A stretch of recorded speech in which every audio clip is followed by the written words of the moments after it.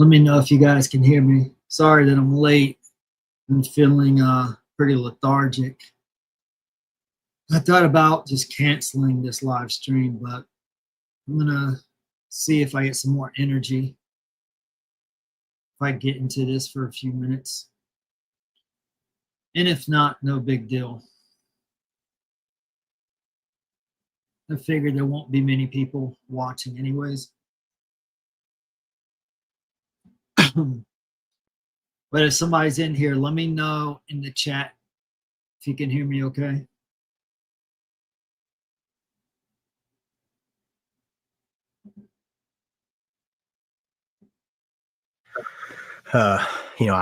We've worked with just about every agency and police department across the nation and in the larger government, FBI, Secret Service.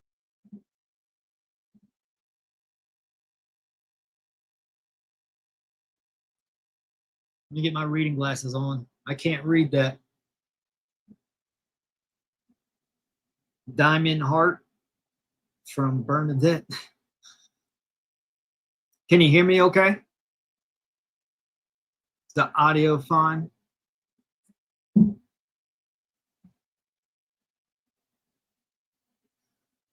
So yeah, I just wanted to go over some of this interview. Okay, you can hear me? Okay, good. I just wanted to go over some of this interview for a bit. And also just wanted to hear if there are any insights that any of you guys pick up on. Let us know in the comments here. Service, and I've got guys will come up to me. It's like, where did you get your guys? Where did you get these people? And oh yeah, that's what they want to know. Hey, where did you get these guys? They're so good that, well, is it on them or is it on this guy? Because they didn't seem like they were that good on September 10th. The only response I've ever been able to make sense is I just tell them, and I prayed them in. And what does that even mean? You prayed them in, and they came. What is up with the nervous body language and the way he's not making direct eye contact? He's just like, well, yeah, I prayed them in. Why can't you project clearly and make direct eye contact? And I understand when you have a long conversation, sure, you're going to look around. I understand. But he avoids a lot of eye contact and has like a lot of nervous body language. And of course, that can be, maybe he's not the interview type. I get all that. And I understand this is probably also stressful and he has anxiety. But these are some very simple questions. And even he seems like he's stuttering around for those. So how are you going to react to the tough questions? In, and our selection process is unique, unparalleled. Is that necessarily good? Our process is unique. We'll get into that. Yeah, and so I like that cross on your jacket. Yeah, I thought it would be good to start this episode with a prayer. Absolutely. You okay with that? It's what we all should do. All right. Yeah. It's going to be super simple here. Brian here today. I'm going to be fast forwarding through a lot of this, by the way. Because it's 2.5 hours. So accusations and conspiracies and I honestly think this prayer here is a little bit awkward. Possibly for show.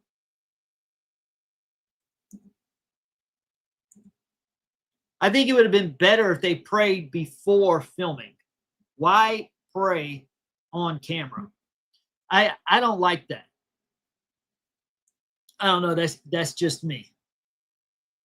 If you want to pray on camera, I don't know. I just think prayer should be done in private.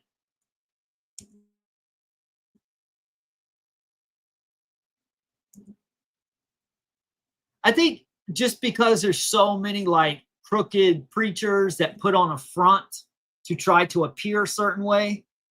So one way they can pull the wool over people's eyes is by praying in public. So whenever people make a point to pray out in public, I'm just usually a bit skeptical of it. But it comes down to God knows the truth if they're praying sincerely or not, or with an agenda. And I've received, believe in that. Power of prayer is unbelievable. Me too. I've received prayers from people from all over the world and text and I would tell them they're heard and felt, and they are. Good, man. Yeah. Well, we got a couple of things to get through. Let's do it. Man, this seems like I don't even want to give this to you, but everybody gets one, so I got to do it. What's that? But Oh no, everybody gets a bag of Absolutely. gummy bears. I was looking forward to it for a couple reasons. One, my fiance loves this type of candy. And I have a Patreon account. It's a subscription account, and you'd ask, what is your favorite memory with Charlie? Man, it's odd. It was recently, and believe it or not, and it kind of made me feel like I was just hanging out with him instead of working. And we were in Japan, and we had finished. I mean, it was like a backbreaking tour of South Korea. Went to the DMZ, and then did a lot of stuff around there. And then we went to Japan, Tokyo. He did some speeches, and a couple of us had went to a dinner afterwards. And Charlie just loved Japan, and so then you got this talk to the access was controlled in high school with he went off my plate, and it was cool. You know, he was just and so it was a very cool experience. That's cool, man. It was. That's cool. Yeah. Well, Brian, like I said in the interview, I want to really clear the air with a lot of things, and it's going to be some uncomfortable questions. But you know, I've thought a lot about how I would do this interview, and I think it is probably most similar to the Blackwater one that I've done. And so one of the things, you know, I'd like to talk a little bit about your background, your company, the training that's involved. This guy does not press Brian at all in this interview. Everything is handed to him on a platter. And then he will even help guide his answers to give the best response. It's like this was damage control. Because what this boils down to is that Brian, at the end of the day, fumbled the ball. His client is no longer alive. And I just don't see how you really continue to do security. I don't understand that. What do you guys think? Should this guy continue to do security work after this? I just honestly think that he should apologize and retire. I just don't see how you continue doing security after that. As we know with the whole text thing and how he didn't bother to cover the roof. And that's even assuming, now that's assuming that this is true, that there was a sniper on the roof who shot Charlie, which of course many of us don't believe anyways. But I'm responding as if that is the truth, which I don't really believe. There's a lot of different thoughts. Some people think this entire thing is staged. Some people even think Charlie's still alive. So not only is the whole security thing questioned, there's just so many different variables.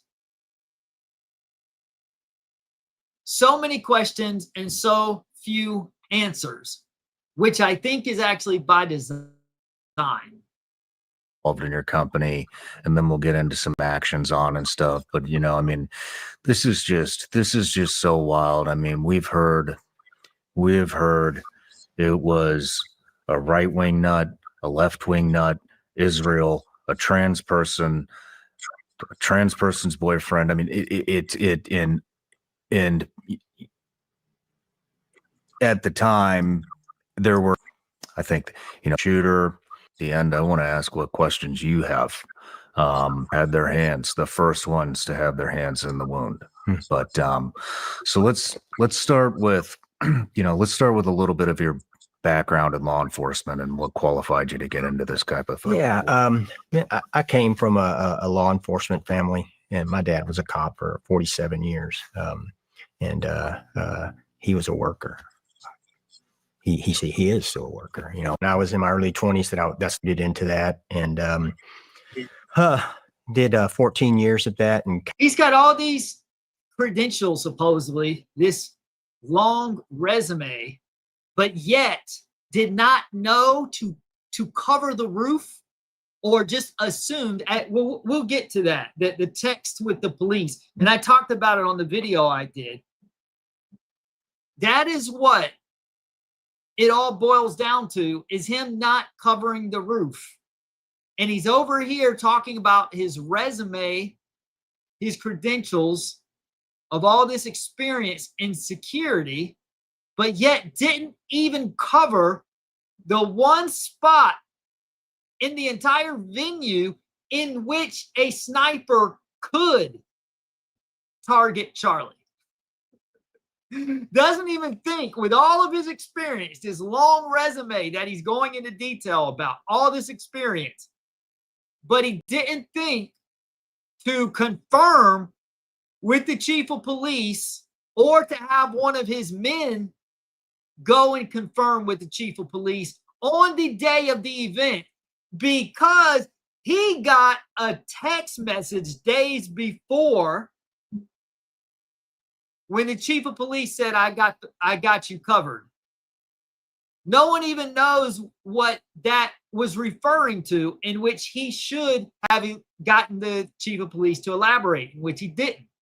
Kind of my area of specialty was I had the ability to go out and find bad guys. And that was kind of what I did. And whether it's just seeing the physiological movements of people in crowds, or even in cars, and the way they walk, and so you notice it, you recognize it, and how you can look at the way they act when they see you, or they're trying not for you to see people, and specialized in that. And then also did emergency medicine, and so I had some really great mentors. Like I said, my dad, a guy named Jerry Venom, Bill Wayburn, Keith Lane, just all need it sometimes. Have you ever exchanged gunfire? I've been shot at, and then shot guys with a lot of the times with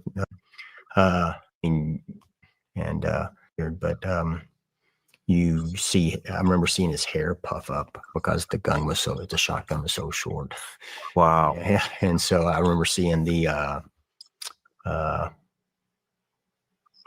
wadding come over my head. Things after the bullets. In Yemen. and I thought they were You feel it. This guy was, this guy was luckily I was in an armored vehicle. a little over. Grace of God, he missed, and like I said, had some really good guidance and start. And there was an expectation of work back then, where you went out and produced, integritized work, and you went out and found bad guys. And then when you did that, you kind of got a skill, developed a skill. We called it, you started sharpening your own sword. And that was austere places. And I've done some work, most dangerous. I worked cameras inside of cartel houses in Juarez. Wow. Yeah, and tell me about the vetting process to get into your company. What does it take to become a security contractor for integrity? What kind of people are you looking for? Yeah, it's a weird for the industry. It's kind of weird. We have a group of guys that are either from the original. We call them the OG guys, and then we have the add-ons and that have come in, and then so a guy that wants to come to work for us, he has to get sponsored in by one of those people that are already here. And so I'd like to come to work for you. And so somebody vouches for him. And then he comes to our training facility, and we train. If you're in town not working a detail, we train every Wednesday. And so it's, defensive tactics. When you're screening your employees or the guys, I have to ask this question. I have to ask it. Of course. Do any of your guys have any ties to any foreign intelligence agencies, more specifically Mossad? No. Yeah. Shawn, you got me. I'm a spy. Breaking news. You guys got me. In fact, I had a hand in what happened September 10th. Come arrest me. And let me give you the name of my whole team and their addresses so that you can go and arrest them as well. You caught me. That was some intense journalism. This just feels so pointless. Like, what did you expect him to say? Yeah, I'm a spy. I've seen that and heard that. And, I've been in 39 countries in this world, and I've never been to Israel. So what? What does that have to do with anything? You couldn't have been a plant for them. They couldn't have paid you off to do something, to be compromised, to look the other way, simply because you've never physically been to Israel? I'm a firm Christian. I ask our guys, are you believers? We have no ties to Israel or Mossad or any other one. We're Americans, period. Oh, yeah. Because Americans can't be compromised. Got it. We believe in what we're afforded to do here. We believe in our system, and to say that we're Mossad or attached to any type of foreign entity, it's one of those. It's crap on its best day. Do you have anybody on your team that you think could be tied to an extreme political party who is planning assassinations? No. One. Look at the way he answered. He just looked down and shook his head. Look at this. Planning assassinations. No.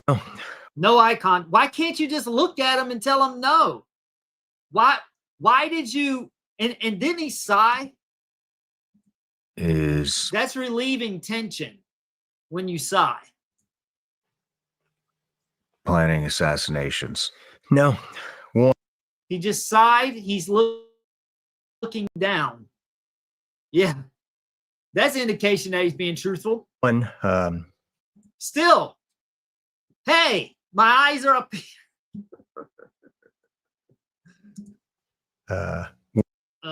Good answer. Sounds like butthead. We're in each other's business. Let's look at that again. He looks around and then he kind of chuckles and goes, "We're in each other's business." That's his answer. Planning assassinations. No, one, we're in each other's business. Could any of your men have been plotting part of the assassination? No, we're in each other's business. Where they have the time for it, I wouldn't know. Mhm. But Yeah, you had mentioned some of these guys are on the road 250 days a year yeah, with Charlie. yeah, just And look at working. him looking down. Yeah, yeah. Oh, well, because you're working 250 days a year with Charlie, then that automatically clears them of any potential guilty wrongdoing. Actually, that makes it more likely that they could have been compromised. The more time they're spending with them, the more opportunity. And it's not just that. It's, I mean, a lot. We do a team trip every year. What is he talking about? We do a team trip every year. What does that have to do with anything? Down to an undisclosed location, and some of the guys are there now. Some of the guys left yesterday after that job ended. I'll be going down the night before. Tomorrow. Well, what are you laughing at? Are you laughing at the concept that you and your security team are still getting jobs after September 10th? Is that what's so humorous to you? Let's look at that again. Look at him chuckle. After that job ended, I'll be going down the night before. Tomorrow. So he's chuckling, talking about him and his team going down to an undisclosed location after working another job. I don't see how these guys have any more work.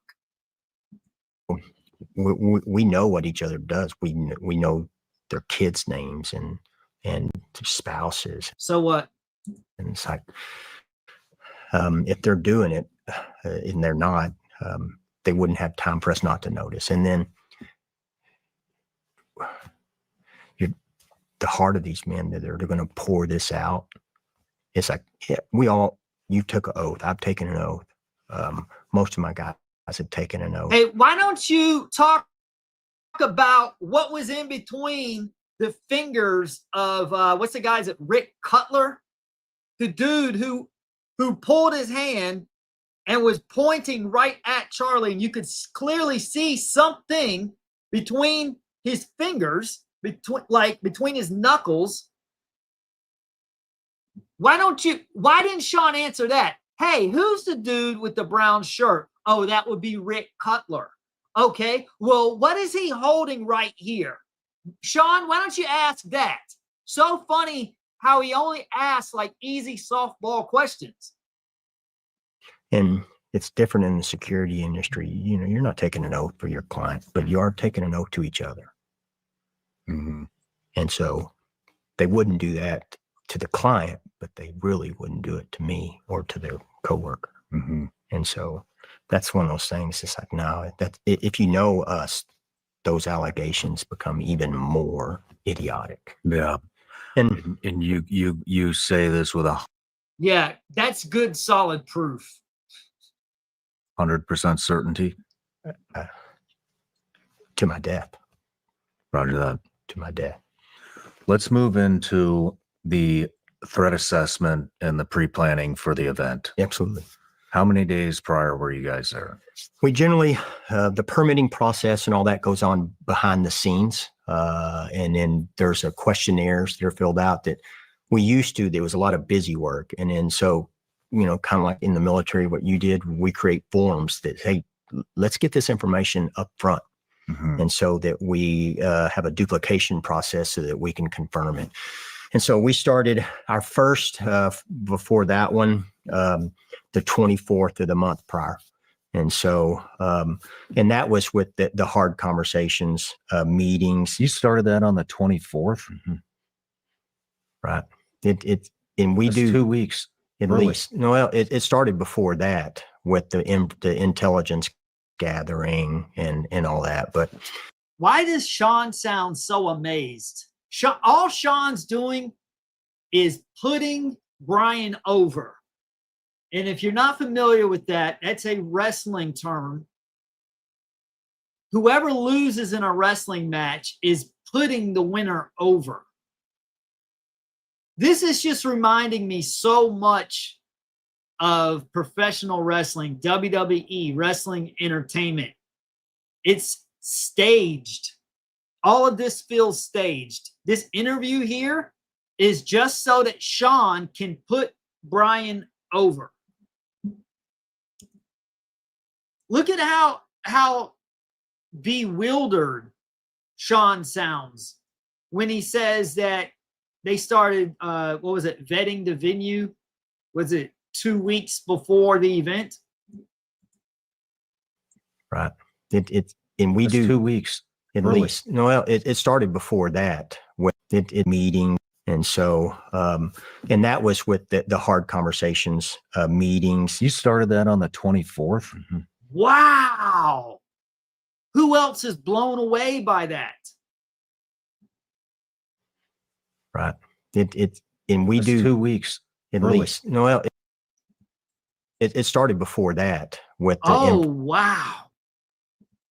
the intelligence gathering and all that. But the hard conversations, the sharing of information, the conference See call. how he's comfortable with this? How he's projecting clearly and maintaining eye contact right now? Because he's being truthful with this, because this is easy.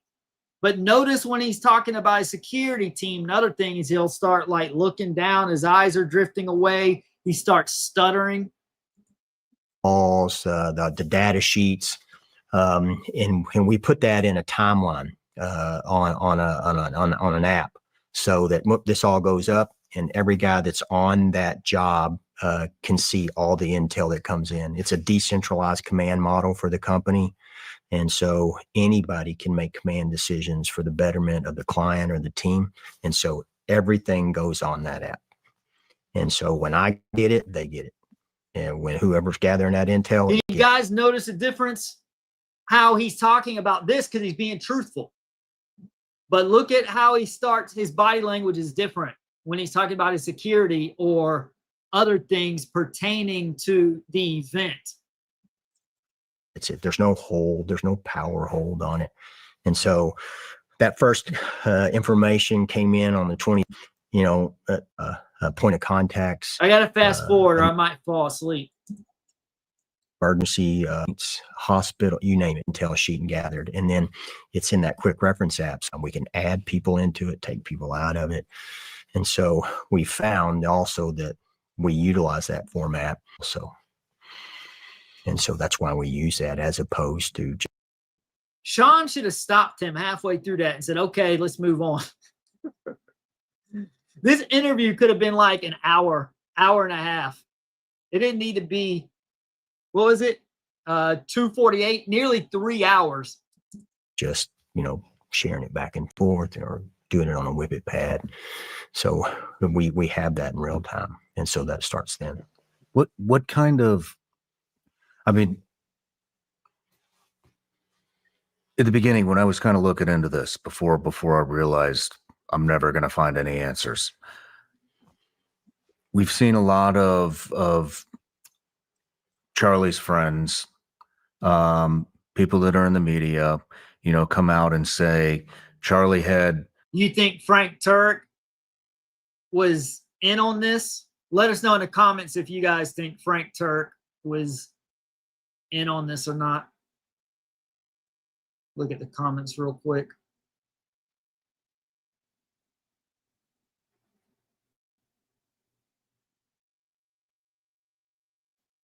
Exactly. Yep. Yeah.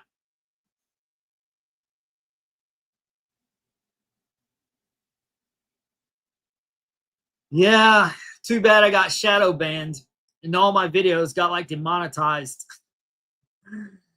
So I've spent like weeks making those videos, and then I didn't even get paid. Didn't even get paid this month for my channel. Yeah, you can see.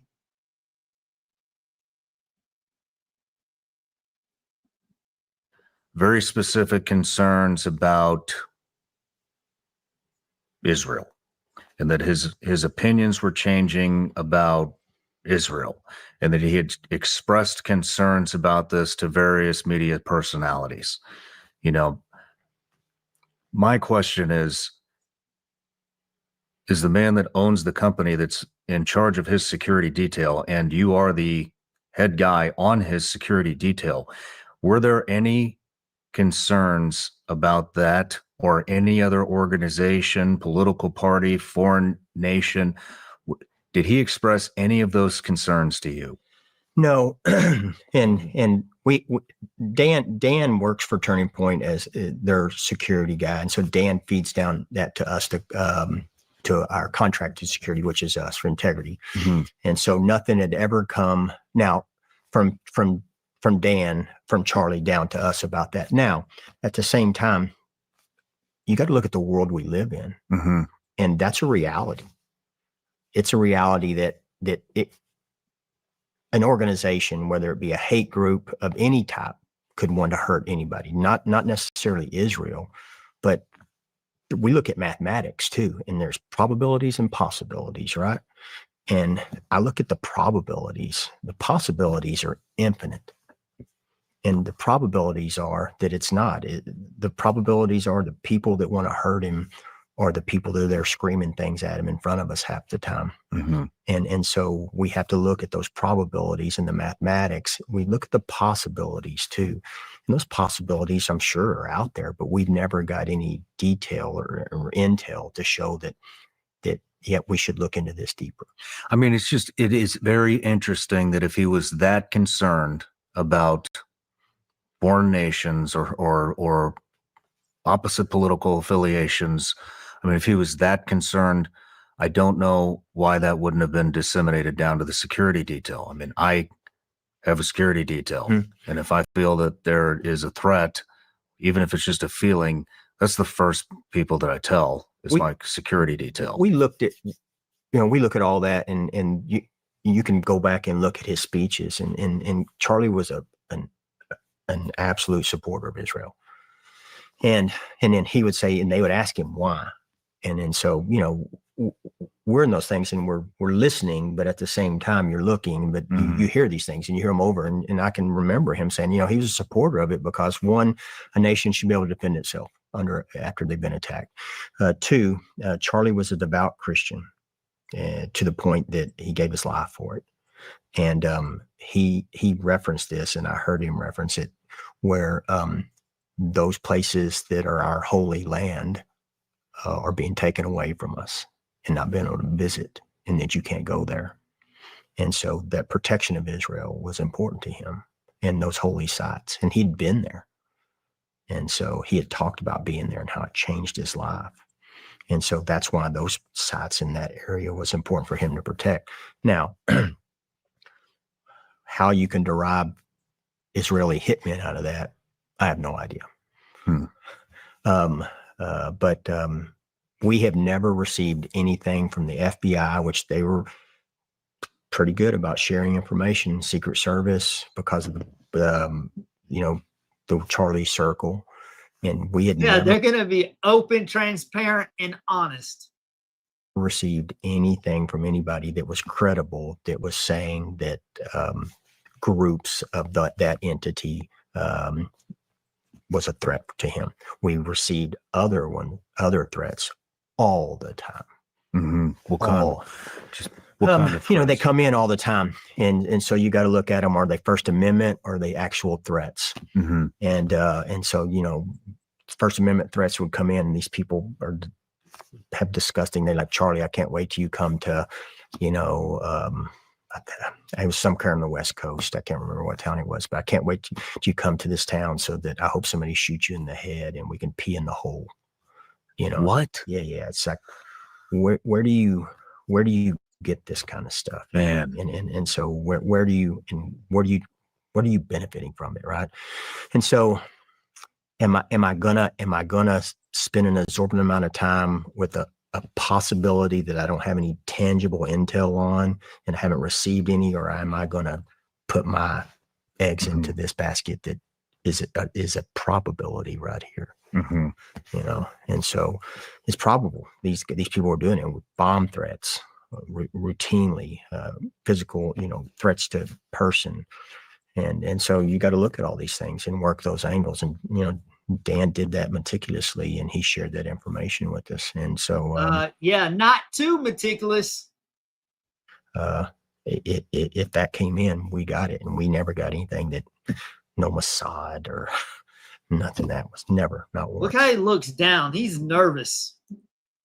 Not Mossad. Thing that no Mossad or nothing. That what was humorous? There's nothing humorous there. That was a stress relief laugh. was never, not once. I mean, did anybody? I mean, I've interviewed a lot of war fighters. I'm a war fighter. A lot of times somebody on the team will have some type of a feeling or a premonition or, hey, we shouldn't be here right now, or something's about to happen. I don't have a good feeling about this. Did anybody on your team or Charlie, anybody express any concerns about that day? On that day, for us personally, when you walk in and we talk about workup, right? So we start the back workup. And then we're a little different also as far as our guys don't just get to show up. The team goes out and we physically build all of our prevention model. So they don't show. Yeah, I'll get to that in a few minutes. Go up and just see it. They physically build it, and we walk through it each other, and we make sure things are done right. And so our guys are pulling bike racks and putting them together, and they're putting tape up, and they're looking at places all around the bubble that our area of responsibility except is. Let me rewind that back. Tape up, and they're looking at places all around the bubble that our area of responsibility. Look how subtle and sly he thinks he is. He throws in, that is our responsibility. Listen.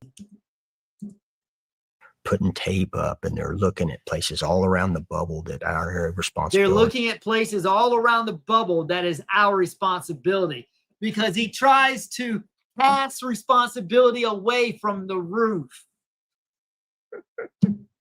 So Charlie pays millions of dollars for this security team, but they only cover his proximity within a few yards. They don't bother to cover the roof 100 yards away and the one location in the venue where a sniper can actually shoot them. Because that's not their responsibility. Is. And so, they're looking around thinking, God, this is horrible. It's a beautiful amphitheater there at UVU, but, you're a tactician.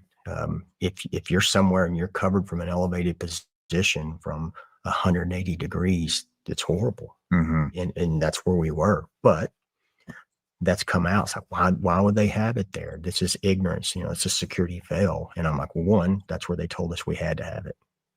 He used to be a homeless man. What do you mean? How do you know that? He says his dad was law enforcement and he got into law enforcement. When did he become homeless?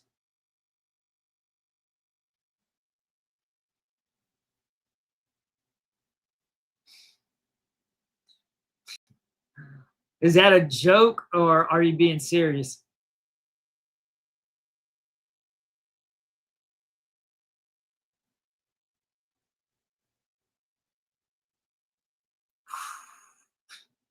So many So many theories coming out fast and furiously.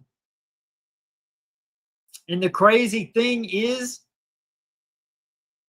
you can't just discard most of them. You can't just discard. A lot of them seem like they have potential to be true. We weren't optioned out anywhere else. There's a permit you have to get, and the school says, nope, this is where you have to have it. We don't get to argue with them. You know, we don't get to say, no, but that's it. This is where you put, this is where you have to do it. And then secondarily, Charlie liked it. It wasn't ticketing. You didn't have gates. I actually do agree with him here. Him saying that Charlie didn't want tickets. Because he's saying that if you start ticketing, then people who want to argue probably won't show up. And he says that Charlie said we're making great gains the way that we're doing it now. I actually believe that. That does sound like Charlie. Regular people showed up, and we had spoke to him about it before. And it's like, man, this is getting dangerous, you know? And his response was, I know. And so it's like, but if you ticket it and you make people jump through hoops to come in or pay or go through magnetometers, and then the people with opposing views don't show up, and then there's no conversation. And when there's no conversation, there's more division. And his goal was to have less division through conversation.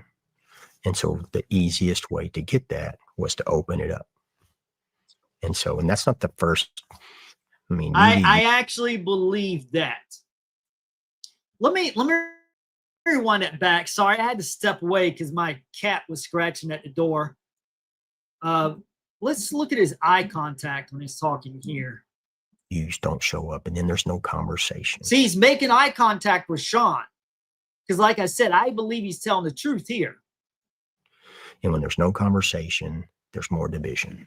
Yeah, and then he glanced down because he was remembering things Charlie actually said. And then he looked back up and locked eyes. Because like I said, I totally believe what Brian is saying here. Because that does sound exactly like Charlie. And his goal was to have less division through conversation. Yes. Yes. You'll hear Charlie say that all over his videos. And so the easiest way to get that was to open it up. Okay. See, he's making eye contact because he's telling the truth. And so, and that's not the first. I mean, UVU was an open air, but we did San Francisco where we had a street takeover and people trying to climb over fences, and you know, our primary and secondary exfil got compromised, and so it was bad.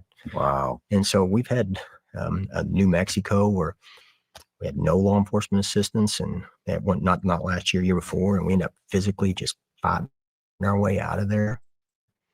And so it's like, we get it, the risk, but his response and his, you know, his mentality was that this is worth it. We're making gains here. In your coordination with UVU, I mean, did they offer any assistance, anything at all? Yeah. Did you ask them of anything? Absolutely. So we come in and we start looking at things immediately. Like, you think that's what it is? That he really thought he's going to get away with it, and now he's like freaking out. I can't imagine they would actually think that like no one would pick up on anything. But that's the thing, is the arrogant are often stupid. And to try to pull off some type of plot like this, you would have to be arrogant to think you could pull it off. Wow. You could be right. What do you guys think? Do you guys agree with Anna here?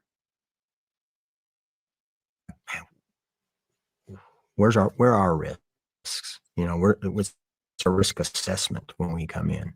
That's why we get there. That's why we start doing the advance so early. We walk it, we build it ourselves. And so initially You think they did something? You think they finished him off in the hospital?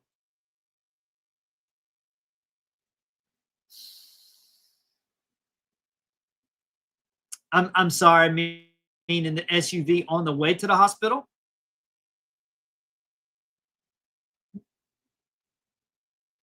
Yeah, that's just scary and disheartening to think about if that's true.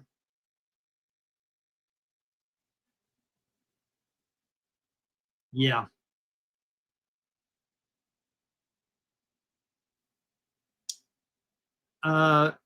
Or cut cat. I will write you a ticket.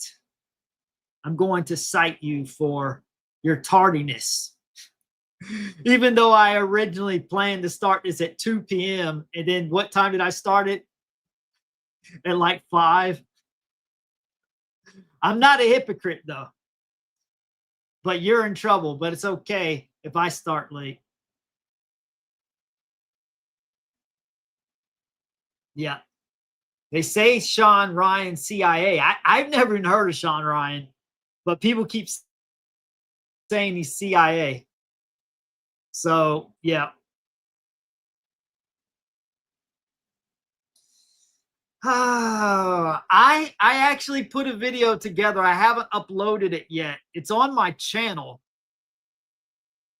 I could just make it public right now, but all it is footage. It's close-up footage of Charlie's body afterwards.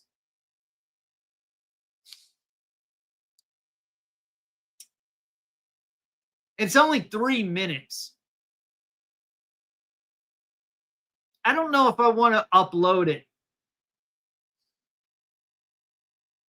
What do you guys think?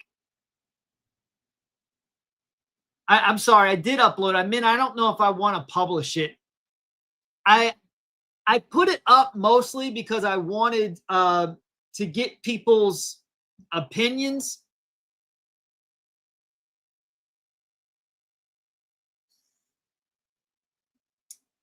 It's so I hate looking at it. It really is a close-up of Charlie going back and just crashing to the ground, and then it shows everyone surrounding him.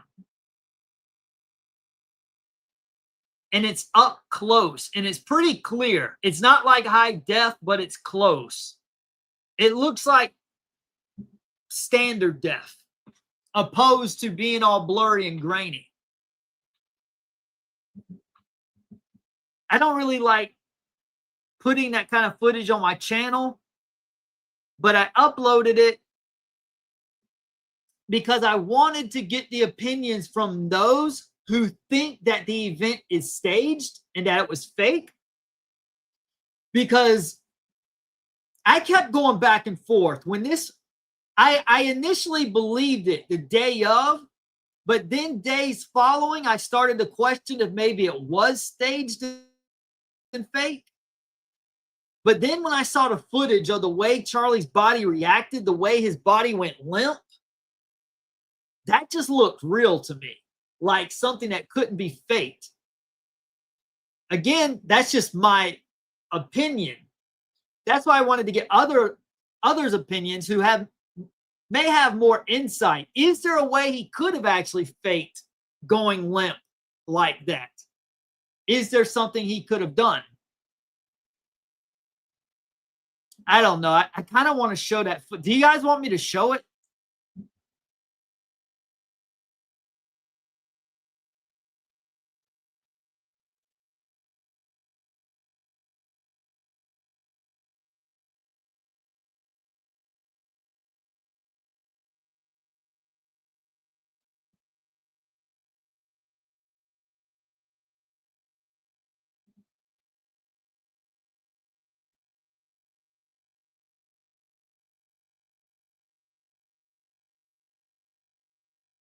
Did you see my video?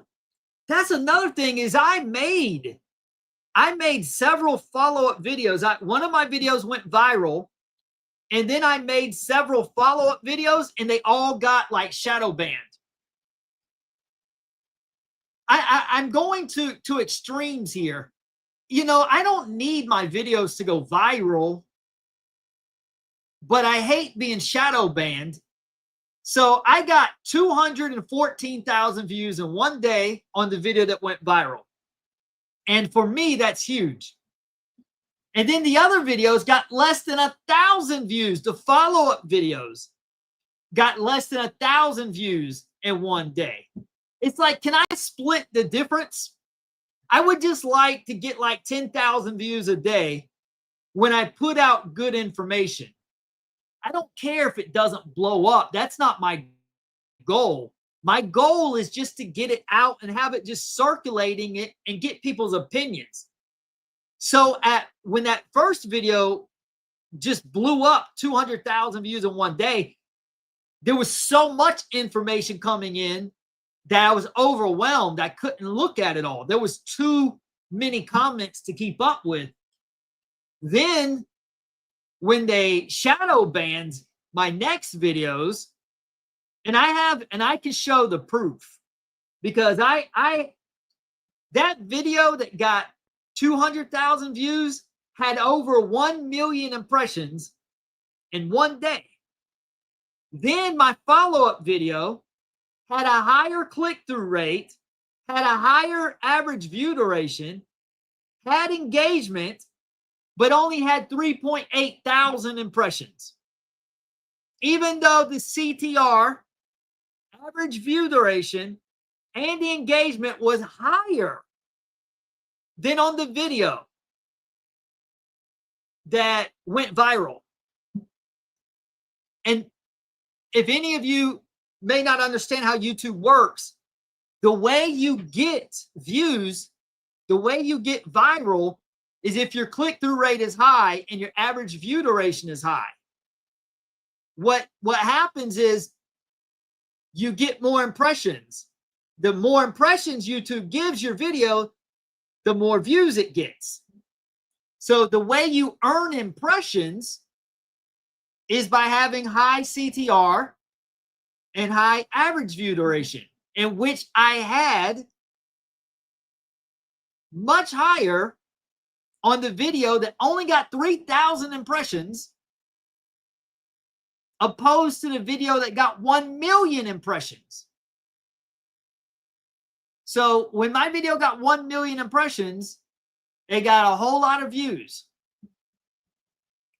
So it's kind of, I feel like it's almost pointless at this point for me to even make new videos, because if I'm shadow banned or whatever, then it's like, what's the point of putting this stuff out there, because no one's going to see it? And of course, I wasn't thinking that my follow-up video was going to get 200,000 views in one day like the other one did. But I thought it would get, 10 to 20,000 views. I think the second video was better than the first one.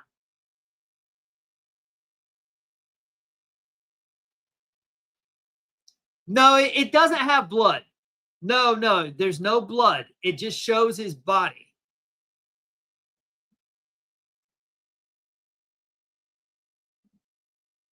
I don't think it's going to get a strike. It's already been reviewed by YouTube, and they demonetized it, but they said it's okay to play.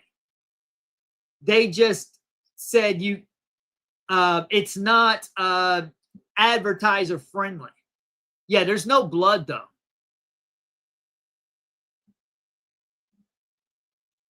Yeah, definitely. I appreciate that some people think that. What I'm just trying to do is trying to put information out and raise questions and just fill in some of the gaps. Oh, and this person here was talking about the camera lens. Did you watch my video?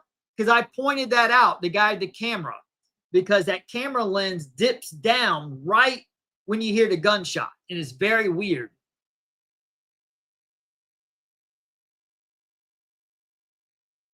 Yeah. Did you see my video?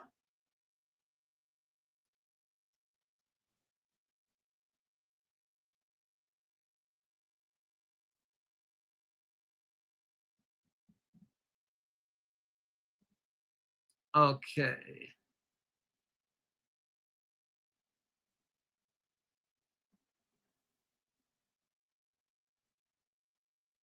Oof.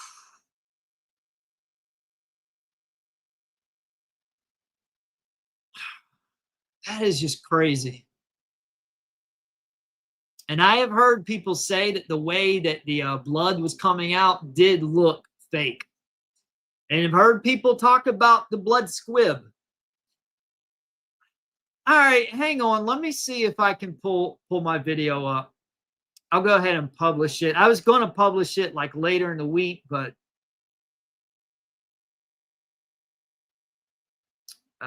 give me a second here. Oh, you know what? I'm not signed into my account on this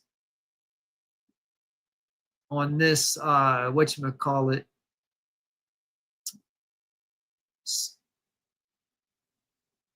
I can't even think straight right now because I'm trying to do multiple things. Hang on. Okay, I think I switched my account.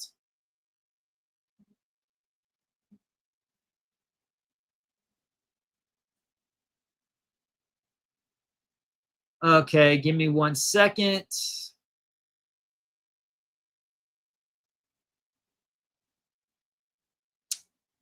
Okay, I'm not actually going to publish it.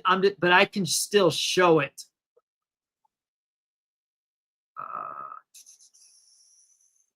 Let me get it on the YouTube. Here we go.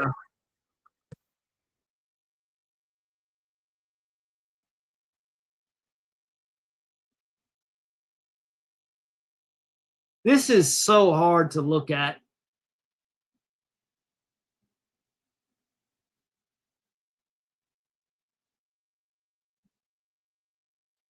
That is possible. Let me ask, before I show this footage, does anyone in here think that this was just a staged production and that Charlie was faking? Does anybody in here believe that? And I'll be honest, I'm not dismissing any theories right now. Well, at least not all of them. There may be a couple that I dismiss. I am leaning towards not believing that it was fake, but there are some people that do believe that, and I don't argue with them. I just have an exchange with them and ask why they think that.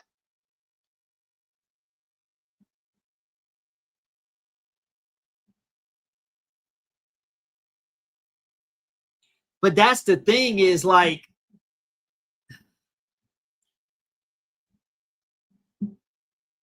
I hate to say it like this, but I have to earn some money on my YouTube channel because it's the only stream of income I have right now. So when I make these videos, but they demonetize them, I can't make, like, I am on pace to not even cross over the $100 threshold on YouTube this month. I'm at November 23rd, and I've made like $50 on the channel this month. So I'm not even going to get paid this month. So if I spend all my time making videos about this, I'm not going to get paid anything. So I've been making some content on my sports channel, hoping to earn some money over there. Because I have 2 monetized channels. It's not that, hey, you're only making these videos for money. It's not about that. It's about that YouTube's the only source of income I have right now. So I have to make some videos that will be monetized.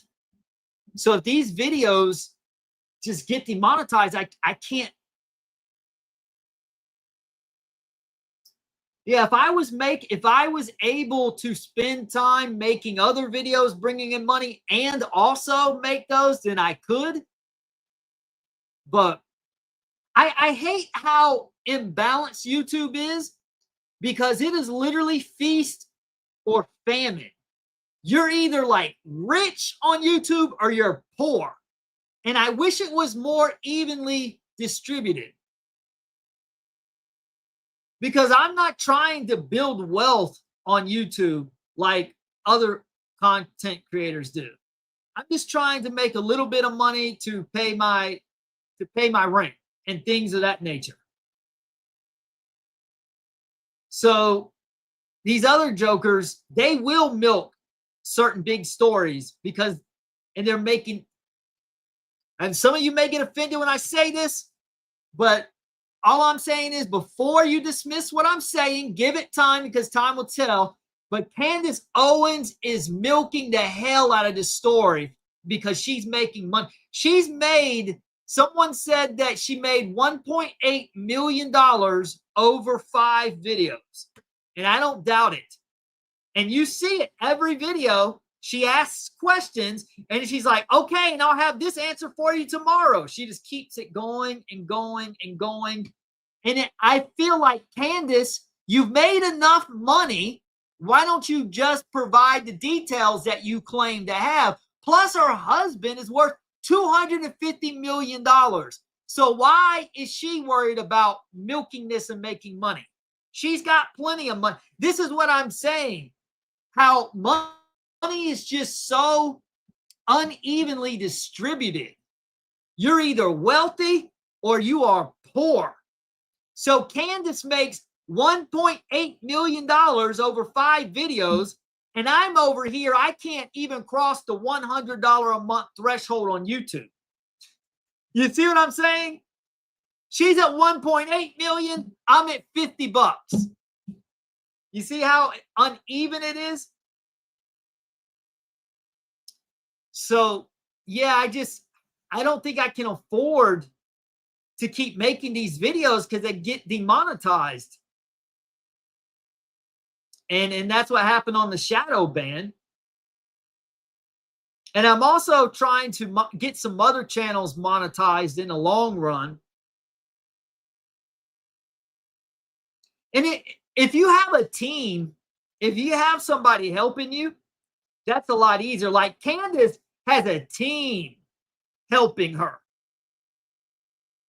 I do everything all by myself. I don't have a single person helping me with anything. So that's why I don't upload more, because most of my time is spent doing research, because I'm trying to make sure that the videos I point out are actually accurate and substantial.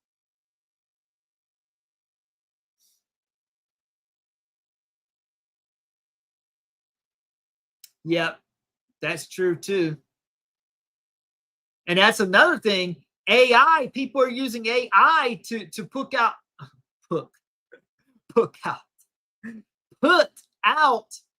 content at a rapid rate.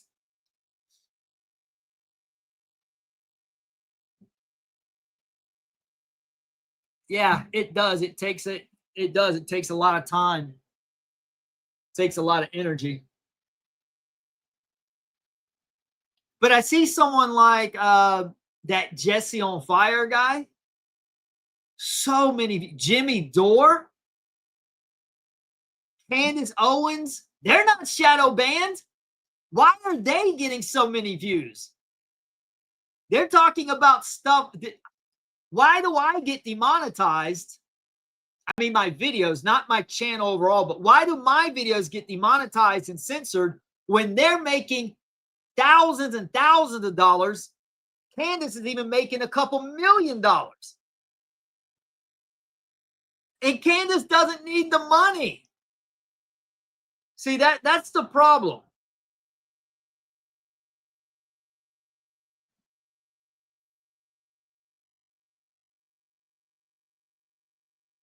I don't even believe that.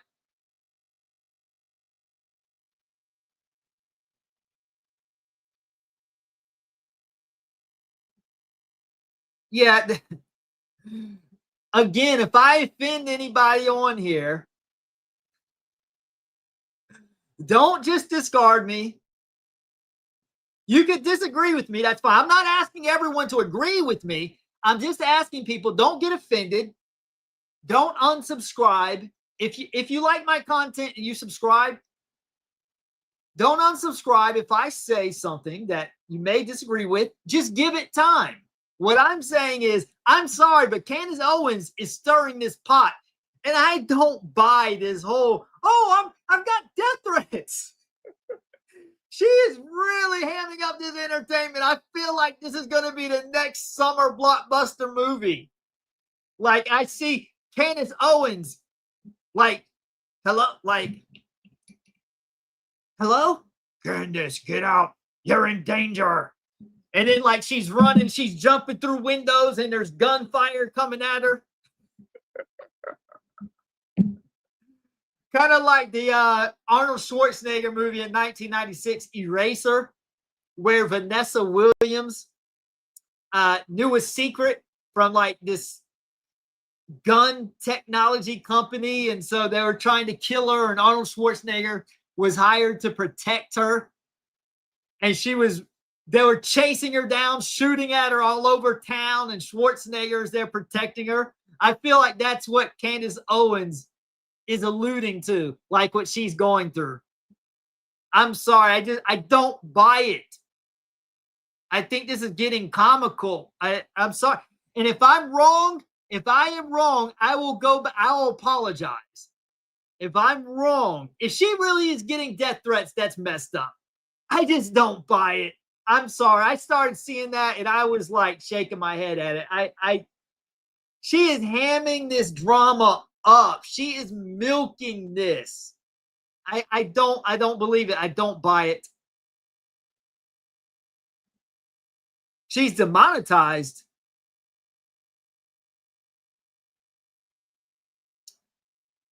Well, if she relies on advertisements, that's how she makes money. She wouldn't be relying on advertisements if she's demonetized. Do you mean that she relies on her Patreon or something? And you know what? Candace doesn't need a penny from this. Her husband is worth $250 million. She could do YouTube for absolutely free. Her husband could give her the money for whatever she needed, whatever equipment, build a studio at their house. She doesn't need any money from YouTube.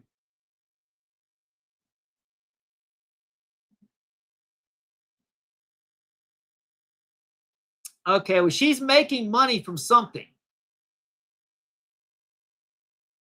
There's no way she's not making money.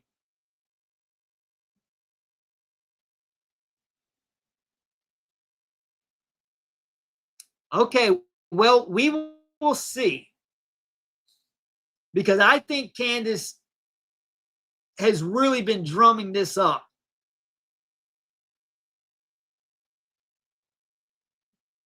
And see him. I understand, like, emotionally you're connected to the things she's saying because she's a great speaker. But think about this.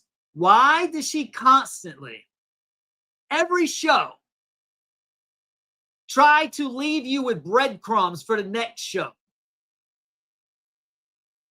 If she really had some information, you would think she would just release it all at one time. She's always like, oh, my source said this, my source said that, and I'll tell you more later. I just don't buy it. So I say the same thing to you and to me. We'll give it time and we will see. And if I'm wrong, I will admit it and apologize. But what I'm saying to you, CM, if you can be open, let me see what Gary 828 is talking about. When you watch her show, She's deliberate and intentional with the way she like leads the viewers on and leads them back. That's strategic. And I promise you, she's getting paid. There's no way that she's not making money off this. And somebody said that she made $1.8 million off of a string of 5 videos in September. So, and they had, it was, I saw it on a video. I didn't think that much about it. So she is making money. Unless they're lying or they're just in error.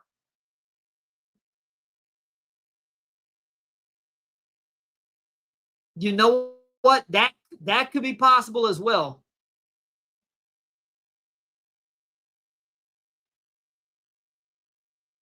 Well, sponsors are paying her. Somebody's paying her. She's making a lot of money. Making money from steaks? What do you mean? She has a brand of steaks that she sells? Like a product?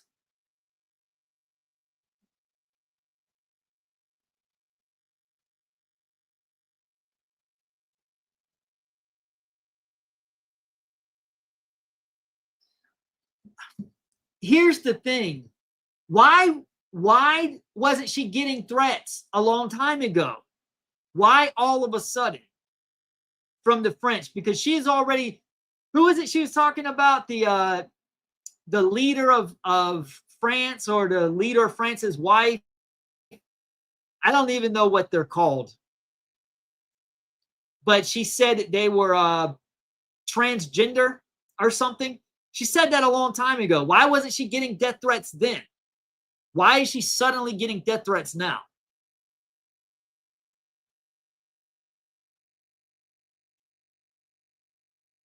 She has ads for steaks on her. Yeah, well, she's got ads and she's getting paid.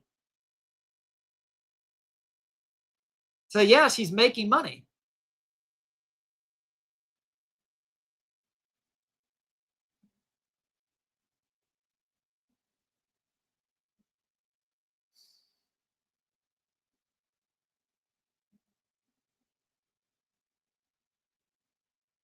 So let me ask you guys. I'm not going to put the symbol up. Well, how many Christians are in here? Let me ask that.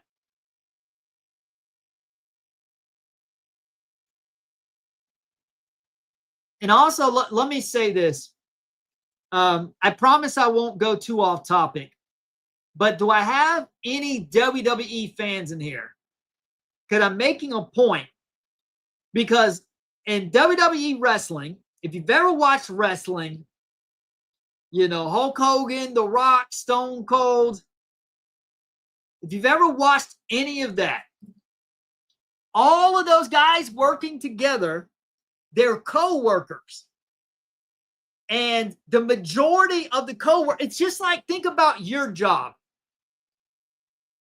You may have different departments, but you're friends or at least acquainted with everybody throughout the company.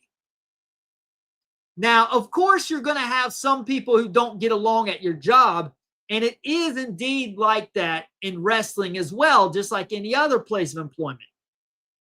But the majority of those wrestlers are friends. They work together. Just like when you watch a movie and you have a good guy and a bad guy, well, they're friends in real life, well, or a lot of times, or at least they're friendly. Well, what I'm telling you are these Republicans and Democrats are friends. They're playing a role. This is theater. I'm telling you. So that's why now, if you watch wrestling, that's why you will have good guys, you'll have bad guys, and the name of the game, the objective is to get the crowd invested. So The wrestling company's goal is to make you love the good guy and hate the bad guy, so that when they get in the ring, you will pay money to watch the guy you love defeat the guy you hate. And in this life, we all have different ideals.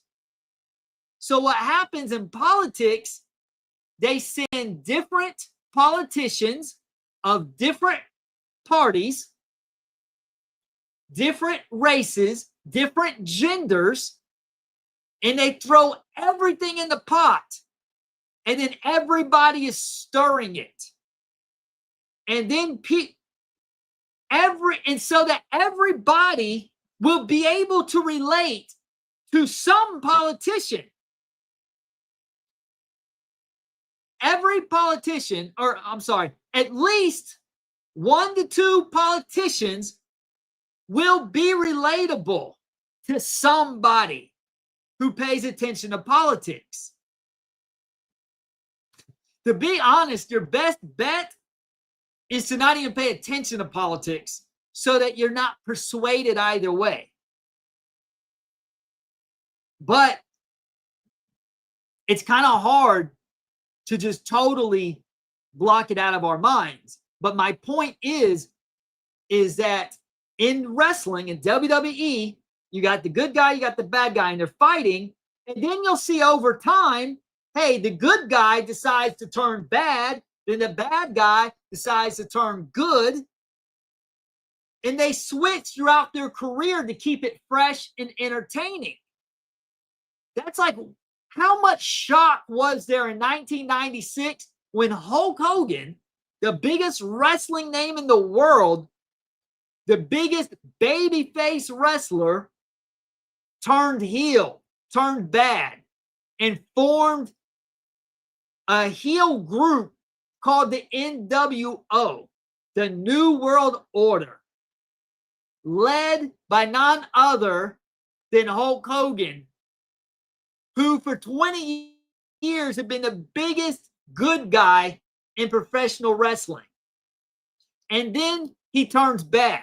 Well, do you think in real life Hulk Hogan was this nice guy and then he just decided that he wanted to turn mean? No. Hulk Hogan in real life is the exact same person when he's a good guy or when he's a bad guy.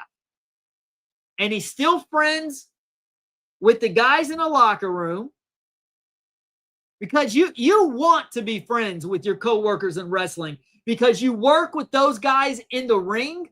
And here's probably something that you guys may not realize if you're not well versed in how wrestling works. Do you know what makes a guy look good and strong?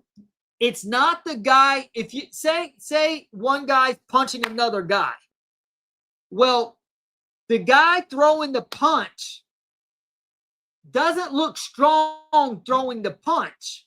You know what makes him look strong is how the guy he punches reacts to it. If he flies across the ring, then he's making the guy throwing the punch look strong. Does that make sense?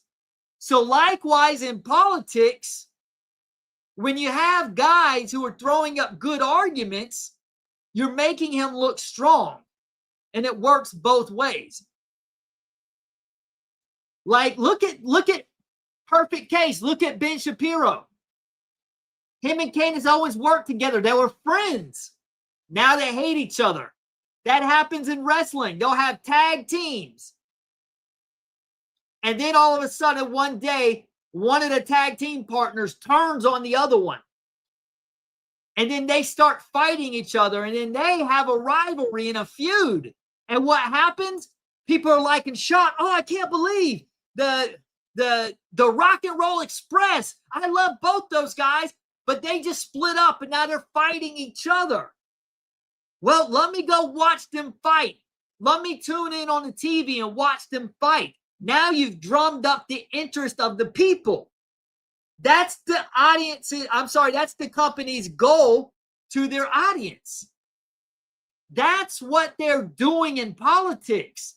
So what I'm getting at, now you have Ben Shapiro and Candace Owens, who used to be friends. Now they hate each other. And now you've got like Anna Kasparian. Is that how you say her name? From the Young Turks. Now she, who used to hate them, now she's friends with the Republicans, when all she used to do was crap all over them every day on her show. Hang on one second.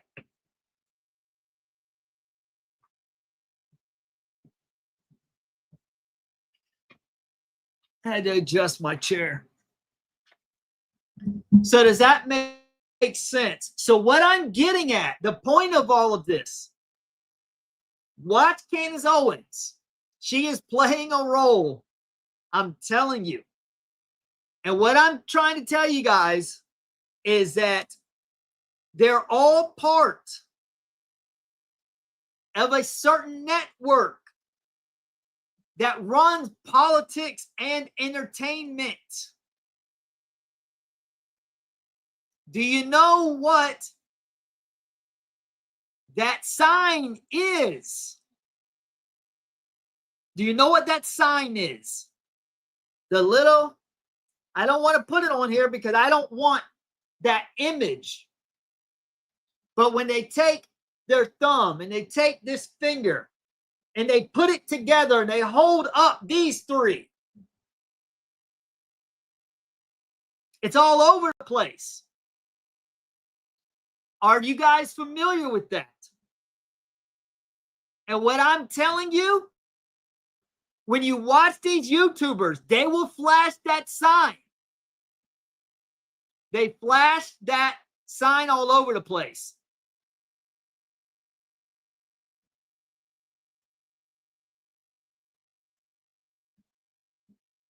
Here, and I can show you, like, look at this.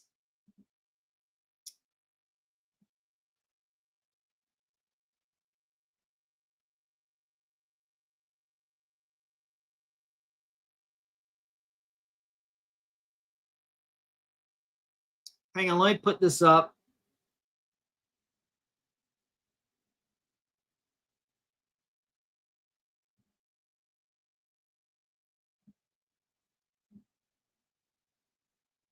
Okay, watch this. Watch what he does with his hand. Notice he's got a lot. He's getting tons of subscribers and views off of this content. And he works with Alex Jones. Candace. And he's good at what see, that's the thing. They're gonna put guys and girls, they're gonna put people who are actually good. Like, I like this guy. He's very good at what he does. But I don't trust any of these people. You can see the sign. Look. Owens recent stuff. It's getting crazy out there because she just put out a post the last couple days claiming watch his hands. There's a credible and bought and paid for assassination plot out on her life by essentially the French government. And now a lot of people right out the gate said, oh, this is just Candace being Candace. She's being bombastic. She's being over the top. However, when I read this post, you see? That is their symbol.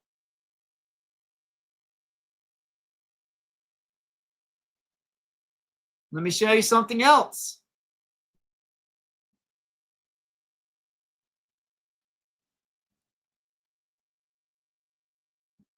Brandon Tatum, are you guys familiar with him?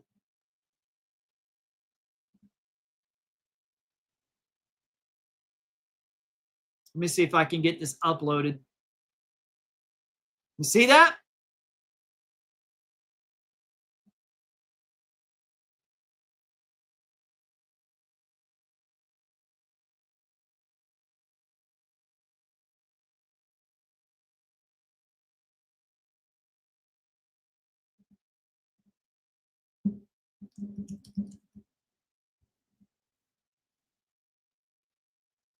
Let's see another one.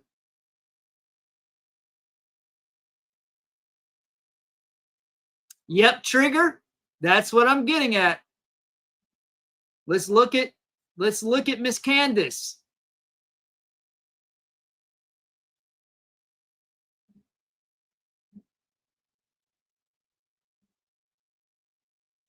It's loading. Give me a few seconds.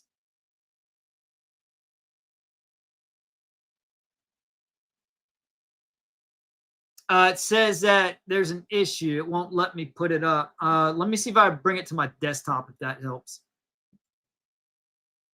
If not, I'll snap a quick photo on my phone and show you. Let me see. Let me try it again. I wonder if it's not letting me since I already have another one.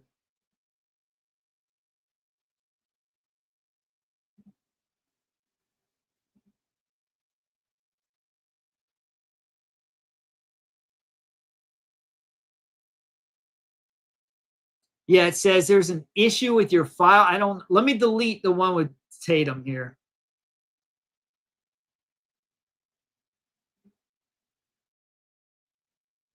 Sorry that I'm having technical difficulties here.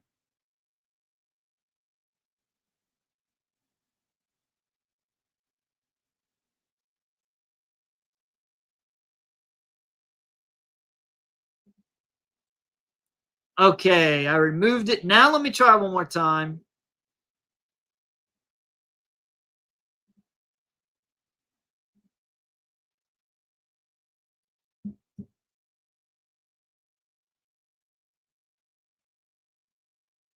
Okay, it's still not letting me, but I'll show it on my phone just real quick.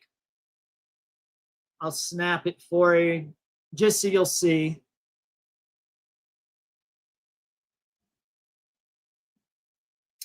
Maybe I'll make a video about this. There you go. You see, this is a game. That is intentional.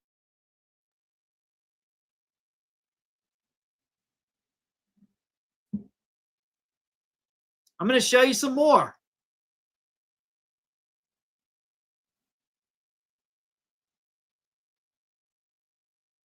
And they're all fighting each other just like they do in WWE. But behind the scenes, they are friends.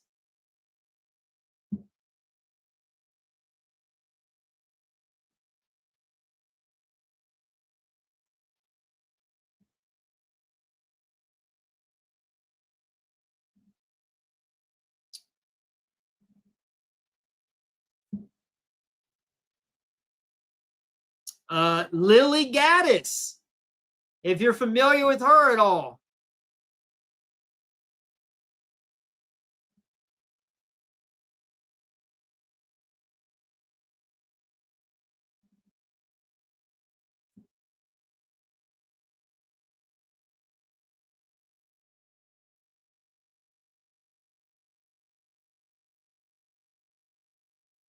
Okay, now I can show you a lot easier because I don't know why it won't upload on this video. I apologize for that. But here we go. As you can see, you've got Miss Candace. We've got Brandon Tatum, Stephen A. Smith, Lily Gaddis. They're all part of a network. These people are playing you. That's why I don't believe that Candace Owens has legitimate death threats. I'm sorry, I don't believe that.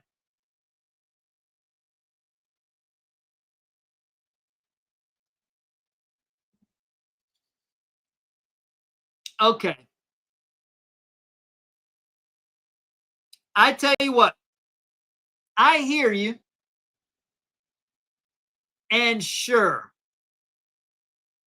I'm sure somebody has made that symbol because they've seen it. And because they've seen it so much, they made it. Or because they're doing like, hey, A-OK. But what I'm getting at, the people that I just mentioned, it wasn't just something that happened to do with their hands. Sure, somebody could do that if they use their hands a lot. Of course, somebody may. I almost did it on one of my videos when I went to point a video I made in 2016, where and I think I actually took the video down and re-edited it because I don't want anybody thinking that I could possibly be involved in that. But I went to point and actually I did have this finger up, but this finger, and it wasn't exactly that sign, but it looked close enough. I just know I don't want for there to ever be a sliver of evidence that I could possibly be associated with that. The Bible tells us not to give in to the appearance of evil. So, sure, of course, God knows that it was an accident. God knows I'm not involved with that. But I still don't want to plant a seed in someone's mind that I might be.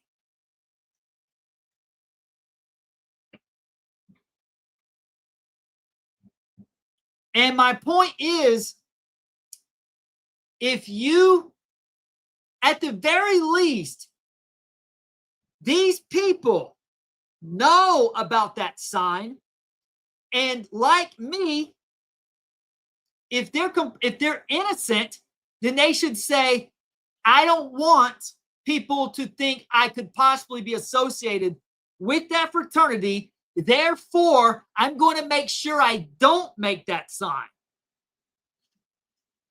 That's why I won't even make the gesture on screen right now to show you the sign I'm referring to, because someone could screenshot it, put it out, and then people are like, oh, Gary 828 joined. But at the same time, when you look at my channel, and you see it, that how low my views are, I think that, helps debunk that theory. But I still don't want anybody to think that possibility, because there have been a couple videos that I put out that have went viral. So somebody may be like, oh yeah, he must have joined.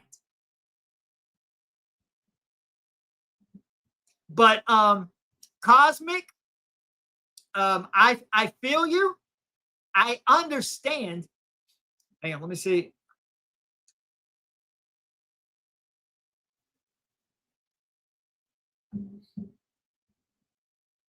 What do you mean? Cosmic Jester, let me ask you this. Why is it that certain people explode on YouTube? Cosmic, I bet you will agree with this. Have you not seen a lot of videos, a lot of channels on YouTube by very talented content creators who get low views and have a low subscriber count? And you're just like, I don't understand this. Like, look at Logan Paul. That guy sucks. He is a meathead. He is not interesting. He's not entertaining. And his podcasts get millions of views. The way these people get views on their channel is by getting tons and tons of impressions from the YouTube algorithm. And they will tell you, well, the way you get those impressions is by getting high CTR rate and high average view duration. But I just proved how that's not the case, because I had a very high CTR, very high average view duration, and the algorithm, for some strange reason, only gave me 3,000 impressions. That doesn't make sense. Whereas if I had been in that network, I would have gotten millions of impressions. It doesn't make sense. You know how you want to know the truth? The truth is, it's not that, hey, this video is so high quality, that's why it's getting all of these views. It's about visibility. It's not about quality of videos. It's about visibility and what videos pop up on your feed, because you're only going to scroll for so long before you just decide to click on something. And as you can see, you don't really look just on your phone. There's not that many choices at one time. 2 videos are on my screen at one time. 2. Scroll up. 3, 4. Now a bunch of shorts. 5 videos, 6 videos, 7 videos, 8 videos. Now shorts. 10, 11, 12 videos, 13 videos. Most people are just going to click on what's in front of them after, 10 to 20 seconds of scrolling. So if YouTube gives a bunch of impressions, then that video is going to get on a lot of people's feeds and they get clicked on. So it's not about, oh, this video is so good. Of course, the quality of video will help you. But like I said, do any of you, who has ever listened to a Logan Paul podcast and just thought, man, that was so good? Logan Paul is such a great podcaster. He's so funny. He's so interesting. Wow, what brilliant insight. Never. The guy is a meathead. And his brother Jake is even worse. Talk about Dumb and Dumber. Those guys are so ditzy. How are they getting millions of views?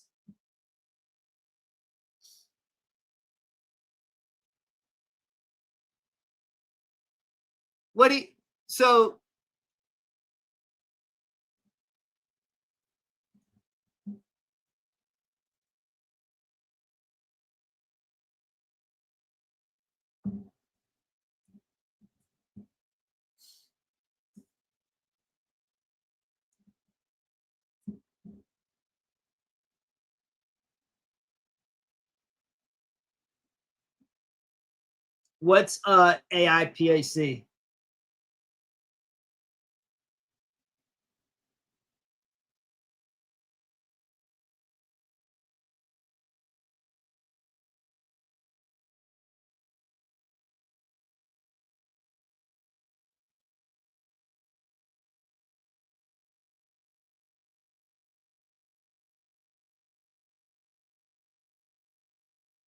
They are fed information. How do you think they come out with so many videos so fast?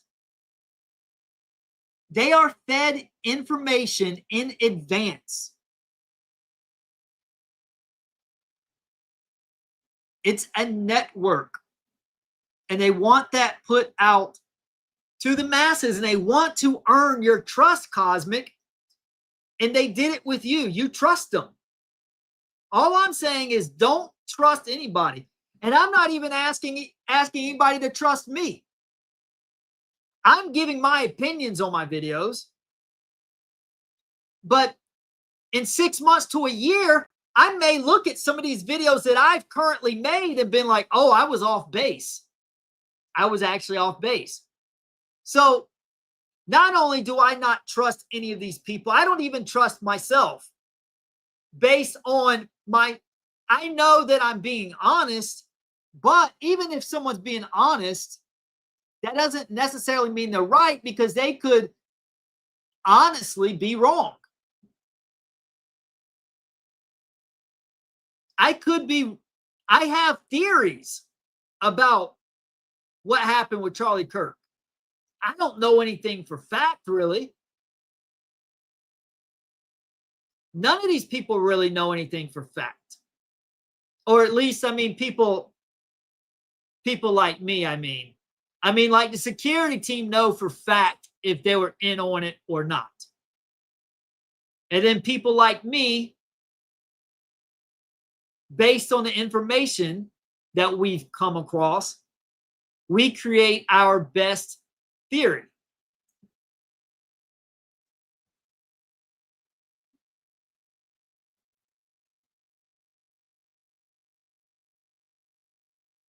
So give it time. Just watch what I'm saying. And of course, someone who uses a lot of hand gestures could use that, of course. But I'm saying you can watch when it's intentional or when somebody just happens to kind of throw it up nonchalantly or maybe by accident, or maybe they were doing a lot of hand gestures and it just kind of came together. You can see when they're actually posing. So, Cosmic, are you saying that you don't believe that that is a symbol and that everyone who's done that, all the times it was just accidental or just like something, I'm just doing it because I've seen other people. It's just something for me to do with my hands. So is that what you believe? Because I can show you something else. I'm going to look for your comment in just a second. I'm scrolling up looking for something.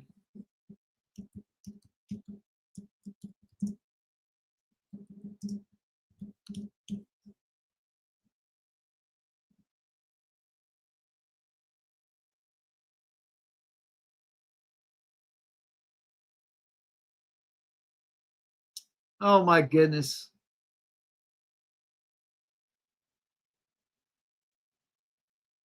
Now they've suppressed the images. Hold on, I'll find it.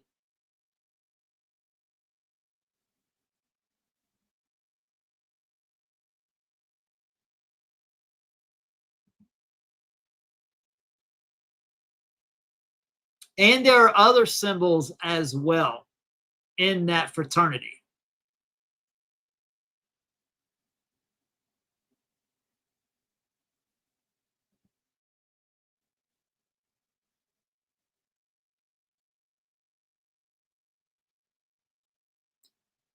Covering an eye is another symbol, and also doing a pyramid with your hands. And I admit that one is tricky because I do at times put my hands together. I don't even want to do it on camera, but putting my hands together and you could say it looks like a pyramid, but I do it because it's a comfortable space for my hands, a comfortable position to place my hands in at times.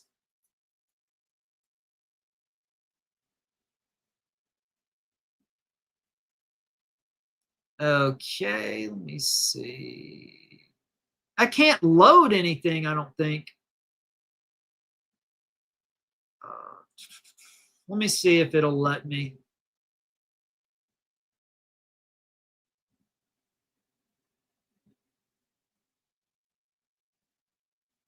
Okay, there we go. These are photos. So they're posing. This isn't accidentally. And they're even putting it over their eye.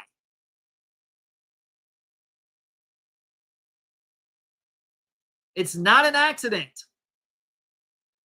These are photos. This is intentional.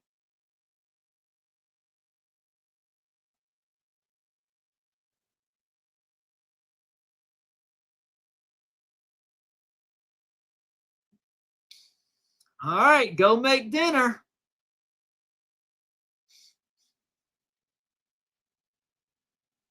If you can't stand the heat, go in the kitchen.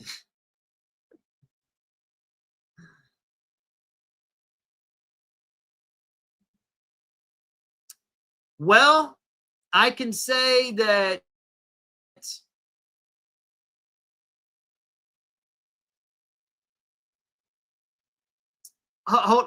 but they do this all the time.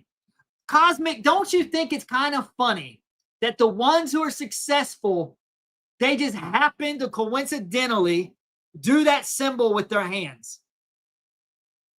Do you really think this was an accident? I mean, look at this. You're naive if you think this was an accident. You really think that's an accident? And notice she's got a lot of traction. And she's going to be getting more and more.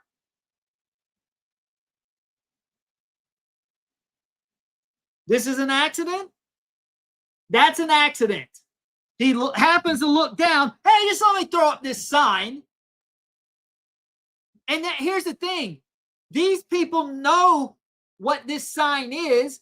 And if they're actually innocent of it, then they should make sure they go out of their way that they don't accidentally make that sign. Yeah, this is an accident, right? Just an accident. Come on.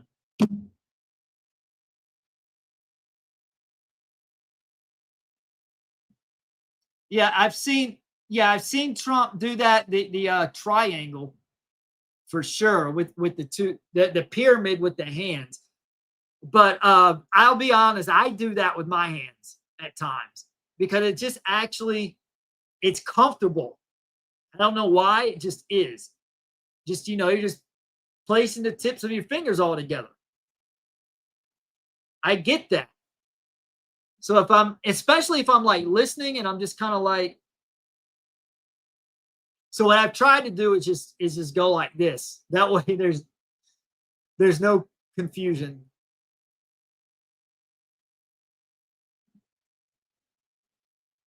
I don't know. I don't know anything about that, but that's not what I'm talking about. I'm talking about a fraternity, a network. That's what I'm talking about. I'm not talking about Nazis. I'm not talking about Hitler. That's a totally separate issue. So I have no idea.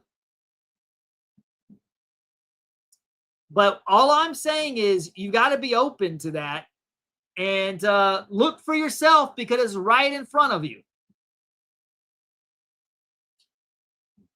At the end of the day, my main point is just do not trust any of these people. You can listen to, they're going to say a lot of good information at times. I'm not denying that. But they are working you. Look at the job Ben Shapiro did.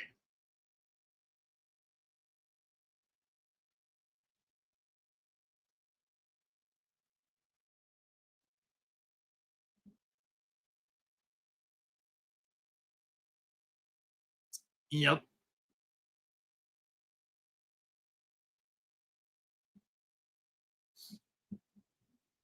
Yeah, I keep hearing about that. I don't know much about that.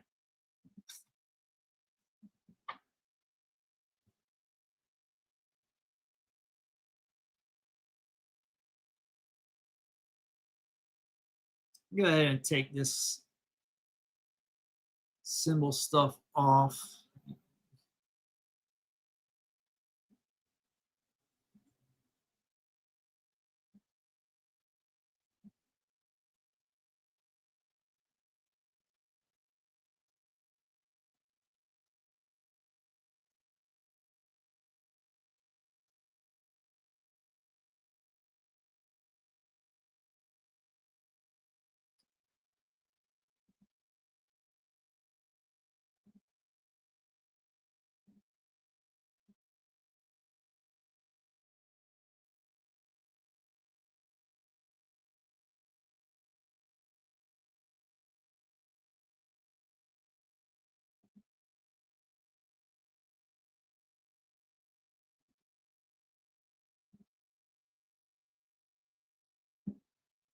Yeah, I don't trust them either.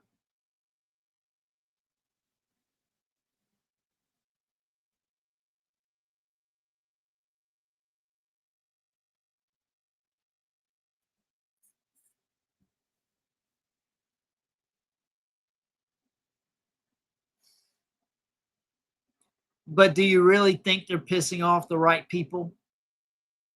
That's the thing. They're really not. They're working you, just like wrestling.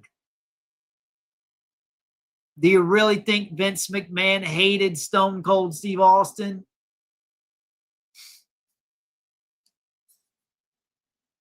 It's theater. It's an act.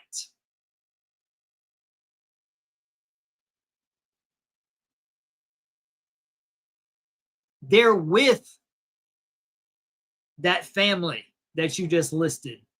They are under them. They're not against them.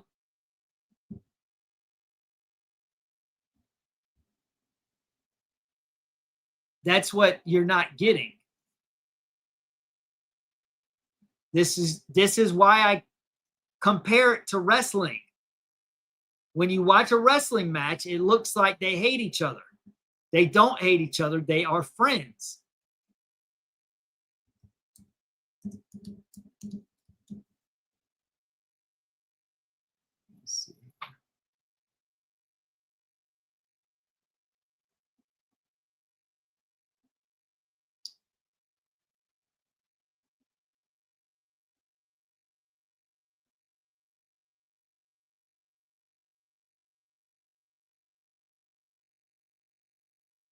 I'm trying to find an image real quick.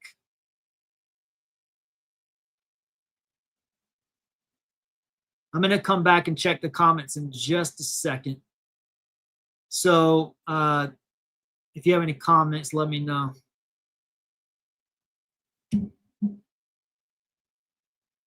Oh, I know the perfect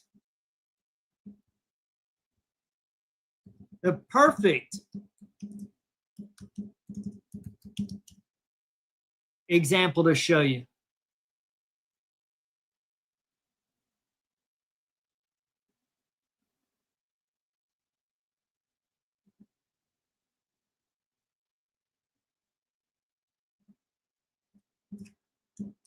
These guys are best friends. Seriously, they work together.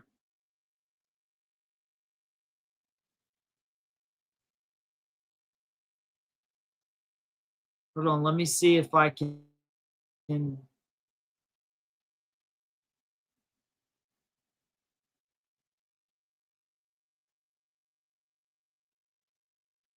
know what? I can't show that. Let me. All right.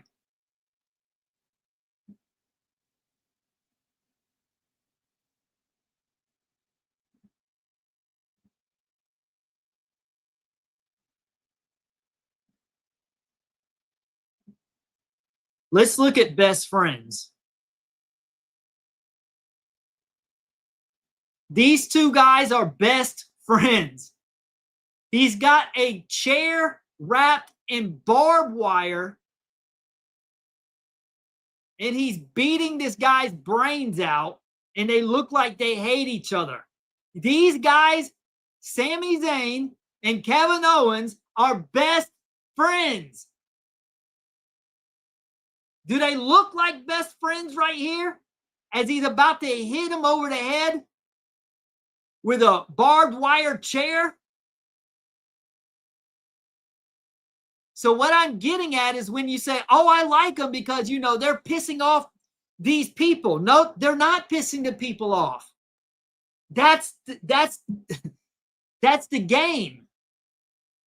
You're not understanding that. You're being gullible. Just like when I was a kid, I was gullible to wrestling. I really thought the good guys and bad guys hated each other. I used to get stressed out as a kid watching wrestling.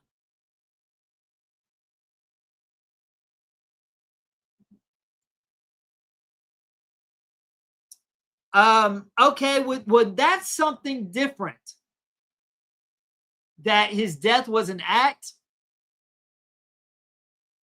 That's something I've been going back and forth. I'm not sure. But you can see right here, this person thinks so.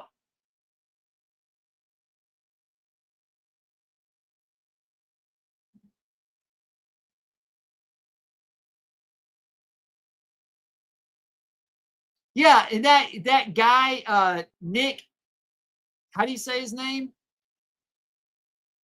Fuentes. He sucks. Why does he have? That's what I'm getting at. How the hell does he have such a big platform? He sucks. He's not charismatic. He's not interesting. He's not smart. He has no insight.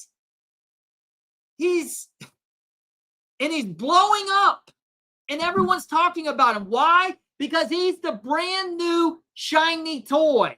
He's the new heel. He's the bad guy. He's taking that role on.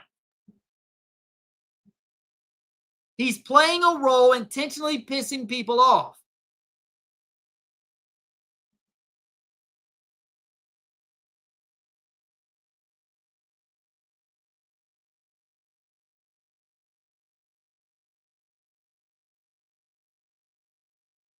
Yeah. See, this is the thing. I'm not claiming to understand everything. I'm not claiming that. So I'm not saying that I know for fact that Charlie's, death was faked or anything.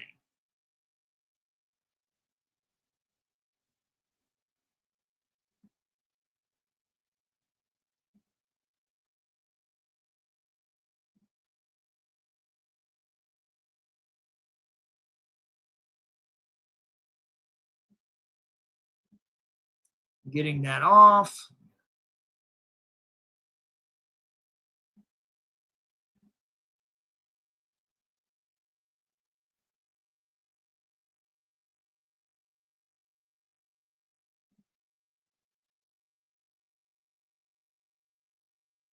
Yep. Yeah, see, there you go. That's the reaction when people are so closed off to listening to a different perspective than what's been chiseled into their mind over decades of time. They can't break free from this fake reality. What did I say a few minutes ago? I said, you don't have to agree with me. I'm not asking you to agree with me right now. I'm just saying, just be open, keep your eyes open, pay attention, and time will tell. Start looking for the signs.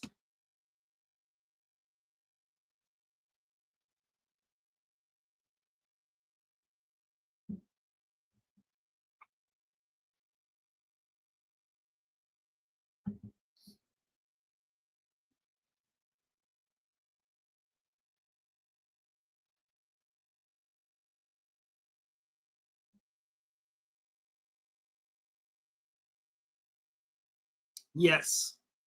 Thanks for the donation. Appreciate it. And yeah, it is just really hard to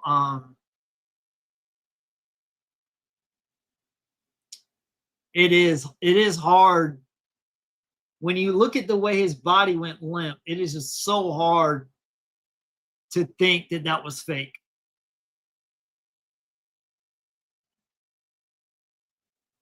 I agree.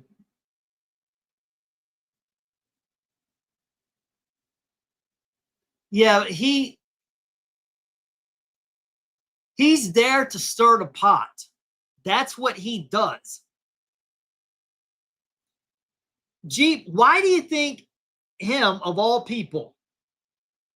Notice that there's only a few people that get like really blown up.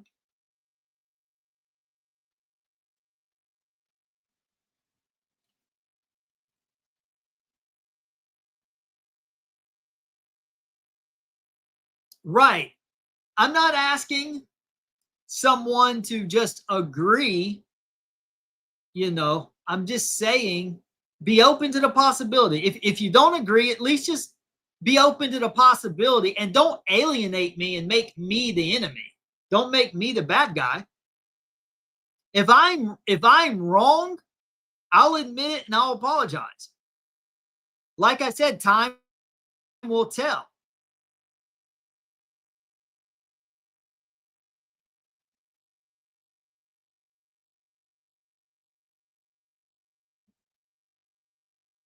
And then there are some people that think that he faked it and security helped him because they're actually protecting him so he could change his identity to protect him from some people who wanted him gone.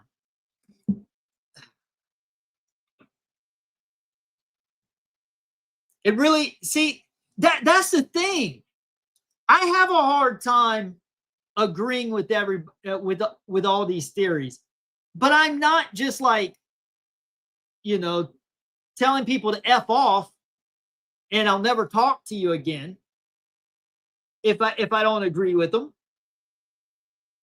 I have a friend who totally thinks it's fake, that thinks Charlie is alive and that Charlie's one of them. Charlie's in on it.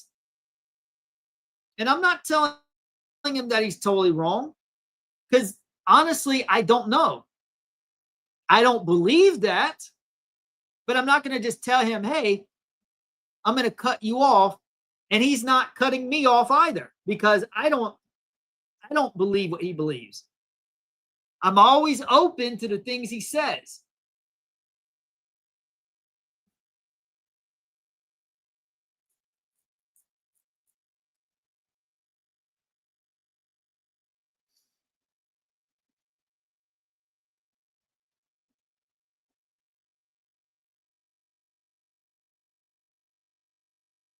Yeah, I don't want to show that video just yet because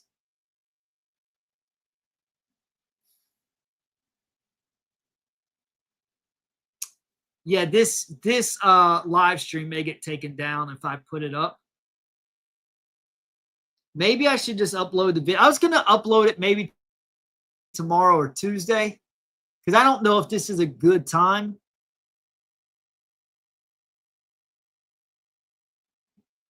That's another thing. People think that.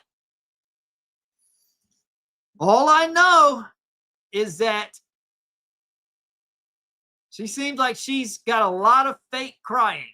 And that is the biggest suspect to me. And she's supposed to be an actress. And the fact that she's not crying like real tears, like she should be ugly crying.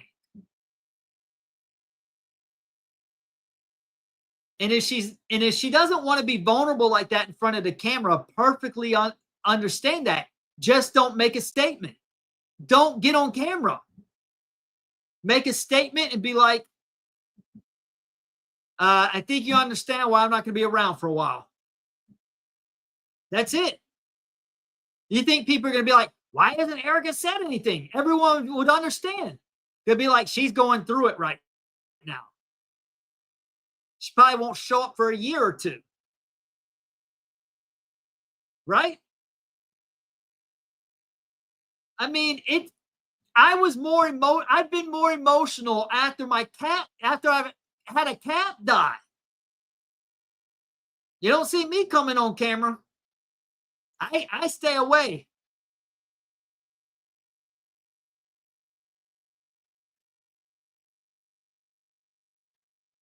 I didn't even see Meghan Markle. I've heard things about it. I watched a show she was on called Suits. And I know she married is it Prince Harry? And I haven't paid attention to her beyond that.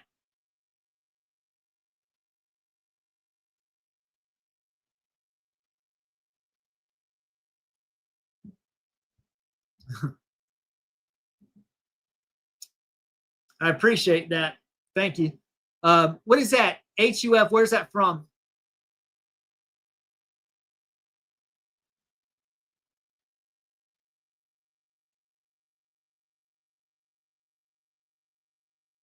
Okay, you want to get back to the video? Okay. All right, cool. All right, we'll get back on it. And if anybody else has any other questions, let me know. Hungary.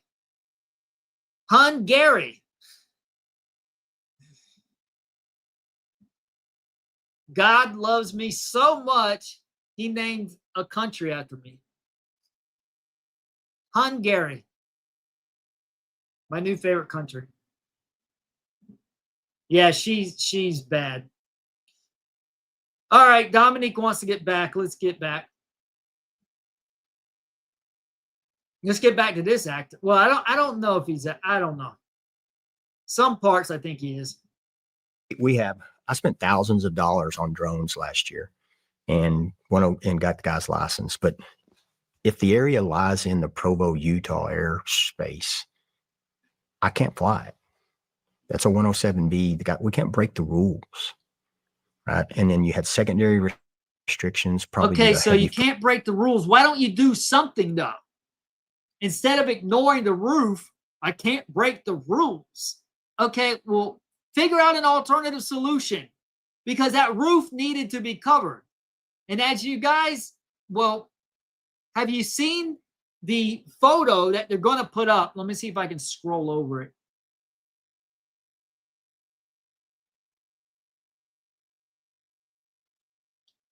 There's an image of Charlie's view of the roof where the supposed sniper was. Okay, here it is.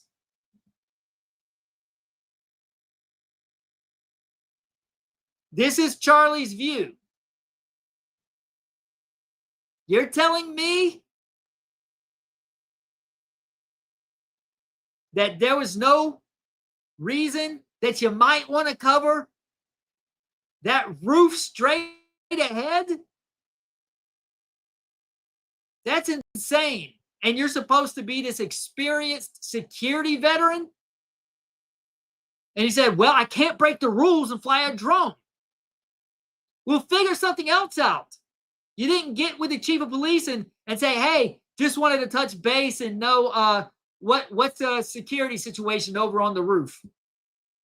Do I need to bring one of my guys or do you have someone stationed over there? What's the situation? You know, and better yet, have one of your own guys go over to the roof to physically see that there is one of the police officers over there covering it. So you can't break the rules, but you don't come up with an alternate solution. And that is a problem. All right, I will try. You know what? Let me take a screenshot here in case I need to pull this back up. That way I won't skip so far out. I can just pull this back up if I need to. All right, now let me go back to where we were.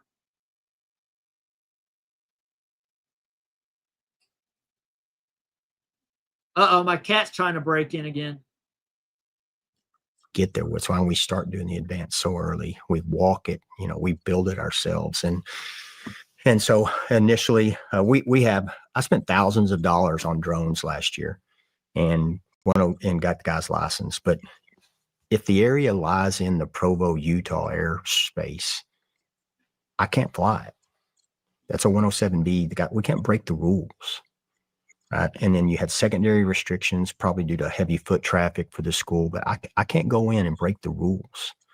There's laws for a reason. And so now the school could have flown drones, the PD, but they didn't have them. Right. But Orem PD has a drone unit active and professional. And that police department, I will tell you right now, is awesome. They get it. They were there. They helped both on the soft side and the hard side. And so I started asking questions like, do you guys have a drone unit? Yeah. Good. Do you have an MOU or a mutual aid agreement with the school? And they're like, yeah. I said, did they call you and ask for assistance? No. I'm like, why wouldn't you call? And then, so, that's one. So I can't go in and break the law. I can't make my guys break the law. I can't go in and do something that would jeopardize their. Do you have any idea why they would say no? I mean, was this malicious? Was this being malicious towards I don't know Charlie? if no's the right one. I would say, did you ask? did you ask this awesome PD that would probably help you in a heartbeat that you have an MOU with? Did you even ask them? And the answer was from them, we didn't get asked. We didn't get asked. And then so table the drones, which would have been awesome. Absolutely. I believe in them, but I can't break the law to do it. We're out there not only protecting them physically, but I have to protect the reputation of the client also. And that's a whole separate thing of protection. So the drones would have been awesome, but I can't break the law. They could have used them. They chose not to. And you got Overwatch, yeah, snipers on roofs. I got guys that are qualified. That's their career. But this is not a State Department job. I don't have an ITAR, and this is in Iraq. This is Utah. I can't go in and set up, observation points with snipers. That's against the law. I can't break federal and state law to do what we need to accomplish. So that's their job. Our job is the close protection bubble. And there's a saying on this, and there's areas of responsibility, and we cut up the areas of responsibility in this pre-meet, or when we start doing the advance. All right, we've got this, you've got this, and so they have that Overwatch capability, and they have an MOU for SWAT for that through Orem, not utilized. Don't know why. That's a question for them to ask. Why didn't you call? Well, why didn't you ask for assistance? Especially does this not sound like a bunch of excuses? This guy should be accountable, apologetic. If you want to kind of explain how you made some mistakes, that's fine. But at the end of the day, you should be apologizing profusely and considering retirement. This crowd grew and grew and grew. I mean, good police tactics. If you're out and you have 6 guys that show up, and all of a sudden this thing goes from 1,500 to 2,000 to 3,000 people, you go, hey, we need some help. Swallow your pride or whatever it is. We need some help. I took 12 guys there. I had double the amount of people there that the PD had.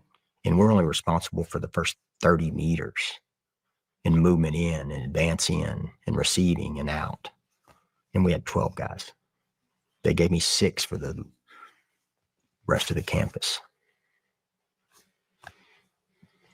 Jeez. Yeah. And so that's not the question for me to say, why didn't they? That's the question for them. And so there was that one. The site, man, it wasn't up to us. 2, drones. I can't break the law to do something I want to do. Otherwise, I'd have showed up with an APC. Well, with the drones, I mean, you were in coordination with local police department, correct? No, that the UVU has jurisdictional authority. It's their campus. Orem is the outside city. They weren't there because they hadn't asked. They hadn't been asked to come by, and we can't ask them to come. I do agree that the UVU police department should have done more, but at the end of the day, it's still his job to make sure everything is coordinated the way that it needs to be. That's why Charlie pays you millions of dollars to his company every year. Can't call Orem PD and say, hey, man, send me 10 guys. I can't do that. I don't have the authority to do that or the budget. And then, but the city, the school PD has an MOU or mutual aid agreement with them. Why not just call them and say, hey, can you guys send us 10 guys over here for Overwatch, all that? And I say that only because we had previously talked about areas of responsibility. And then the areas of responsibility, and I had and our guys all have not only an area of responsibility, but there's a job in a job. So you have your area and you have a job for that area, but then you also know the guy's area and job next to you in case he goes down or something, you have to backfill him. And then we have the bubble around the protectee. And mathematically, 2,000 people are in front of you. Where's mathematically the threat coming from? The front. Right. And so we're looking for walk-ups, people would walk up, setting down a package, walking away, displaying a firearm, everything from throwing balloons full of piss. You said they were flying drones? Who was flying drones? The audio video crew? Yeah, the guy on one of the videos. Let me get this. Yeah, they let me know in the comments section from my last video. Let me pull it up real quick. The guy who was there in charge of the drones. Let me pull this up. Yeah, because I asked in the comment section, who's this guy? And they let me know. And they said he was the guy in charge of the drones. Okay, let me pull it up.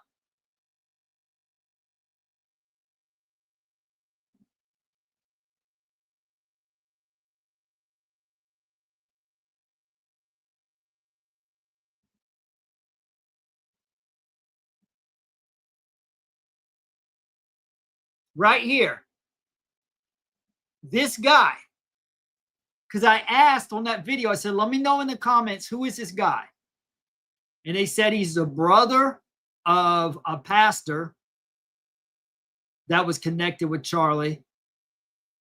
And that he was brought in to do something with the drones. I forget his name. Was it Burton Hibbs or something? Hang on, I gotta find my cat. Okay.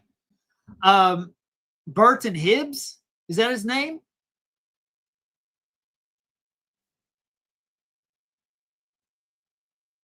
Frank admitted drones. What did Frank say in the interview about drones?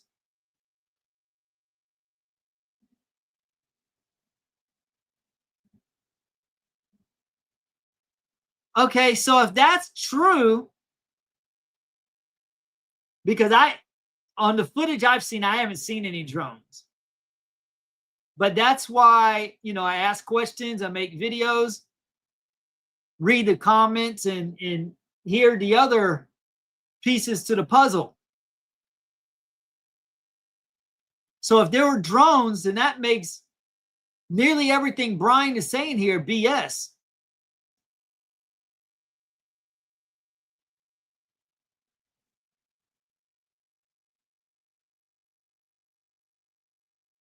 I did hear something about that.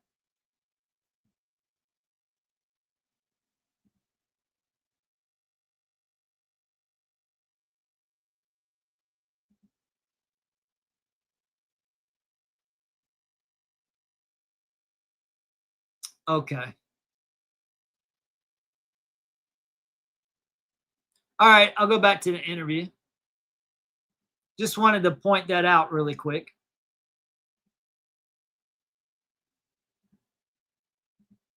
All right. Acid. We've had all kind of stuff thrown on us over the years. And so there's a reason why those things are set up that way. And there's a reason why those guys that day were set up around there. Every guy has a job. Every guy has a detail. Every guy knows the guy's job next to him. And so we have that set. And then other people have areas of responsibility. Well, the Monday before the event, we were still working through the arrival. And so we have concerns with rooftops. Doesn't seem you have too big a concern. We got a location that we're not keen with. We know what our responsibility is. We know what our statutory authority is. We know that we can't go up and set up our guys in sniper observer positions. It's not going to be allowed. And so we have some correspondence with the chief of the school on that day, on Monday before Charlie was killed. And why this hadn't come out and why he won't stand up like a man and admit this, I don't know. But he's watching See, a this is bunch of men lose their careers, and he's okay with it. See, he's totally pinning it on that guy when it's his fault at the end of the day. Yes, the police chief should have communicated better, no doubt. But it's his job. That's why Charlie pays his company millions of dollars a year to protect him. And you failed to follow up and elaborate. It all falls on you. It's the chief of police doesn't have to speak up on that stuff. Sure, he should have done a better job. But it's his job to ensure everything is flowing the way that it should. On Monday before, this correspondence went to Chief Long. Hello, Chief Long. We received this message today from the student group. There is a student roof access pretty close to where CK will be set up at the Utah Valley. The Sorensen Center has a couple of staircases that go up to walkways on the roofs. He comes back, and for edification, the Sorensen Center was the building in front of the Lucy Center. And so he comes back and he says, you want access to the roof. And came back and said, I was told students have access above us. If this is true, it would be nice to either have it controlled access or allow one of my guys to be there as well, if possible. He comes back and his last correspondence was, I got you covered.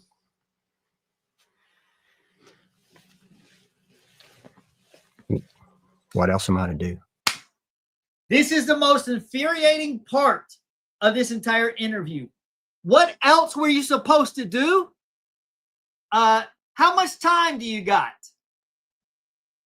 There's so many things you could have done.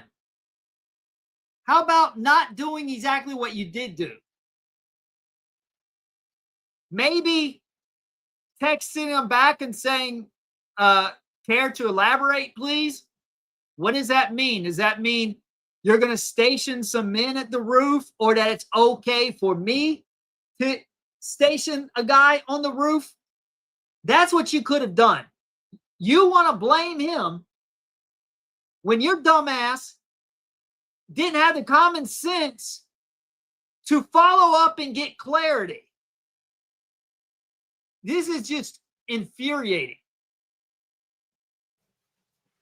When a command level. You know what? This guy should be right here. You know what? This interview should have been like 10 or 15 minutes. Him sitting down. You could show that text. You can say, I dropped the ball. I thought he meant he's going to have a guy stationed there. I should have followed up. I fumbled. It's my fault. I'm so sorry. This sucks. The guilt is eating at me. I'm going to retire from security.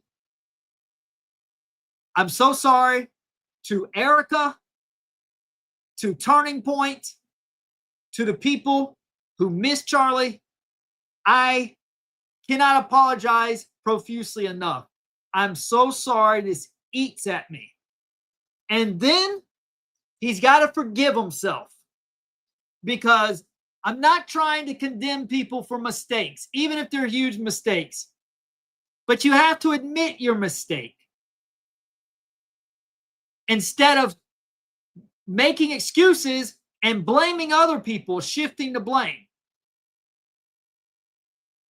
You need to take accountability, and you need to forgive yourself. And a consequence from being so incompetent is that you're probably going to retire and never do security again.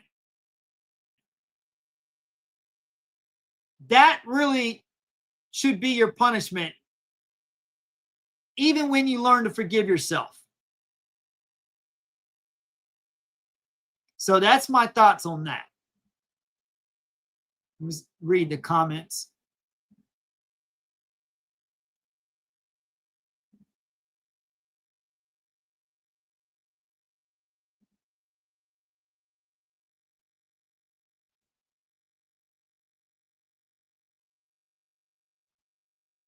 Yeah, I'm not talking about.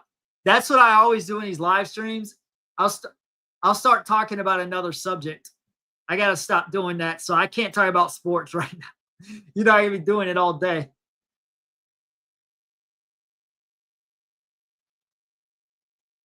Well, that's what I'm saying. Yeah, that's what he should be. He should be like really upset. And instead, I mean, upset with himself. And he should probably be in therapy, working through it. I could totally understand needing therapy to work through that, trying to learn to forgive yourself. But you have to take accountability. It's just like when they say, you know, going to AA, first you have to admit that you have a drinking problem. He's got to admit this fell apart because of him. And he's in denial. You need to admit that, and then you need to work through it and forgive yourself.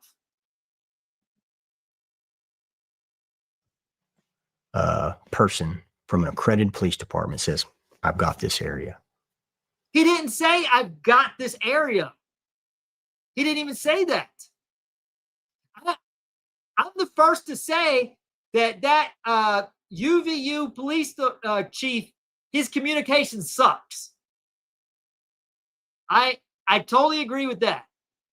But like I said, it's on Brian's job description, getting paid millions of dollars a year, to follow up and elaborate and get details and to be absolutely positive that that roof is secured and covered. Jeez. Have you been in who is that? That was the chief of police for the UVU police department. We've called him. He's just passing by. And look, Shawn's working with them. Shawn's helping him throw the chief under the bus. Look at this.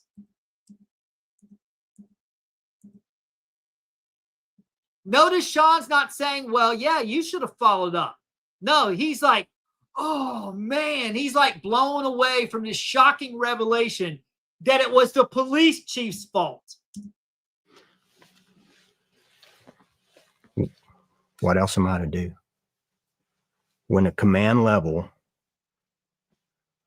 person from an accredited police department says, I've got this area. Jeez. Look at that. This guy is putting Brian Harpole over. This is what I'm talking about, that this stuff is just like wrestling. The terminology putting someone over is when you let someone pin you for the 1, 2, 3. The guy who got pinned is putting the guy over who pinned him. Likewise, Shawn Ryan is putting Brian Harpole over. Not over him, but he's putting him over the police chief and trying to come out on top of this concept he's trying to present to the masses, that a police chief was at fault and not him. So he's taking the blame off of himself and placing it squarely on the police chief, and Shawn Ryan is helping him do it by reacting like this is such a deep revelation that, oh my goodness, the UVU police is at fault for this. Have you been in who is that? That was the chief of police for the UVU police department. And now he's asking for the name so that the audience associates a name with that guilty party that they're trying to shift the blame on. He's never called us back. Holy shit. Does he have a name? Chief Long. Chief Long. And I didn't know if it said deputy in that or not, because in the correspond or in his stuff on the website, it says Deputy Chief Long, but we just called him Chief Long. So it's like, yeah, I got guys that are 10 times more qualified than what he could have produced for us, probably. They So would have done it literally in a all heartbeat. they had to do is post anybody at that stairwell Stairwell or roof, put a drone up or or let us, let you do your job. or let us. You know, our team is built. Would it be okay if we put that Sure. screenshot of that text up Absolutely. for everybody to see? Absolutely. So they know it's real? Yeah, absolutely. And do a FOIA for his phone. That's a good idea. Do a FOIA. Do a FOIA for his phone and have those records put out so everybody can see them. Do a FOIA for the communications for days leading up to it. Do it. And the truth's like a lion. You set it free and it'll fight for itself. One of my favorite sayings. Last question before we take a break. I just want to ask, were you understaffed or I mean, was anybody sick? Did you have what you needed? Yeah, we usually had This been was the same as every other event. Same- no, we upped it. Yeah. You upped it. Yeah, we upped it. We usually would run 8 to 9, depending on how many movements and how much movement inside. And so based on no articulable threat, but just the current world situation prior to that day, we upped the manpower to 12. And then we had actually a 13 there that came in the drive party. And so, but yeah, we upped it based on nothing, because it's like, all right, that we're in a kind of a place where we don't want to be. We're expecting a big crowd. It's the first one. We don't want to get behind the 8 ball. In security industry, it's a prevention industry, not a response industry. It is a response industry, but it should be a prevention industry. So we're there in the prevention model. And so, you can see if you pull the schematic up, the placement I put for our guys, and on that day, thank goodness we had them, because where the tent was that Charlie was under, there's a giant walkway above him. And when we were doing the walk in that morning, one of the things that didn't come out in our advance was there was giant rocks that they use for architectural design all around there. And so we're seeing these rocks on the ground, and it's like, oh, people can come by and pick up these rocks and then throw them down on us and throw them down on Charlie.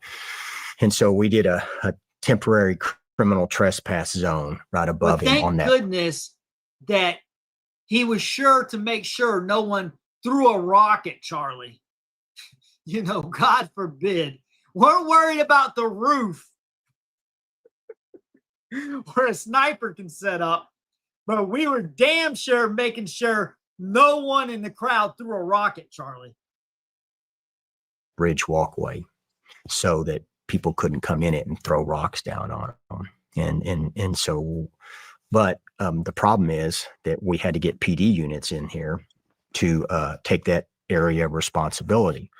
And we told them, hey, just like out there, we need you here to have oversight coverage, because one, it's a tape line. It's not a hard, wall or anything. And so you need statutory authority under Utah law to say, hey, you can't come in or you can be arrested. And so the PD came and did that.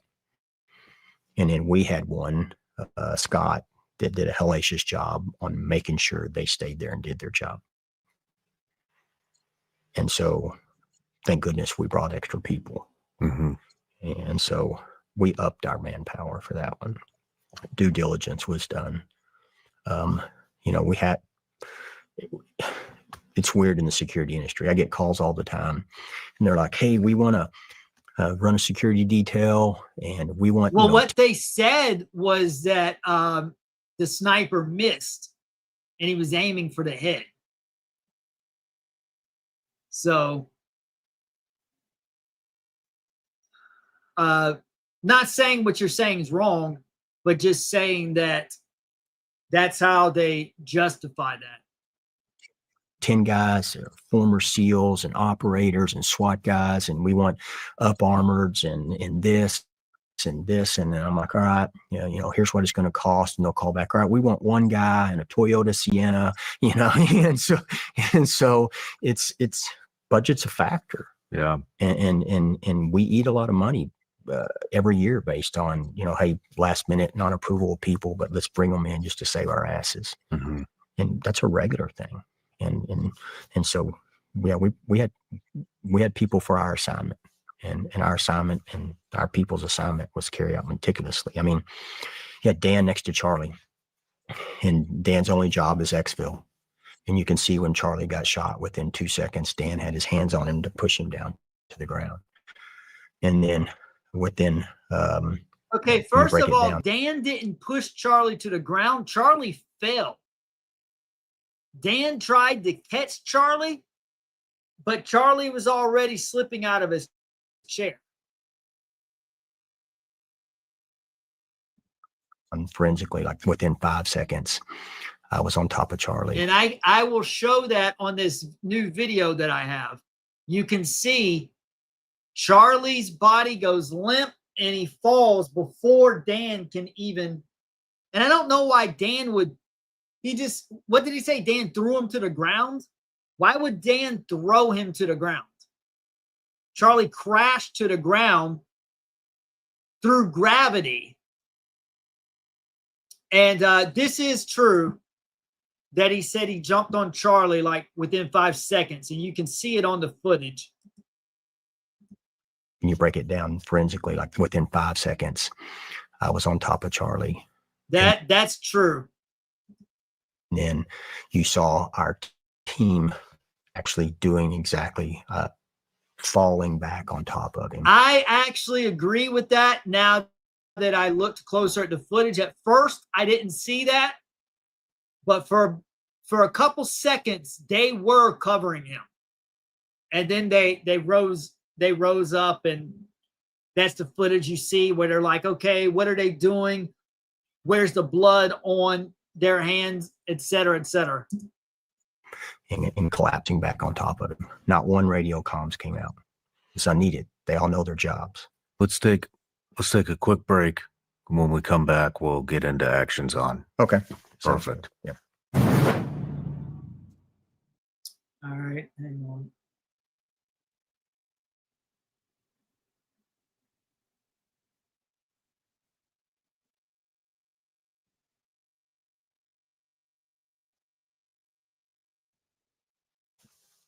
And people in the security industry, you have this thing called the concentric circle of security theory, right? And it doesn't have to be a circle. It could be a line or a moving box or however you want to work it. And you have zones, and you have a permeable zone, a semi-permeable zone, and a non-permeable zone. And so you can come in on the fly and set up these zones. And so we come in and we set this up. So Charlie's tent and was on that right in the middle. And then we start, so you want to start at the very back. And so we started with a non-permeable zone, but it was one of those ones where it's mainly visual, and it's just tape across this arrival section. And all it is caution tape, but it's just to keep good people good. That's it. And we know that. And so, so that's just to let people, the foot traffic out, that we know people won't come in there. So that if somebody's doing something bad, they stick out. Mm-hmm. And then inside that zone, we place our vehicles, and you can kind of see it on the aerial, or you can see it when you see the footage. We put those vehicles behind Charlie's where he's speaking for a reason that day. It's called CPTED, crime prevention through environmental design. A worry was that somebody would come down that same driveway and just run him over from the back, or run people over. So you stack those vehicles so that the vehicles are being used kind of like big HESCOs or something. Barricades. Yeah, barricades. And so that people can't get to him that way. And then we start doing, technically that's, semi-permeable. We still cover, it's like, hey, people could walk through there, but they have to be knowns. And then we went with hard bike racks. So hard bike racks then that come all the way across the back, and they're linked together. And so those bike racks keep people from coming in and out unless they're vetted. And that's where you would start the non-permeable zone. And then we put a guy there, and he physically is there to watch that. And his job, that's his area of responsibility, is he's back cover. He's making sure people aren't coming up from behind us. He's making sure that the right people can come in and out. They didn't have to be back there. And we're not talking about a large area. We're talking an area that was maybe 100 feet across, maybe more. And then there was also a police officer back there. We didn't request him to be there, but he showed up. And so we're like, hey, might as well utilize you. And so he just held the position on the far left side. And then you got where the 10 is. And then that's kind of where it gets into the meat and potatoes of it. Because number one rule of protection detail work is evade and escape. It is. If we can evade or escape any threat without having to confront it, it's a win. Mm-hmm. I told you that time about getting shot at with a shotgun. I was pissed because I didn't get to shoot the guy back, and went back to the PD, and I'm throwing shit and whatever. And my sergeant said, "Hey, man, You're pissed because you didn't get to shoot someone?" I would think a normal person would be glad that he didn't have to shoot someone. Assuming that the perpetrator, had been stopped another way. Like, why would you take pleasure in shooting someone? I mean, even if they were shooting at you, if you got to safety and then they got apprehended another way, there's something off with him, because there's 3 times, that's the 3rd time throughout this interview where he seemed like he wanted to commit an act of violence against someone. And you got to remember, he's on his best behavior right here. So how does he talk when the cameras are not on, when he's talking with his security guys and his friends? Because he's already publicly right here says he was pissed he didn't get to shoot someone. He's saying that he wants to punch people who say things about him that have not been proven factually true.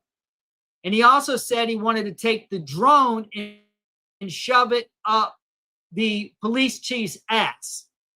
So this guy has this tendency to want to partake in violence. And this is on an interview when he's at his best. So imagine him behind closed doors. You won.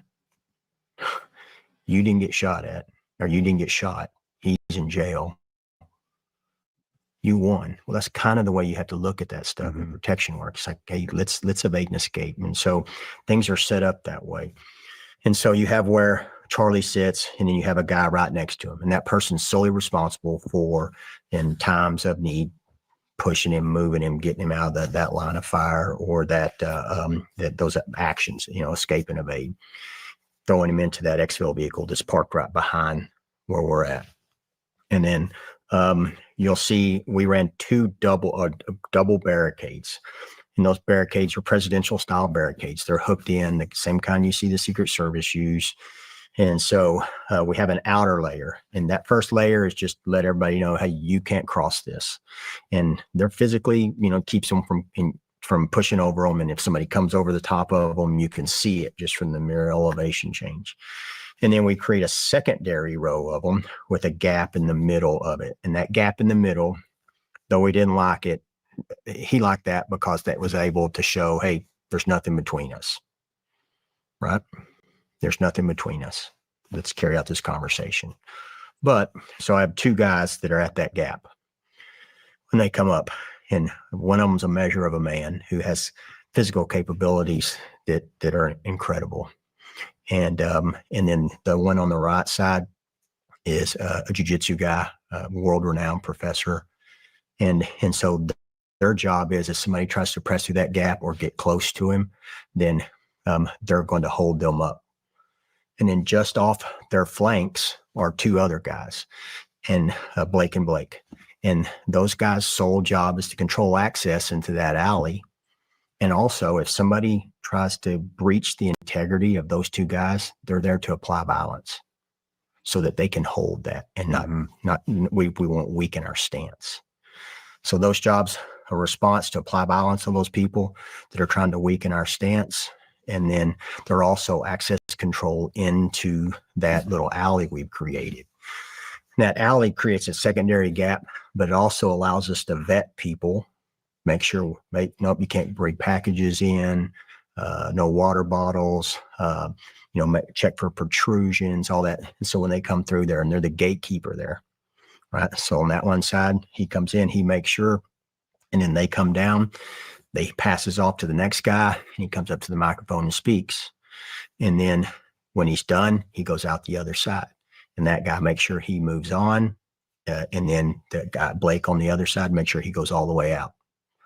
And so they have those guys are dual rolled, where they're there. If these guys have problems, they're going in to apply violence so that we don't lose any integrity of our protection, so we can facilitate escape. And then they're also gatekeepers. And then you get deeper in the crowd, and there's the guys that what they're looking for is walk-ups. The guys that are walking up close. They're in the crowd. They're in the crowd. They're working. Plainclothes. Yeah, they're plain clothes. They're working in the crowd. And Rick's over there. And Rick's job is to watch what's going on here, and then turn and apply and look at the line. And you look for things like military age males that aren't having social contact with other people. Right. So they're up there, but there's no looking around. There's no talking. They got prey gaze on the guy who's talking, no blinking. So there's a hard prey gaze, no blinking, or when you get closer, it's like excessive blinking. And so that's a good tell right there of a pre-incident indicator of violence. These guys are out there doing that. All of them are doing it in real time. And so, and you're looking for that. And how many of those guys are there? We have, in that, right, so far we've gone through 1, 2, 3, 4, 5, 6. Right. And then we got those guys out in the crowd. We got Scott working it over on the flank to make sure people from above are not throwing rocks down on people. Chris is over there with them. You got Justin and Alex holding that hard line. You got response to violence guys right here. You got intel gather, a guy out here, and making sure there's no walk-ups and or people that would walk up and physically want to apply violence in close proximity. And then you start we had to rotate some guys because we had people coming in and exactly doing that. Started pushing up signs, started chanting, started creating distraction and making problems. So we pushed a couple guys over just to keep an eye on that. And those are guys that are doing direct reporting. So they're the ones that are saying, hey, it's 14 of them, or they're just doing signs. And so they're giving us real intel in real time.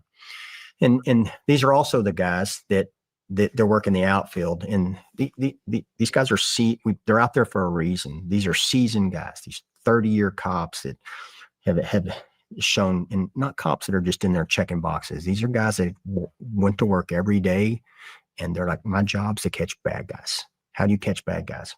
By doing work. They're work finders. And so that's why I put them out there, because they know how to go out and find work. They're not going to wait for work to come to them, because it's too late then. An example of that was before it's even over with, before it even started, we put those guys out in the crowd, and they're walking around, presence patrol, gathering information. And we saw some guys that were standing up in one, not in the Sorensen Center or the Lucy, but another area. And it was a guy that was in his 40s that looked like he obviously wasn't a student, or too old to be a student. He had a backpack, no socialization, wasn't talking to other people. And so we went up and do contact and conversation. Hey, Hal, what's going on? What brought you here today? And then we did that several times. And then we turned all that information over to the FBI. Is that the guy that was? Is this the guy that stood up? Okay, Different. We'll get to that. We'll get to that. And so those guys are in real time out in the crowd, because that's our area of responsibility, reporting real.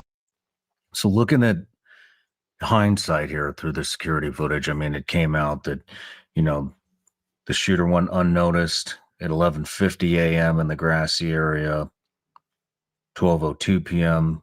near the Loose Center, and then at 12:23 p.m. when the shot was fired, approximately 142 yards away. What was, what was your immediate response? I'll address the shooter in the timeline first. It's like, you know what I want to know? I want to know when he got on the roof, because we're shooters.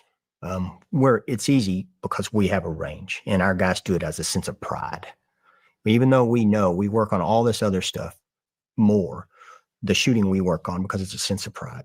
And then, so you look at things like that in that shooting position, 3 meters to the right and 10 meters to the left, there was no shot.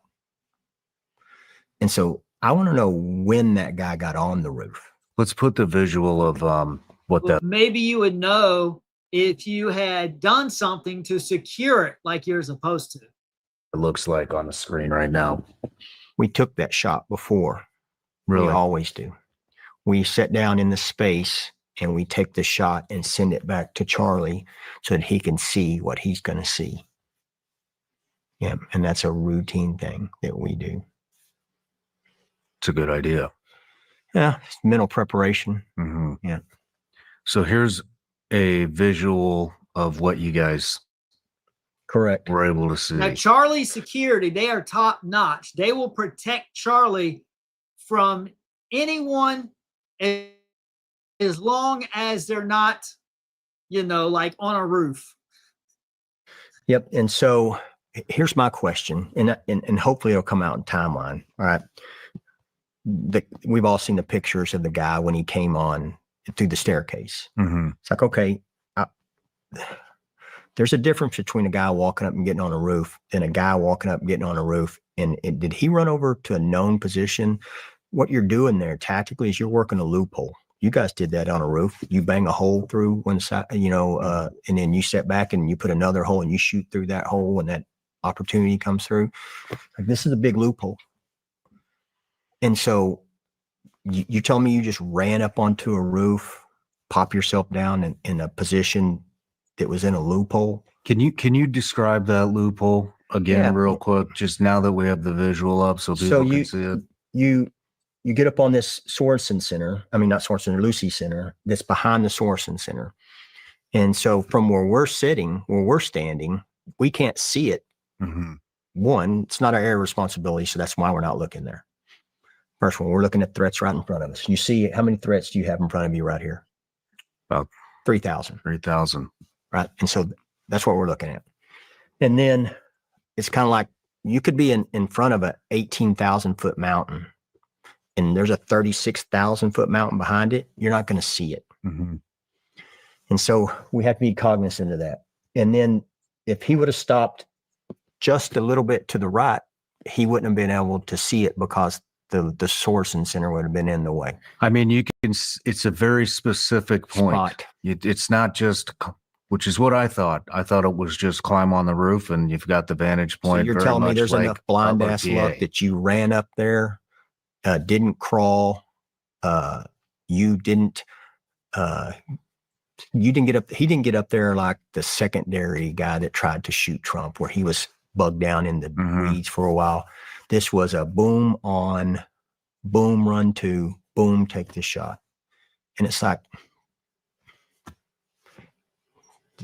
did you get all that off? I mean, it had to have been rehearsed to find that,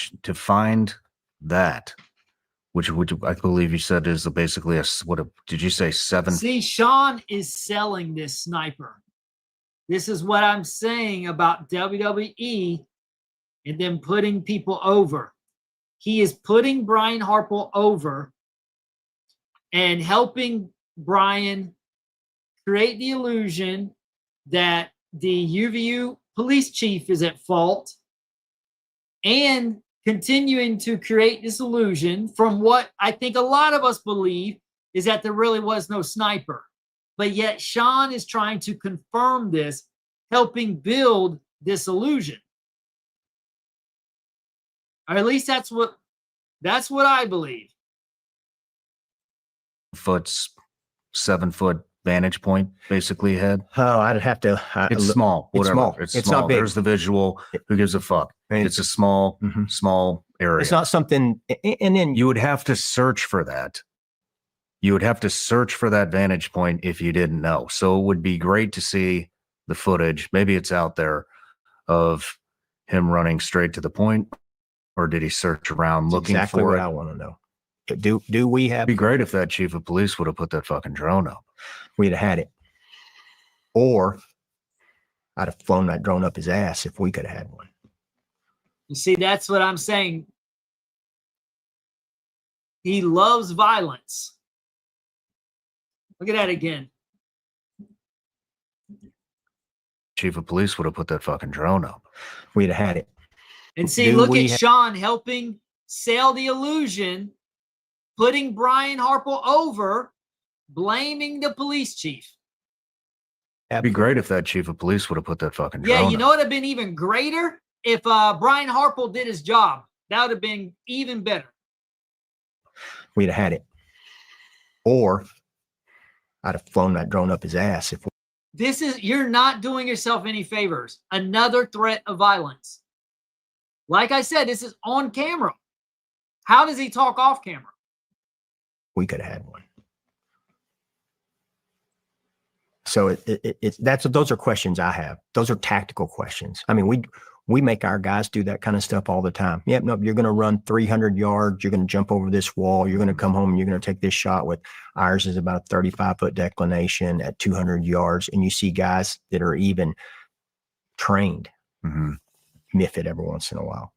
And people are like, oh, that's an easy whip at 142. I'm like, yeah, the shot itself, but you're talking about old men that shoot stuff on sandbags. You and I both know under duress, accurate shots are different. It's not 142 yards is not a difficult shot with a magnifying Not at all. optic. It becomes more difficult when you're winded, when you're climbing, when you're running, when you are nervous, Visual noise about all to in take front a of you. life, when you're wondering if anybody else is seeing you. I mean, there's a lot of induced stress. And, and I just want to, I mean, we're looking at this thing right now, this first person view of what it looked like from under the tent. And I mean, I don't know how long he was in that gap for, but it didn't sound like it was very long. And you have 3,000 other threats that you're looking at, the rooftop supposedly being covered by the police. Maybe it would have been a good idea to confirm that the police had the drones up. But I mean, you are talking to the chief of police. You would think that he would have the fucking drones up. We knew there were no drones, but then somebody earlier that day flew a drone up. Correct. Yeah.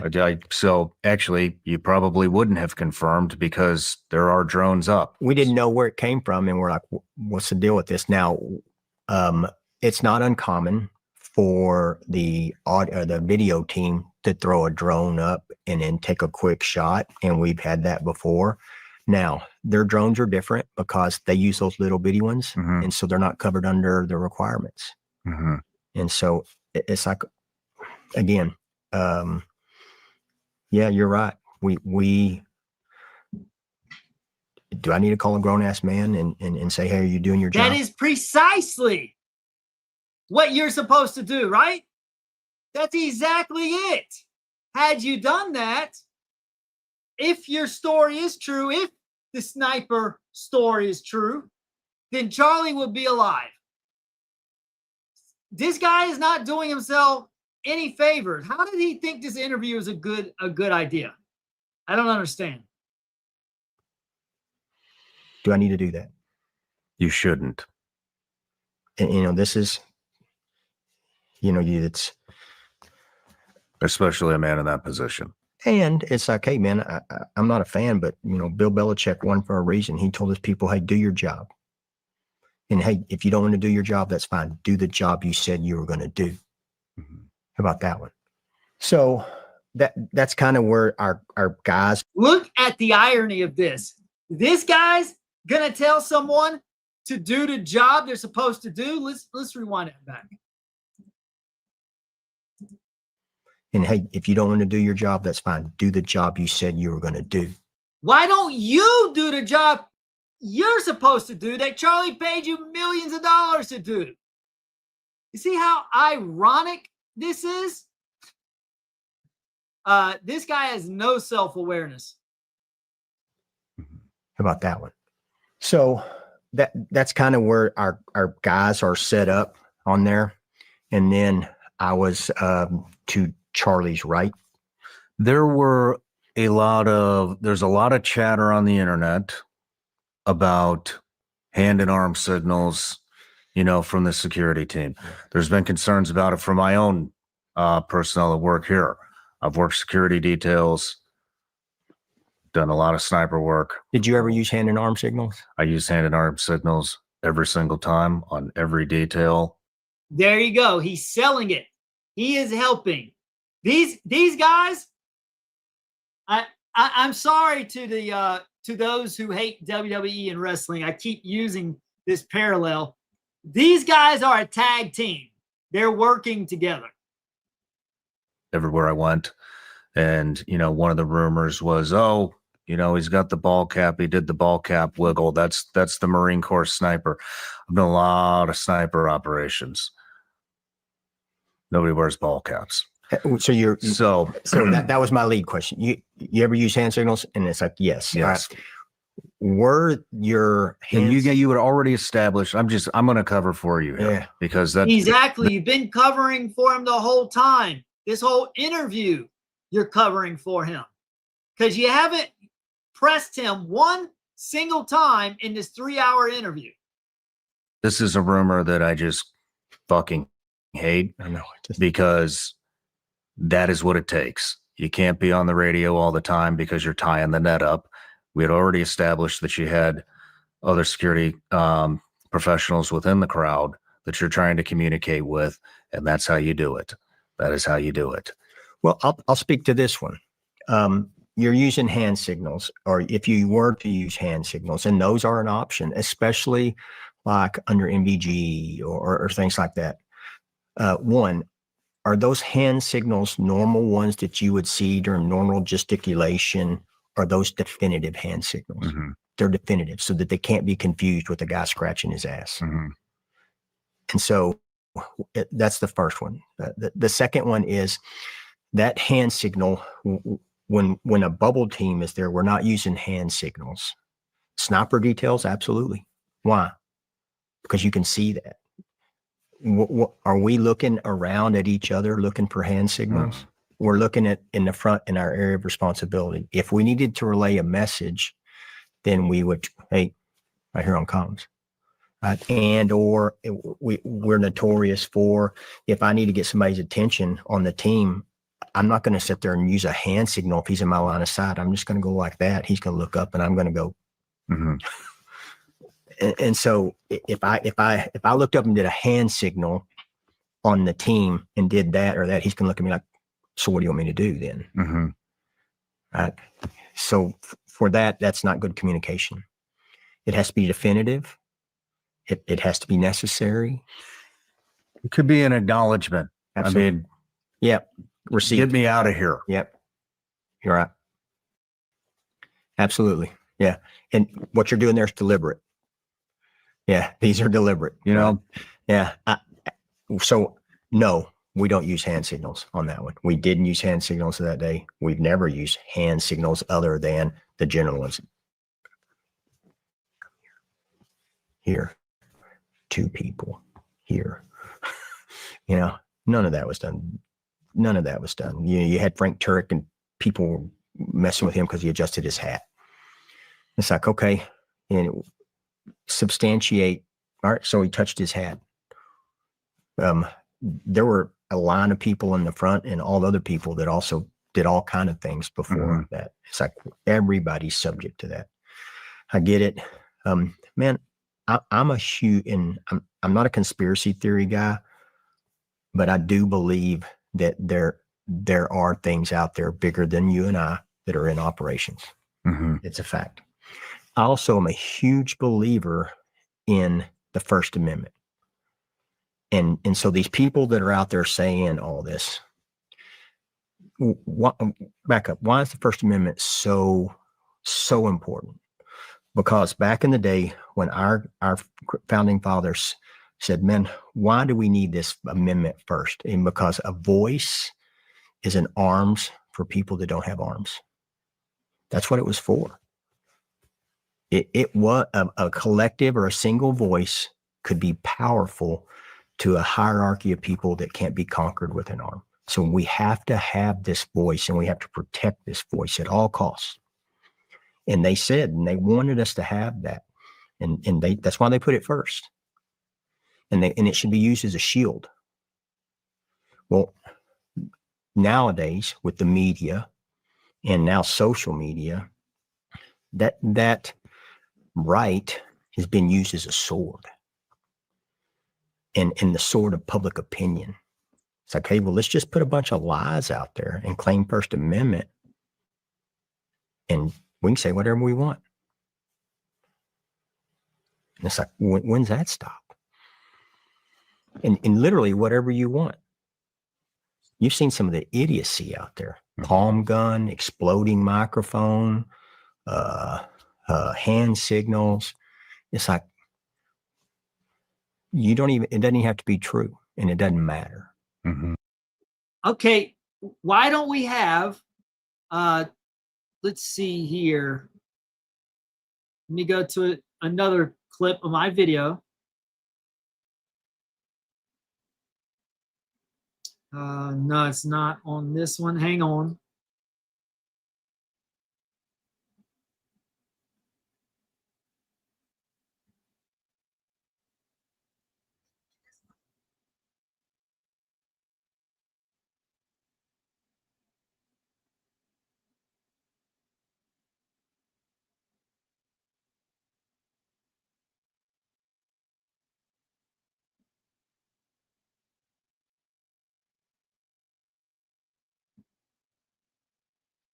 Right here.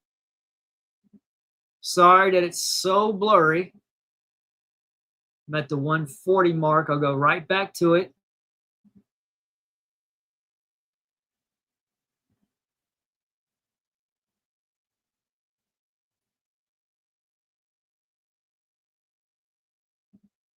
Right here. Why don't we have this dude on, and let's ask him, what is this right here? What is that? You can clearly see there is a gap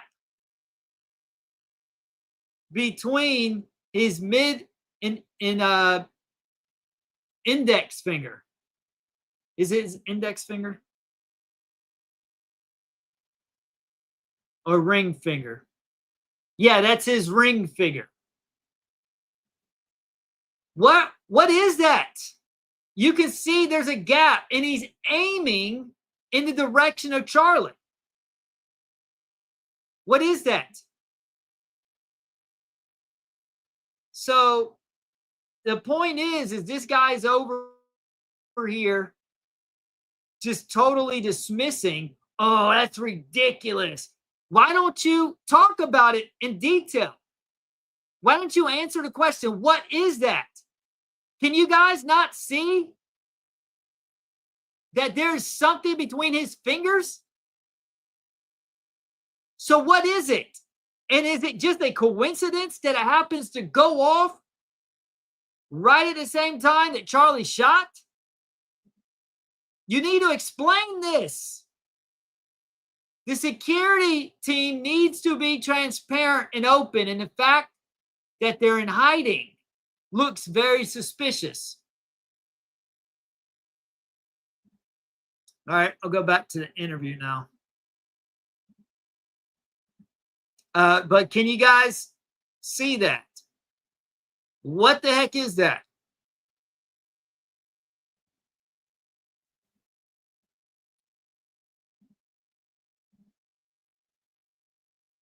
And so you're just using that First Amendment. It doesn't even have hand signal, palm gun, whatever you want.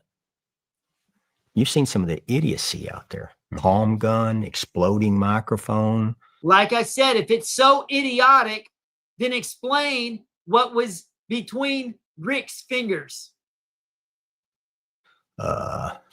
hands. But see, they don't even signals. brush up on any of that. What they're doing is they're not showing the theories and then debunking them. They're just throwing them all together like they're doing a bonfire and just setting it on fire and ignoring it without addressing any of them. And there should have been more of that in this interview instead of all these softball questions and then Shawn just agreeing with everything Brian's saying. It's like, it doesn't even have to be true, and it doesn't matter.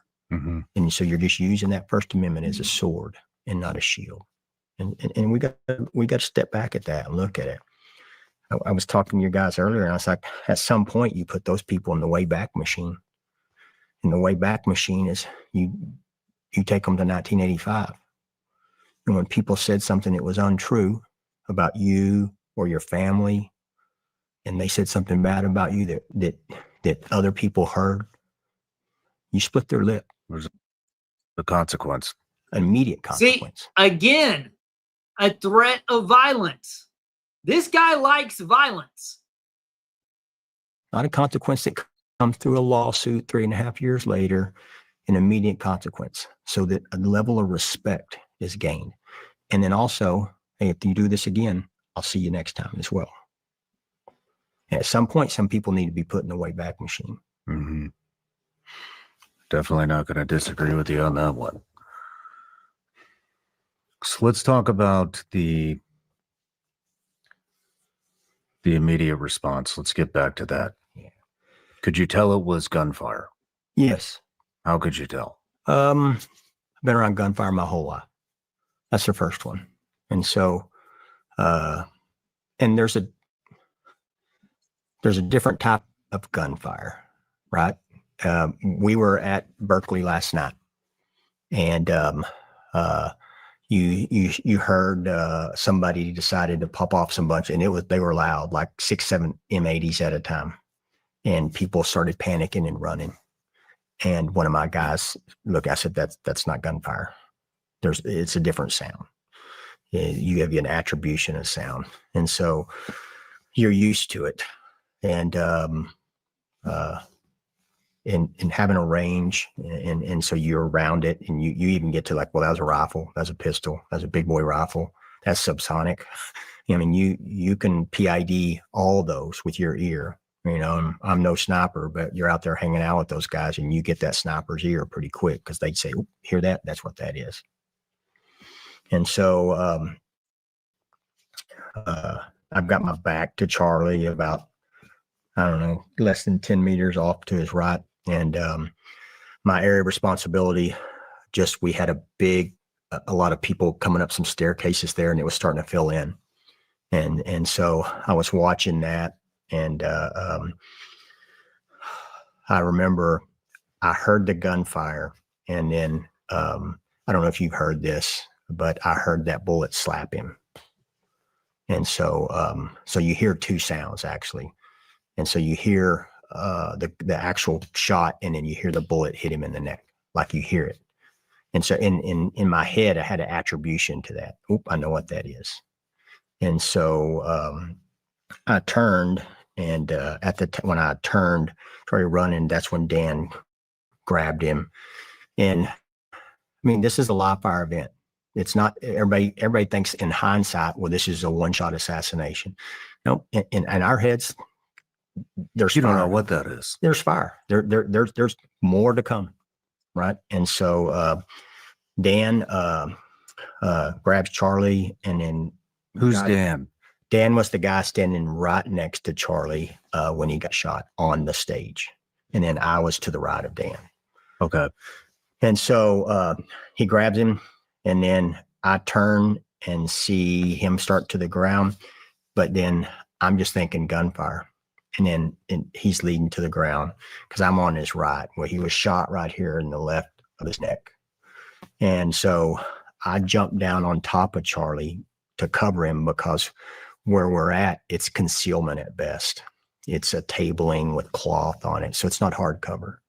And our guys are starting piling back in, and they're down, putting a human shield around him, but it's still just concealment. It's not cover. And so I initially dove down on top of him and just was on him almost face to face. And then when I was doing that, I went down, I could see the wound. And so I immediately shoved my hand into the wound to stop the bleeding, just trying to find the pressure. And it was coming out still. And I'm on top of him, like close. And it was still coming out enough that it squirted through my fingers and I could taste it on my lips. And so I was like, man, this is a bad wound. Right. And so I talk all about this on that video that I put out covering this. I looked at the footage. There was not blood on him. Let's take a quick look.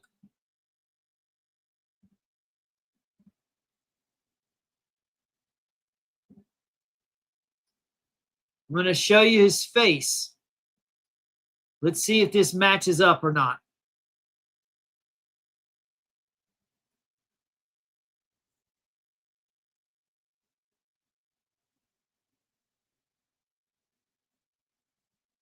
Okay, here we go.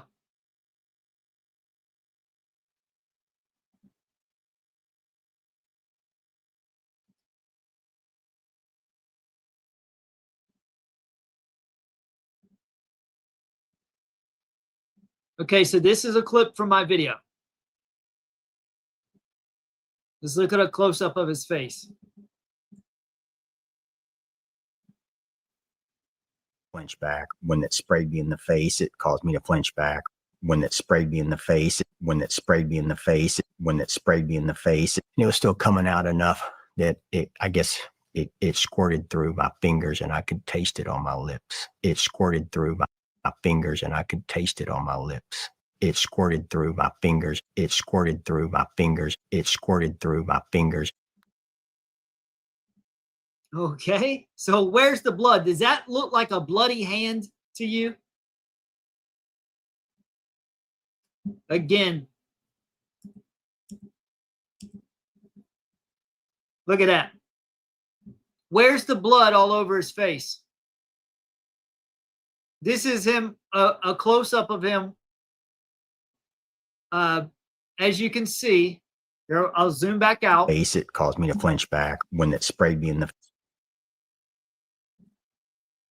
Now, let me show you the zoomed out. Okay, here it is. This is them carrying Charlie.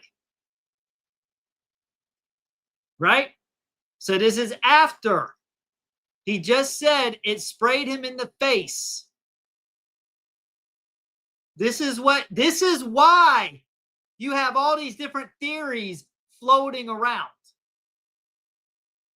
This is exactly why. Where's all that blood?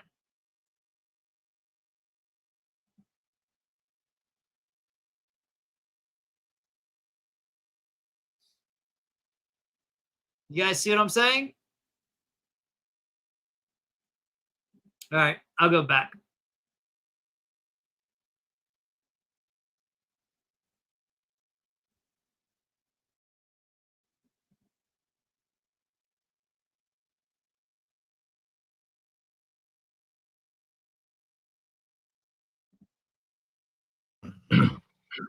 I was this my finger, and it was still coming out. It was stop immediately. And when I was doing that, I went down, I could see the wound.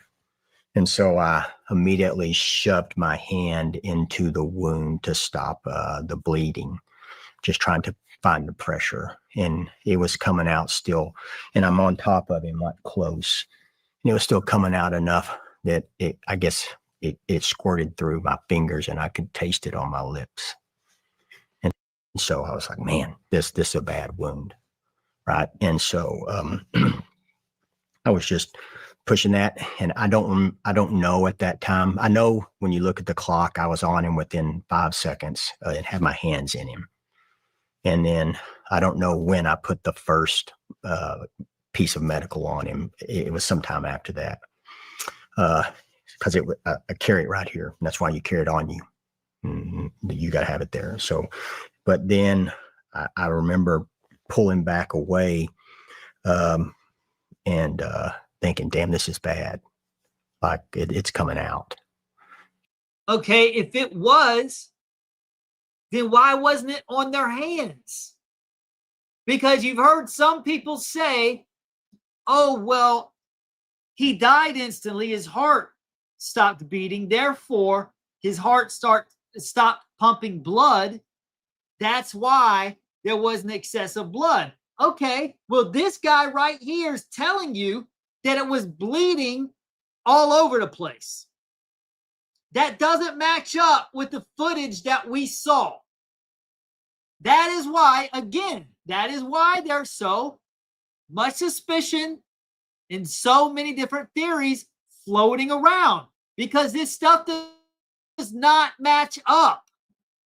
And I don't remember saying this, but the guys told me, and you can kind of see it on the video. I said, prep the car.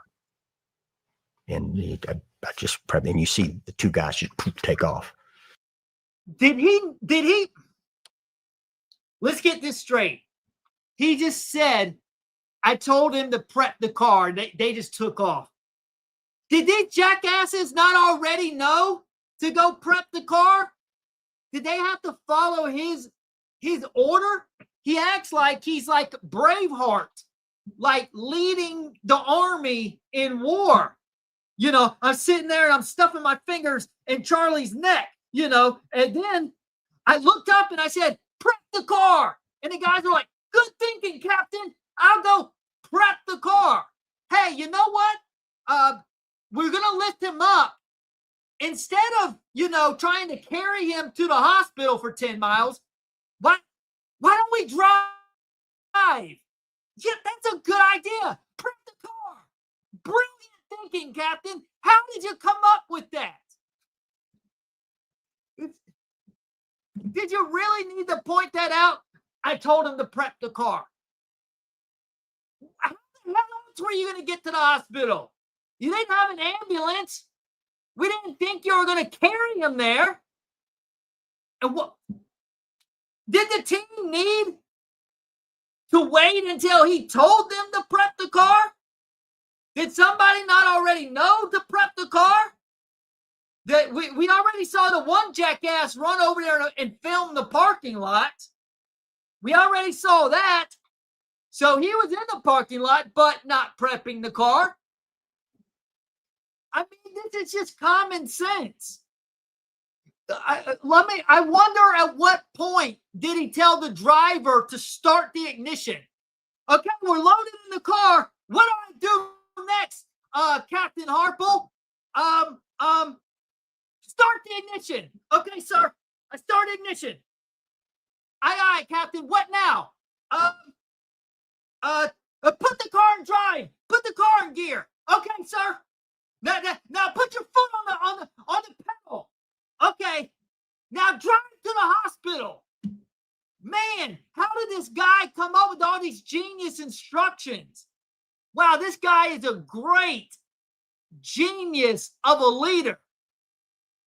And that car's prepped in position, but what I mean, doors are open. Yeah. I mean, the whole deal. Oh, they opened the door and the whole deal. What? Think of this. Guys, they opened the door to put Charlie in. They opened the door and the whole deal. Let's replay this genius. I just prepped, and you see the two guys just take off. And oh, the guys took off to prep the car. That car's prepped in position, but what I mean, doors.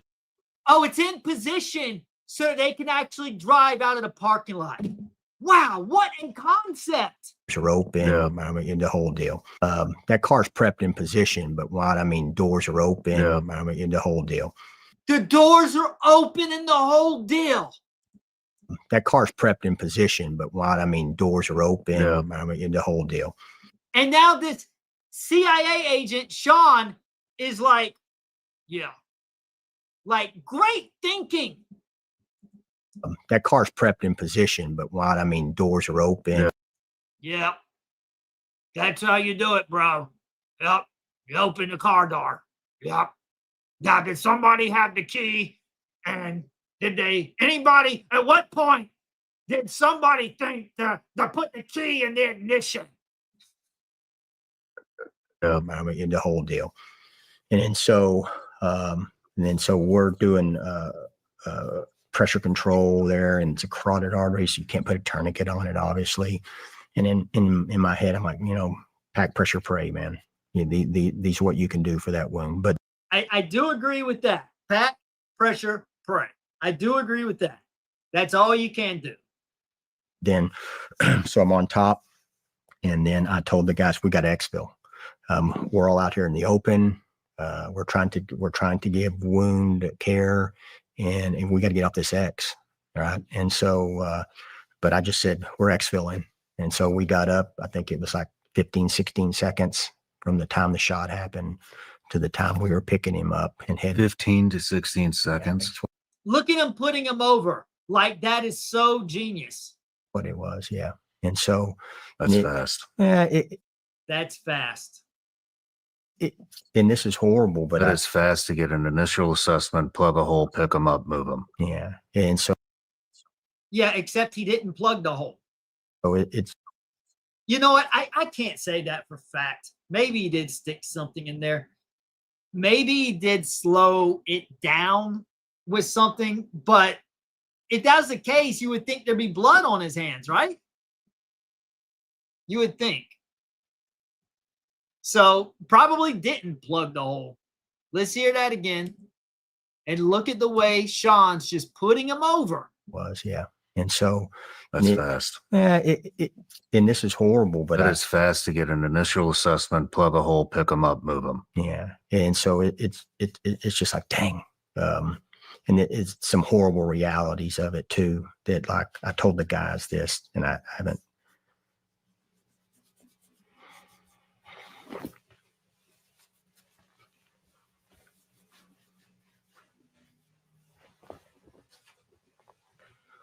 He's got his latte. When I jumped down on him, he had doll's eyes. That may be true. And so I was like, man, these are wounds incompatible with life. He does look like his eyes are watery. He actually looks sadder than Erica did 2 days after and at the funeral. You know. But just because he is, I do believe he's showing genuine emotion, but could it be that's actually out of fear of not working again or possibly getting in trouble for neglect or something? Is that possible? Could this whole interview be because he's afraid that when his trial happens, that he could actually face criminal charges of some kind for neglect or something? So he's trying to jump out before the trial even begins. Do you guys think that's possible? Yeah. You want to take a break? Let's take a break.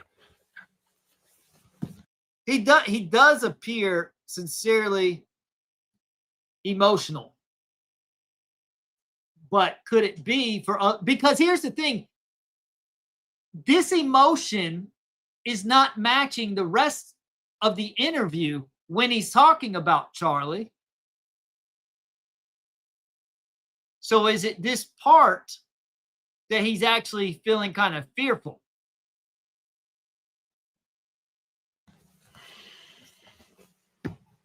You want a minute? Good.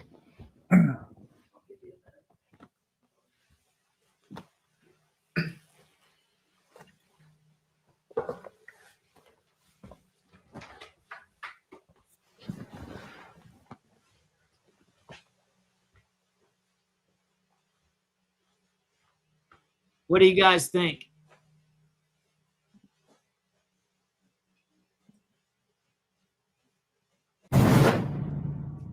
national. Well, walk confident right now. It's not just everyday Americans either. Central banks across the globe are buying gold at the fastest pace in decades. That's exactly why I've partnered with the award-winning company Goldco. They specialize in helping people protect their retirement savings. They use real assets, gold and silver, and they make For like 3 weeks. It told me I'm broke. guy that Yeah. but that Use wounded. Sorry about that, man. dude. Yeah.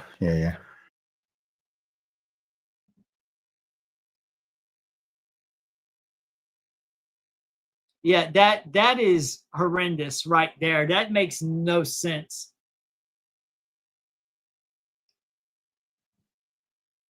I thought that it was illegal. Yeah.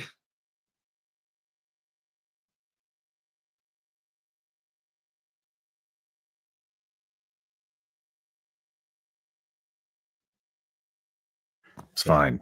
It's mainly the it's going through your head. Like I said, I was like, man, this is a bad wound. It's not compatible with life. And that's an old medical phrase that you use for reporting later. And I mean, I hate to get graphic, but that's that's how you do it. Absolutely. I mean, I remember the eye thump. Yep. And If so there's no movement after you thump the eye, that is Good. it's and so, done. Same. And It's so over. at the time, I mean, I broke down just then, but I think and some of my close friends had told me I didn't weep a tear after that for like 3 weeks. Not, it's like, hey man. And I was like, yeah, there's a time for that. These guys, the guys I'm with, Erica didn't either.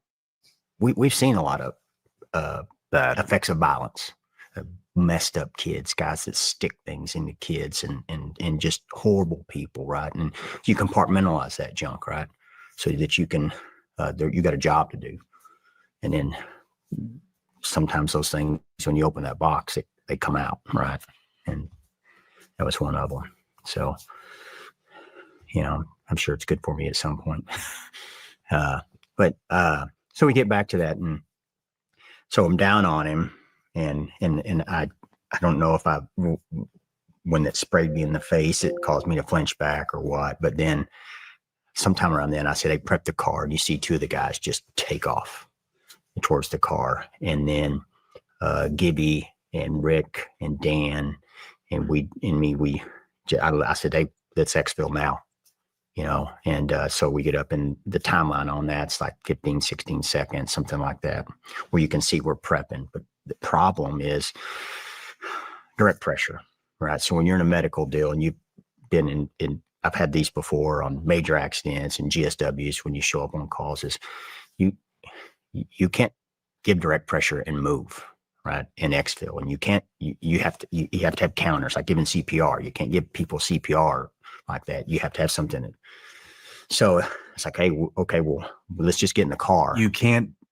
Yeah, but then You can't apply direct pressure to move either, because it's the neck and there goes the airway. right. And so And then it's just it's damn near the worst. and then I like place. and then you don't give first aid when it's raining on you still, right? Or this first shot, second shot, how many more is coming in? So, and so I was like, hey, None of them ever looked the least bit concerned about follow-up shots.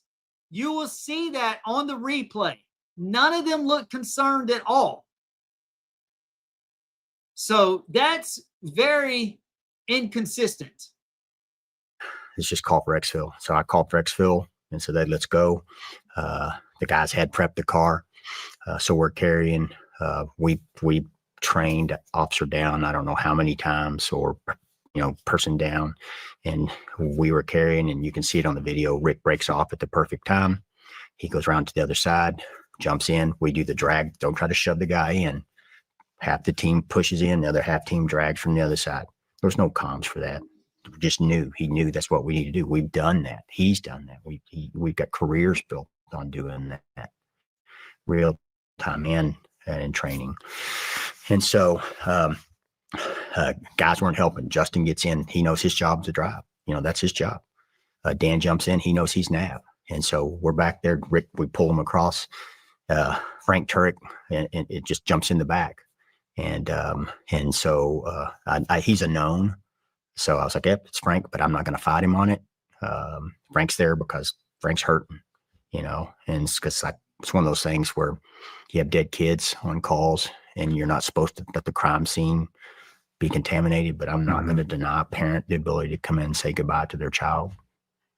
And Frank's many times said that Charlie felt like he was his son. I'm not going to deny that. All this is running. And so we get in. Charlie was a big man, long. We kind of laugh about it now, but we get him in. Laugh about it now? How is this something to look back and laugh about now? You only laugh about things when they turn out okay later on. Like if Charlie had survived and he was on his way to recovery, then yeah, maybe you could kind of laugh. Hey, bro, your legs are so long, we couldn't even shut the door when we were rushing you to the hospital. But no, Charlie died, and he's like, well, yeah, we can laugh about it now. How can you laugh about that now? It's not funny. Yeah, I don't get that. But the door's not going to close. We know that. And I just say, go. And we didn't even attempt to close it. I told Justin, go, go, go. So he takes off. Dan's already got the route done. We know that because we've done it. And so we take off in direct action. We get out onto the main road, and we're in a slick SUV, no lights, sirens. And so we're breaking our own intersections. We're cutting our own traffic. We're doing everything ourselves. Justin's driving. I mean, he's trained driver. I mean, that's what our guys go to driving school for, just for that. It's expensive. It costs a lot, but it's a need, and it paid off because he drove it like a champion. Dan's up in there. So basically you're saying Justin did his job. So Charlie got his money's worth for driving, but you did not do your job by securing the roof. Calling out right, lefts. Where this is next turn, 20 meters, 200 meters left. So he knows exactly where he's going. Rick and I are in the back. This is where it gets not funny, but you look back on it now. Look back on it now? How can you look back on this now and think anything is funny? There's not a single funny thing about this incident. Except if you want to say that the cover-up stories.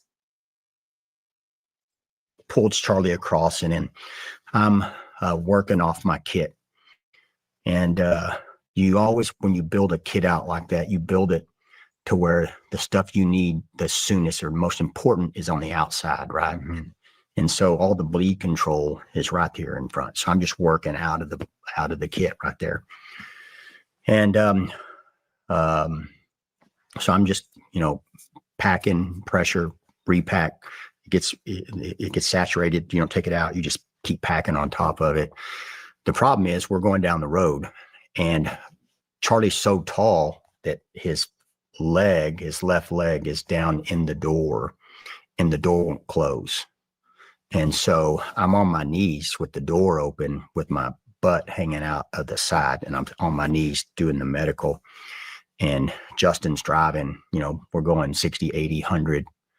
And Rick has me across the kit in my shirt so that I can use both hands to do the medical on.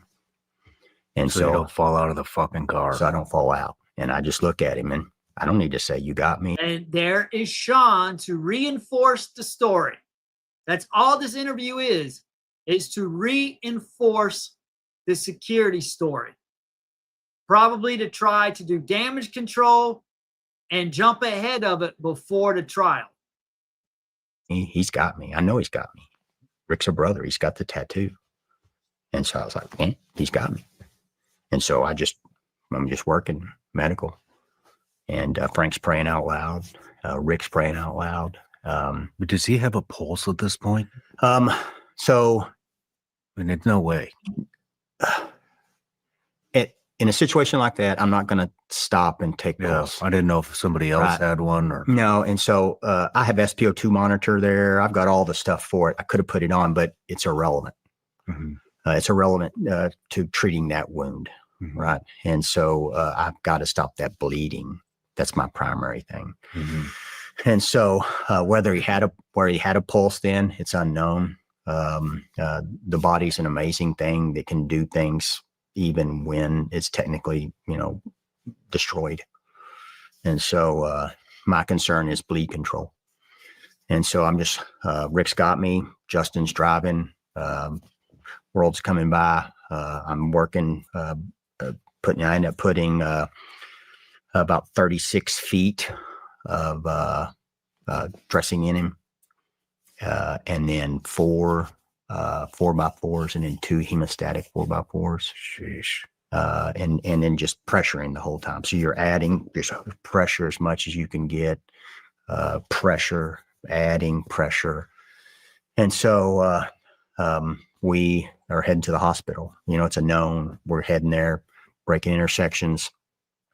We picked up a tail from PD somewhere along the way. And I know some audio came out about that. And I think they thought it was a secondary person that had been shot. But we didn't know it was an active shooter.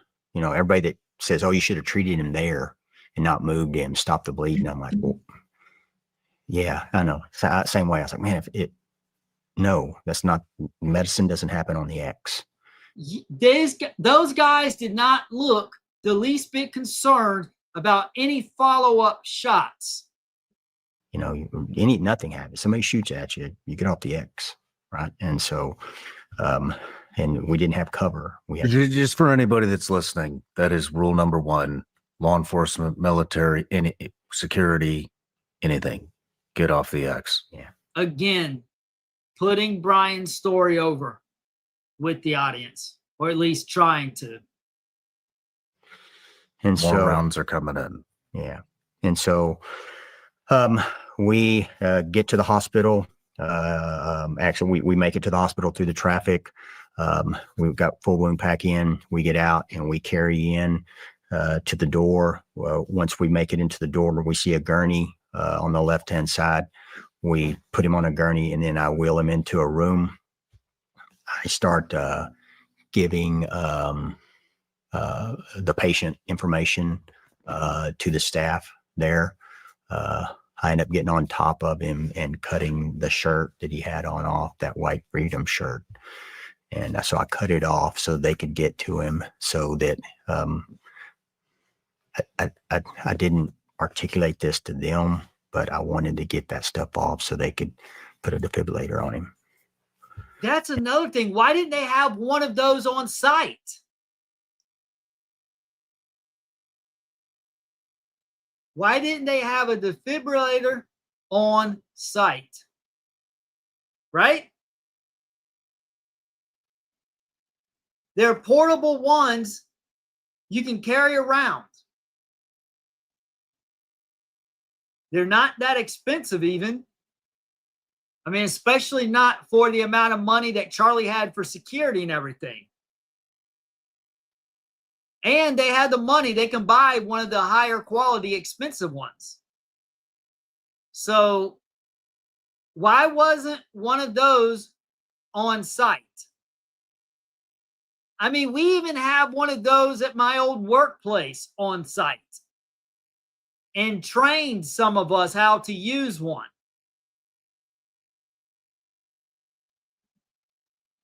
Right? That doesn't make sense to me. Why they didn't have one. Why did you have to try that at the hospital? And so, and then started talking about pushing drugs. And so I was back and forth with them on drugs and defibrillator. And so then, once you get that shirt cut off and moved out of the way, there's enough of medical professionals in there. And so I just want to get out of their way. And so I got out of their way and walked out of the room. and stood outside the room and held guard on the outside door of the room. Well, I wouldn't trust that very much. He's saying that he stood outside the room to guard it. So I wouldn't be surprised if a slew of people got in. Room so nobody else could come in there. Covered in Charlie's blood. Look at him. Like I said, putting Brian over. Oh, and you were covered in Charlie's blood. Yeah, I had it all over my face. All over your face. Oh, did you? Did you really? Did he look like he had it all over his face on the photo that I showed? Let's see it again. Just in case there are any new viewers in here.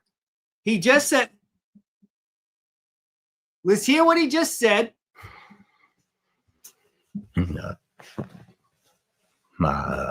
Rick and I had it all over our arms and all over my, so nobody else could come in there. Covered in Charlie's blood. Yeah, I had it all over my face. Okay, you heard that. All right. I might have new viewers. Let's show this. Had it all over his face. There's a close-up of his face carrying Charlie to the vehicle. Where's all that blood? Where is it? Now, of course, it's possible he could have got more blood while they were driving Charlie to the hospital. But he said previously that the blood had squirted through his fingers and gotten on his mouth.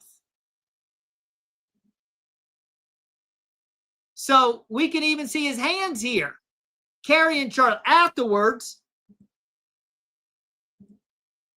there we go. There are his hands. Now he's saying that he was totally covered, him and Rick, that their pants were covered in blood from Charlie. Now let's look at this pic. This is them carrying him.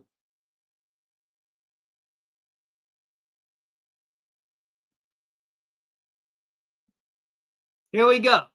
This is Rick. Tell me where the blood is. Where's the blood?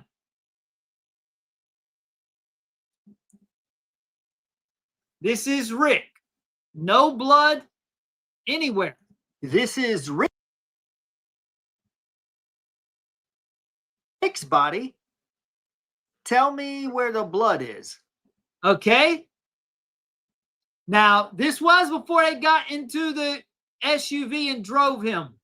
I understand that. But from Brian's description, when Charlie first got shot and they were aiding him on the ground, he was talking about how the blood was all over them. So sure, no doubt that on the ride over, there could be a lot of blood, no doubt. But what did Brian claim to be doing on the way to the hospital driving an SUV? Saying that he stuffed 36 feet of gauze in Charlie's neck.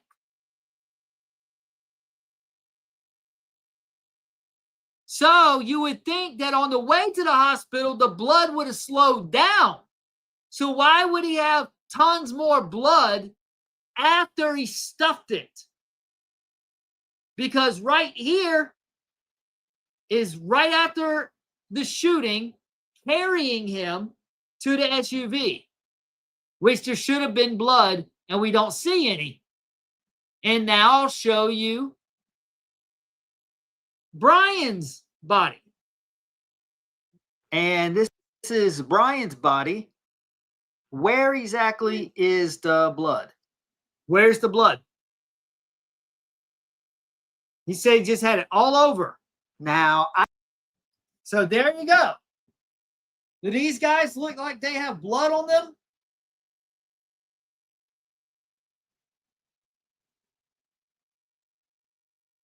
All right, Dominic. Check you on the next one. Have a good night.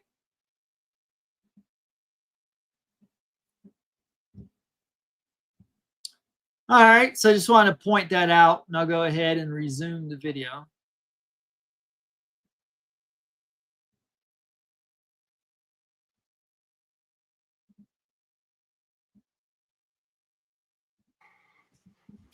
Blood.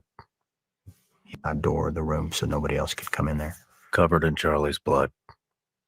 Yeah, I had it all over my face. And, Rick and I had it all over our arms, and our from about here down was just covered. And yeah, and it was I feel bad for the hospital staff because we showed up looking like that, and they didn't know we were coming, even though we had called 911.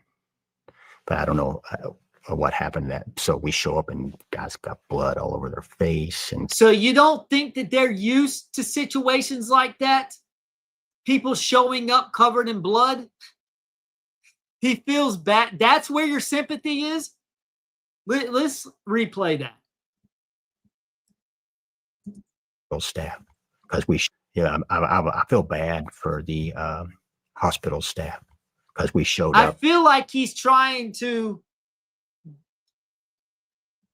invoke sympathy, trying to display that he's a sympathetic person. And I'm sorry, why would you feel bad for the hospital staff? Don't you think they're used to that? That would be like, hey, you know what? I went to Wendy's and I ordered a combo meal. And yeah, I feel really bad for that guy who, you know, put my cheeseburger together because, yeah, I ordered it custom with no mustard or pickles. So they had to actually cook a fresh burger. So, I feel bad for them. Why would you feel bad for the hospital staff doing what they do every day? That does not, I don't know, that's not aligning up in my brain. Looking like that, and they didn't know we were coming. They didn't know you were coming. So they've never been surprised by somebody just showing up in a panic in an emergency situation. Did you not make a reservation? Is that what's eating at your conscience? Oh, yeah, I didn't make a reservation to the hospital and I was covered in blood. Yeah, the hospital workers, they're the real victims in this, not Charlie. Even though we had called 911, but I don't know what happened. That so we show up and guys got blood all over their face and carrying a guy with blood solid on my pants and shoes. And so then I just stood out there, and then finally this lady, and I feel horrible. She came up to me and she said, "Hey, come with me." And she took me in a room and physically washed my face and my hands and stuff. Can she testify, please? The nurse that was there at the hospital. So it's like, man, what humanity. Man. So it's you saw a lot of beautiful things. A lot of beautiful A lot things. of beautiful things because she washed your face that you say is covered in blood that we can't see on any photos. Can we please get some photographs of this? Rick was there. Same thing with him. He's going through the same thing. He's covered in it, and Justin's there, and Dan was there, and everybody's got this look of. Don't you think we already know that they're all there? We already know who's in the vehicle. He already said that Dan was the navigator, Justin was the driver, that him and Rick were in the back seat with Charlie, and Frank was in the back. Now he's like, yeah, at the hospital, Dan was there, Justin was there. No shit. We already know that. Why does this guy continue to over-explain very basic concepts? Just like when he said, yeah, I told the guys, prep the car. And then they had the doors open. Wow. Did he really have to point out that they got the doors open to load Charlie into the vehicle? I thought they stuck him on the roof. On the roof. And then as they're driving, they're yelling at each other. Is there an easier way to transport Charlie's body to the hospital? Have we considered opening the door, sir? Great idea. Didn't think of that. Why does he continue to over-explain basic concepts? Wilderment, like, hey, like, and so I told Justin, I said, check on the men and call your kids. Because I was worried about them. Because when we left, our guys went back into the crowd because they didn't know, because everybody was on the ground. So those guys that were still there, they went back in the crowd searching for other victims. This is cover up too. Why they did do that? Because there is footage of some TPUSA guys shouting out, has anybody else been hit? But I think that was for show, because there was not a second shot. There was one shot. I mean, that we heard. So it's not like 10 shots rang out. So I think this is cover up too. To just, now it's like he's trying to just look like a good humanitarian. No kidding. No kidding. They went back in the crowd searching for other victims. No kidding. Yeah.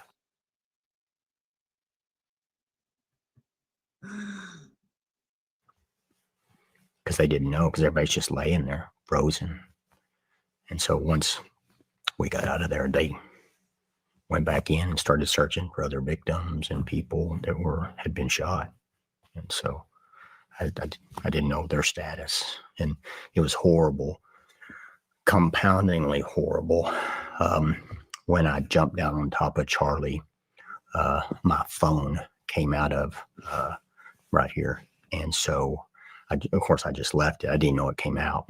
So I get to the hospital, and I don't have the ability to call my children and tell them I'm okay, or my parents or my fiance. And when I travel abroad, in the old CONUS job I do, I have a workup, and it's all the numbers and everything, and I have it hidden, and so I can call, but CONUS job. And I mean, I can still remember numbers from when I was in high school with my friends, but we just don't remember numbers nowadays. Mm-hmm. And so I couldn't call them. And so they're at home just suffering because I can't call them. Damn, man. So I was like, man, I can do better than that, So finally, got a hold of my ex-wife, and then said, hey, from somebody else's phone, I think via like Facebook Messenger or something. I can't remember what it was, but it was like, hey, we'll figure this out. And then to get more in packet, open the wound, and then I was having to open the wound up some to get more in packet. If you've ever done an exit wound, it's not that hard. It's a lot bigger. Mm-hmm. And so you can feel it when you the rule of kind of thumb on that one is you don't want to make it bigger, but you got to keep packing it in there. And so, yeah, I've heard and seen them all. Like there was a guy that said, that the mic blew up and it was a bomb. Yeah, I was going to wait. Yeah, there is a guy online that is saying that the microphone may have had some type of explosive projectile inside of it. So it wrapped around the neck and created a hole. That's the thing that I just couldn't wrap my head around either, is the accuracy that would have to take place from an explosion to actually get you in the neck. But then other people are saying that that there was maybe that maybe the explosion killed him, and that in fact there's actually some camera footage that somebody has done some type of assessment on. But I mean, you cut his shirt off, Right. Did you see any burn marks? So Did you that's see my- any so any that's- any indication of any type of explosion? Back it up even further to that. You've been around explosives and shape explosives and stuff like that. It's like, what do you have when you have that? They had that down to like frames, right? Where was the flash? Mhm. If that was an explosion, where was the flash? Mhm. You have I agree. That's a good question. It's a good point. oxygen exchange to create the explosion. Where was the flash? Mhm. Where was the char? I agree. I think that's good points. Mhm. It didn't exist. And so Do you know if his equipment is assessed before it's put on? yeah, it's actually held up there. That company that is a subcontracting company for them, they hold that all up there because, and they're around it, almost guarding it because people will steal it. Mhm. And so, and it's inside the non-permeable zone. Okay. So nobody has access to it. It's set up in there. Even the boxes are kept in there. And so it's inside that. And so it's on them. And then you can see they walk up and actually pin it on him. So that system is integratized also. And again, it's a reach.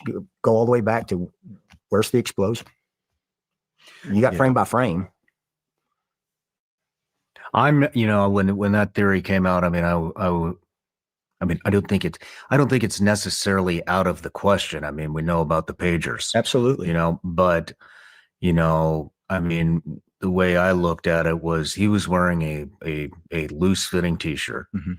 that had I believe the Rode mic with the magnet, Mhm. strapped onto his shirt. And he's, On the other side yeah, from and the he's wound. moving around.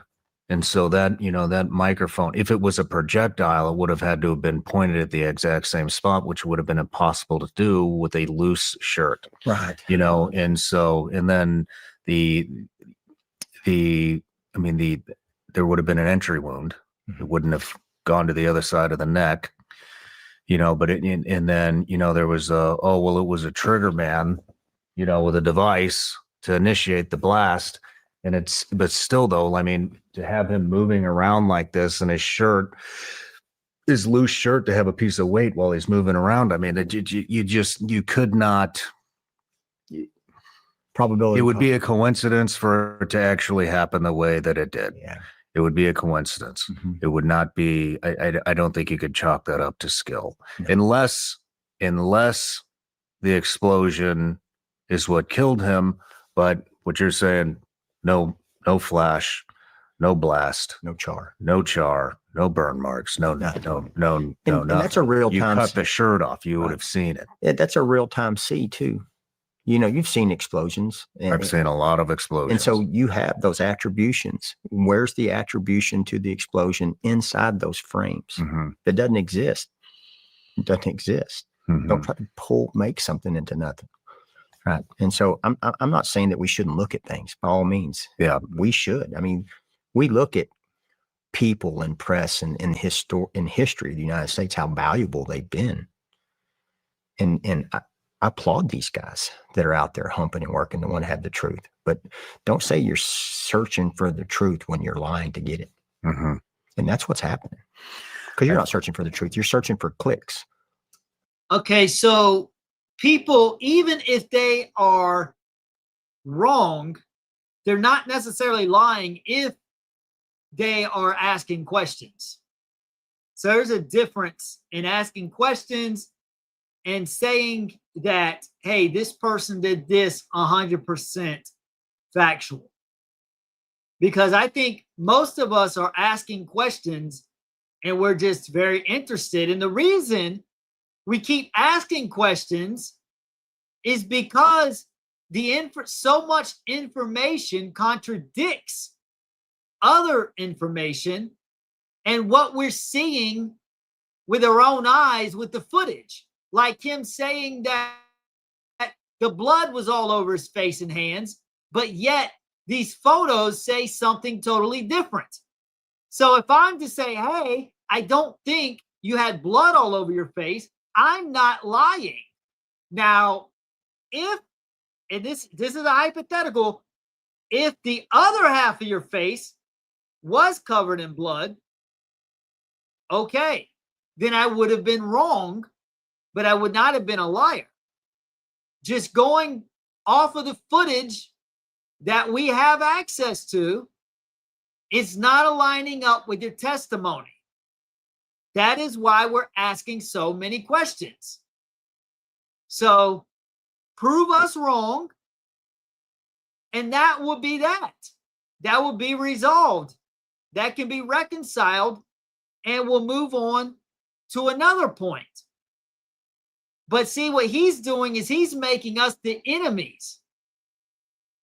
See, he's overreaching, jumping to conclusions, making us the enemy when we're asking questions. I think that the people posting these, I don't know. I mean, I have mixed feelings. I think some people are legitimately just trying to figure it out. I think that there are other people that are very obviously making a living off of sensationalizing this. Yeah. But I mean, I think we live in a time where people don't, including myself, don't know where to find the truth. They don't know who to believe. They are starting not to even believe their own eyes. And do you blame them? No, I don't. Not at all. Me neither. I mean, I don't. You look at then if you don't blame us, then why are you calling us liars and threatening to split our lips open? Zero faith in any of these institutions. You think about this. There's a guy out there, and he has a company called Paramount Tactical, and his name's Gary. And Gary took an ass whipping online because he went out there and said, and he did exactly what we're talking about right now. And people whipped his ass for telling the truth. Mm-hmm. We don't know if he's telling the truth because he could have been paid opposition as well. You could have paid him off because what he said was that, yeah, the amount of blood that we saw on the footage is just the amount that you would expect. I don't know why people are saying, hey, why isn't there more blood on their hands? Maybe because, as Brian testified earlier in the interview, he claims he had blood all over him. That's why we expect more blood. But then there's a little blood smeared on another guy, which I don't even know the guy's name. I pointed it out 2 videos ago. There's blood on his hands, yes. But there's no blood on your hands, on Brian's hands. But Brian claimed that there was. He says it went through his fingers and got on his mouth and he could taste it. Now he's over here singing a different song. Because he bucked the system. Mm-hmm. He said, no, look at this. And he broke it down from a professional standpoint because he has a background in it and a probability standpoint. And I hadn't talked to him, and he was like 95% right, even on the medical stuff. And it's like, but then he took an ass whipping online for it. And I sat and watched it from afar. And it's like, so. Wouldn't be surprised if they got to him and had him say something. I'm not saying for sure.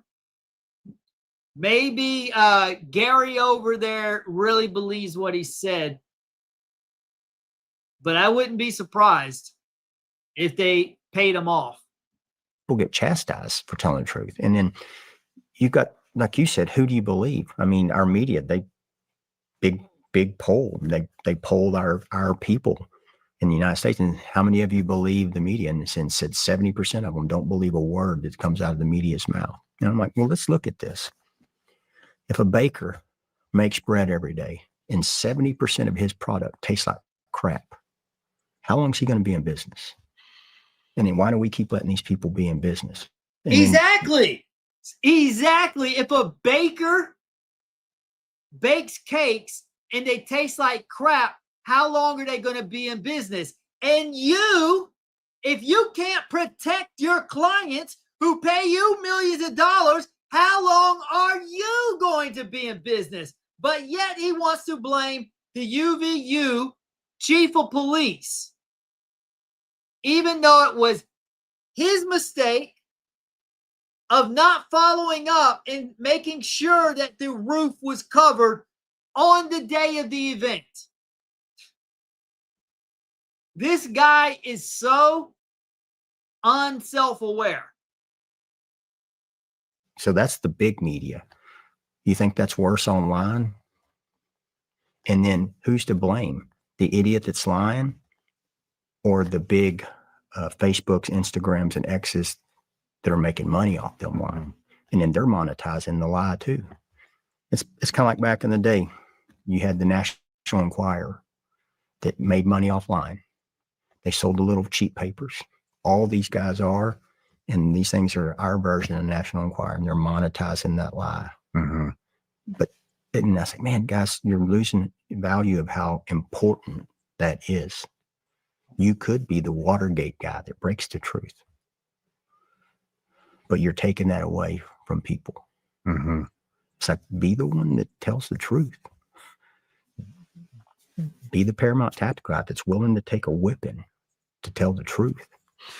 I think, you know, I've talked about this a lot recently, but, you know, I think you have to be willing to poke holes in your own story. Mm-hmm.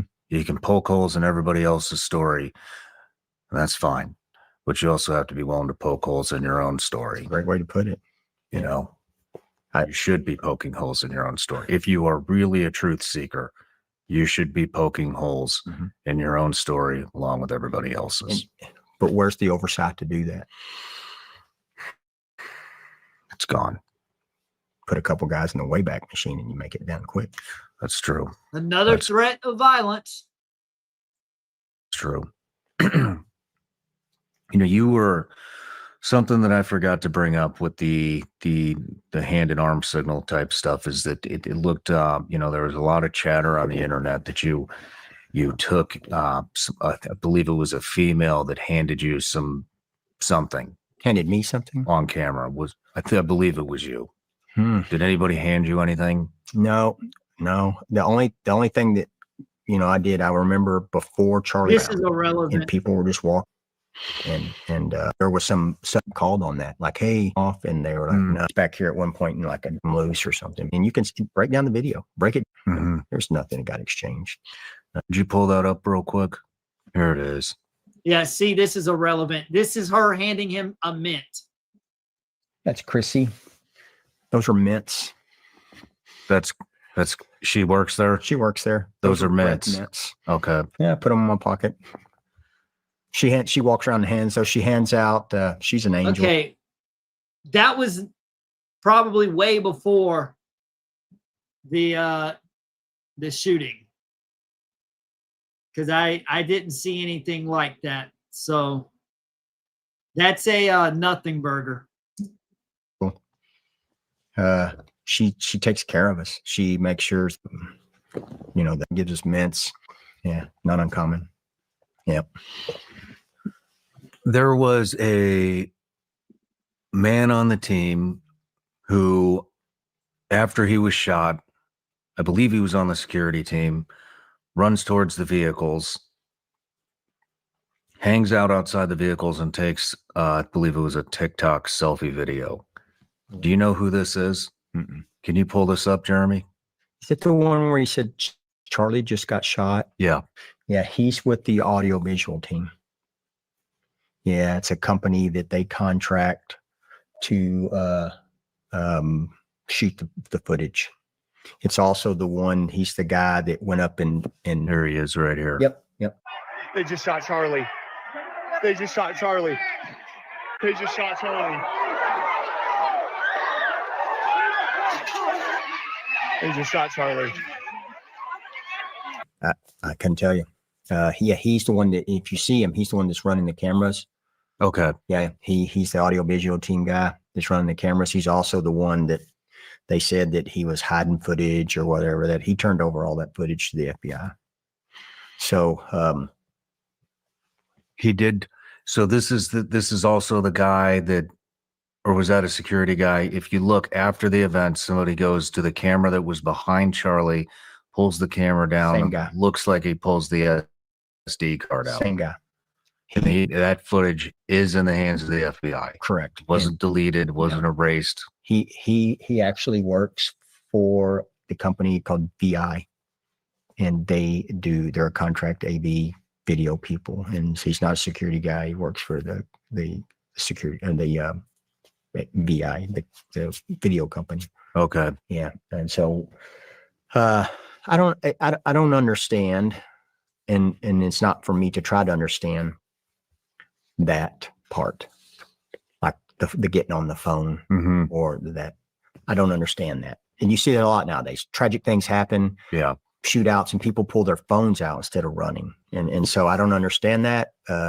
That's for him to explain, not me. I know he doesn't work for us, but I also know from. I know he sounded like he was acting though.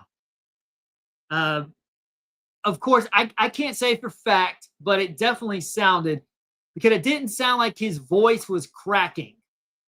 Like I would think that you would just be like choking up, like choking on your tears, and your voice would be cracking as you're trying to get it out. But he was just like, they just shot Charlie. They just shot Charlie. They just shot Charlie. And it was like no build of emotion. I don't know. That's just how it comes across to me. From seeing some of the stuff that he's the same guy that took down the cameras, and people are like, what's going on here? Mm-hmm. You know, and I'm like, well, that's a legitimate ask. That's a legitimate I ask. think that too. I do too. Don't think that's a legitimate ask. Hey, and where did that go? And he was interviewed and asked and answered, and FBI, and that was all turned over because I asked that question.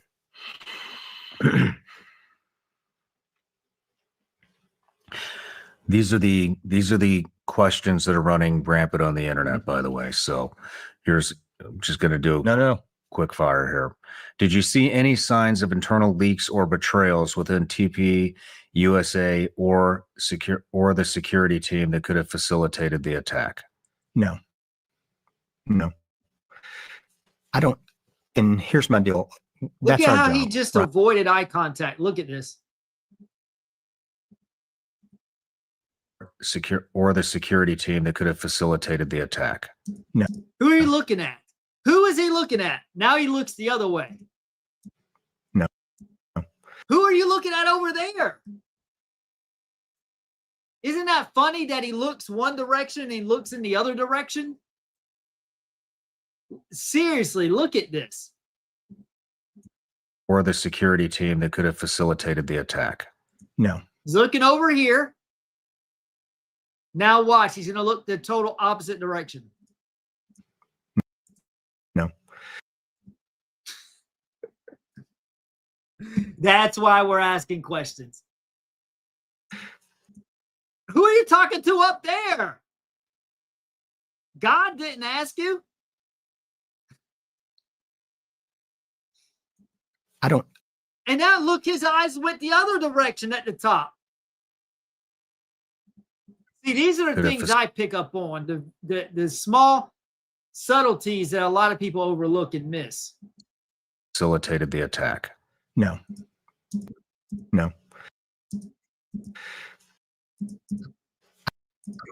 I don't. Now look, he's going to look in the other direction one more time, real quick. Now he's looking. Why does he keep looking around?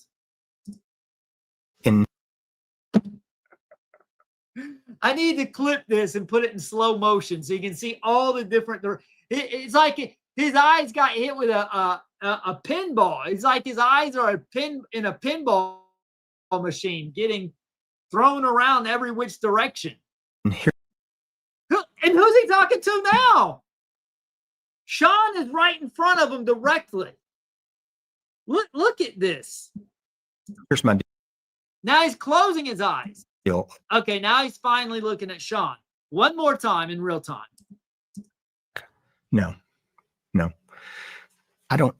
And here's my deal. Did you see that? He looked one direction, the other direction, raised his eyes, looked in one direction, and went back to the other direction.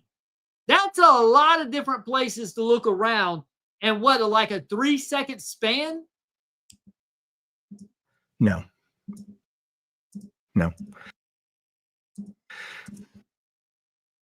I don't. And here's my deal. That's our job, right? And so if they have some stuff going on inside corporate headquarters, that would be unknown to us anyway. And then we're the contractor, it's a security contractor, which is our team. And then so that direction comes from Dan, and then it comes to us. And nothing that would make me believe that, hey, something's afoot here. So sometimes I wish, no, not wish. It's like, hey, if that was happen, that would be an easier attribution. But I would say this, hey, if you're going to make that claim, you better be able to back it up with the truth. Because we're talking about allegations that you're making that people are conspiracy or part of a murder. Mm-hmm. We're not talking about cheating in a video game or a hand of cards. And so if somebody were to say, one of my guys or an employee, hey, you were part of this murder and you helped conspire, then I would say, I need you to tell me why you said that right now. A definitive. Maybe because you said you had blood all over your face and then your face looks spotless. Maybe that, for starters. And I can go over a whole laundry list. Just watch Gary 828's videos and you'll see. It's a possibility. Yeah. And if you do, let me hear it. But it better be the truth. We don't know exactly what the truth is. That's why we're asking questions. And even if we do hit the right theory, that is true. Are you going to confirm it? Are you going to admit it? No, you're going to keep lying. That's why we keep asking questions, because there's so many lies. But the thing is, we don't know the lies from the truth. All we know is that we don't believe what's being shoveled out to through the mainstream media. That's what we do know.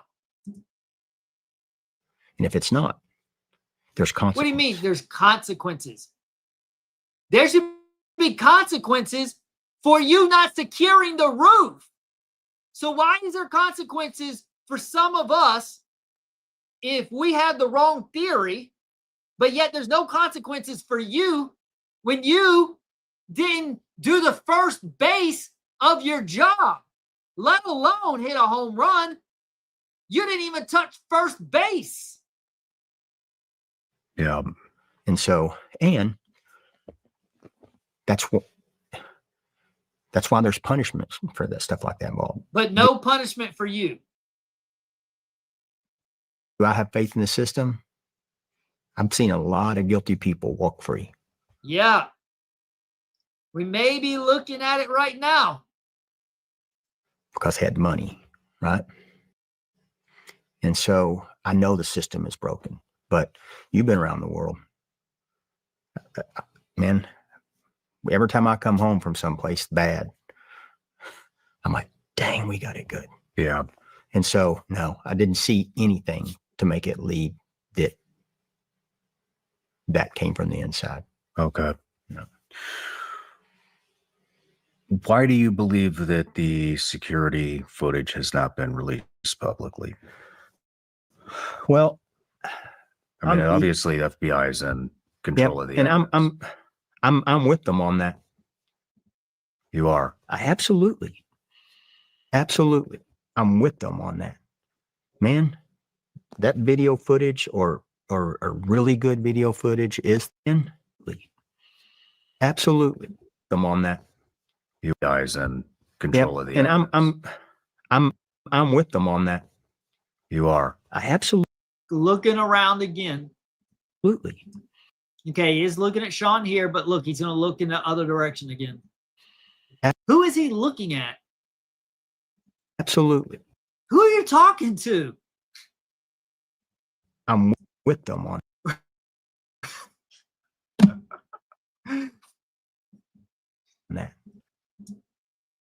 Why does he keep doing that? He's doing it again. Man,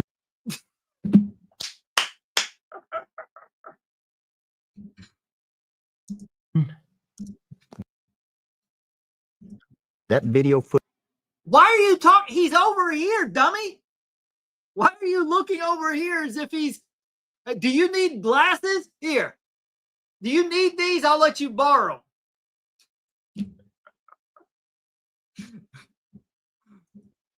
Footage He's still looking over to the wrong direction.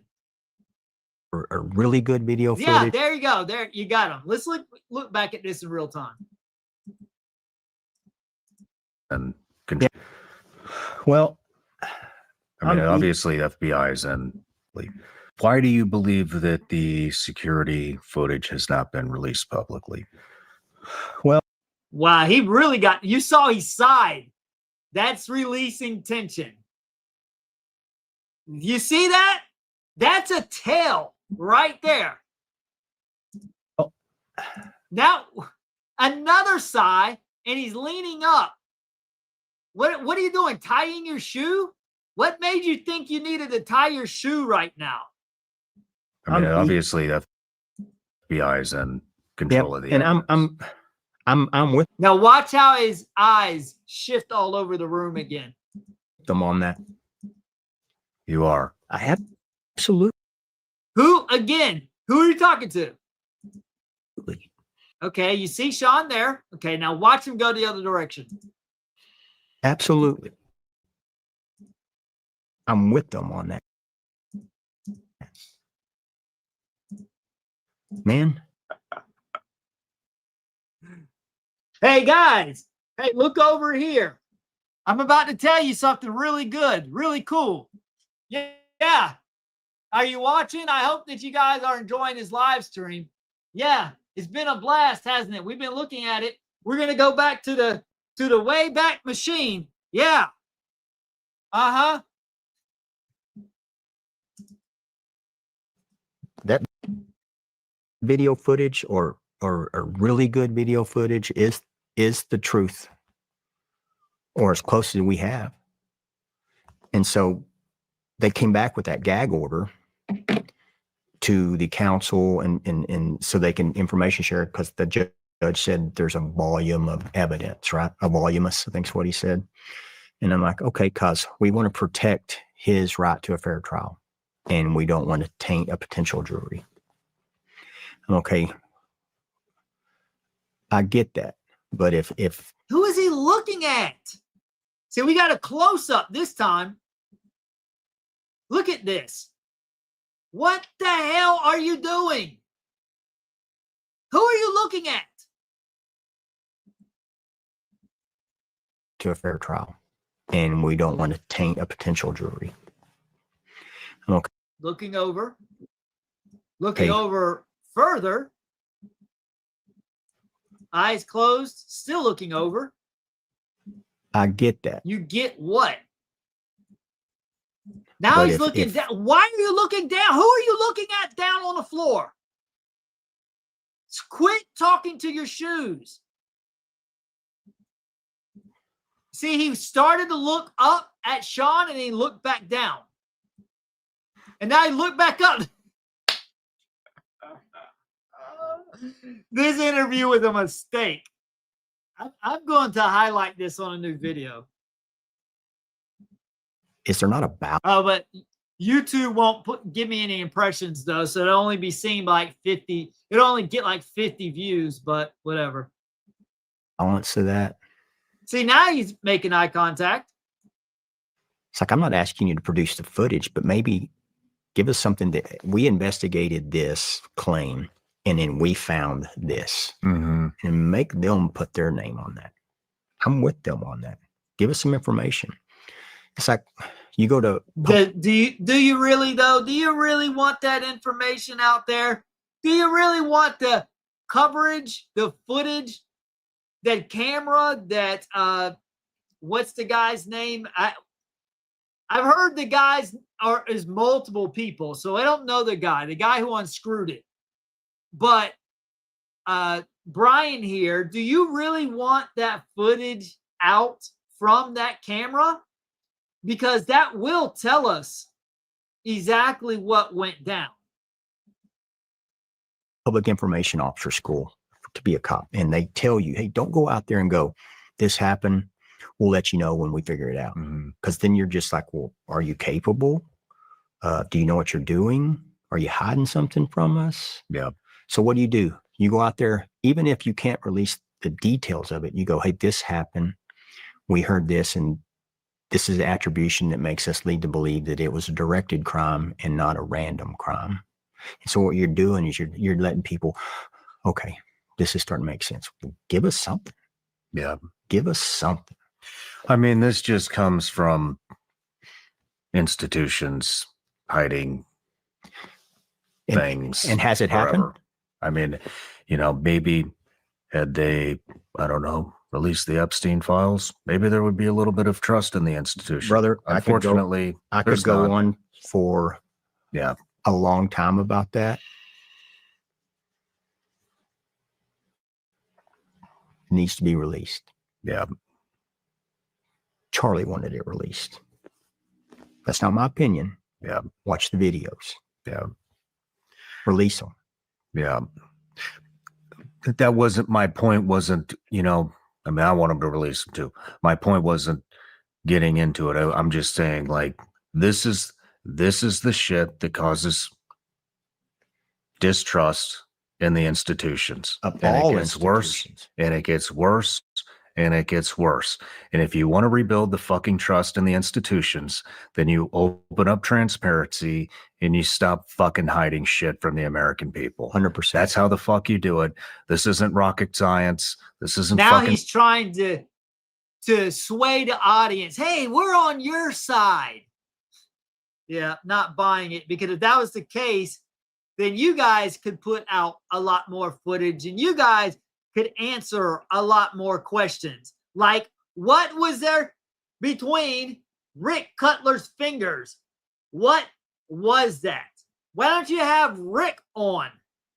And can he display for us what it was wedged between his ring and middle finger? brain surgery. This is just and here's my response. Transparency. That's it. I've got a team here that are done. And if you had opened that up, at least a little bit, 6, 8, 9 weeks ago, these guys wouldn't have been suffered. We've been doxxed. Our credit cards have been stolen. Our children's and parents' names have been released online. Wedding plans, home addresses, phone numbers. It's like, throw us a bone. Yeah. Don't let us sit out here and suffer for you when all you got to do is produce something to quench the thirst of these people. And you're right. You're creating distrust. Yeah. And you're hiding behind, well, we have to make sure and ensure that we don't taint a jury for this guy. You know, and I have questions about that too. And so I had questions about that. And we talked about that earlier. Where's his call logs? His phone hits. Who'd he talk to 2 days, 4 days, 8 days beforehand? Why do you think that they tore up and paved over the crime scene so quickly? I have had and asked that at least 10 times. And I said, I don't understand the exigency of why they did that. And here's my question: that march your ass up to the school. Have you marched your ass up to the school, or will you march your ass up to that school tomorrow and file a FOIA and say, hey, you're a public institution. I want the request and the plans that were made to tear that up and when those requests and plans happen. Because you're not going to request that, or you shouldn't request that overnight and have that done. That had to probably go through a budget request, had to be approved. There should be a timeline and paperwork for that. Mm-hmm. You should be able to get that through FOIA. And so do it. Make them tell us why that they tore that up before it was even cold. I want to know. Because it came back on us. That we had some trap door and they're covering up the trap door and we had a guy hiding in there. Okay, that's actually my next question. I didn't hear about there was somebody hiding in the trap A door. gun but was hiding or I've heard something. there was a trap door or Right. something. Was there a trap door in a tunnel system? No, There was not. no. You can see on this video that I'm going to release, you can see where the trap door is. And it does not appear like it has anything to do with anything. It's not open. It's just right there beside the table. And I think there's people stepping over it or walking on it or whatever. When you look at the footage up close, it just doesn't appear like anyone or anything had anything to do with that trap door at all. I feel like that's being thrown in the mix just to throw people off and confuse them. So, school, why'd you tear it up?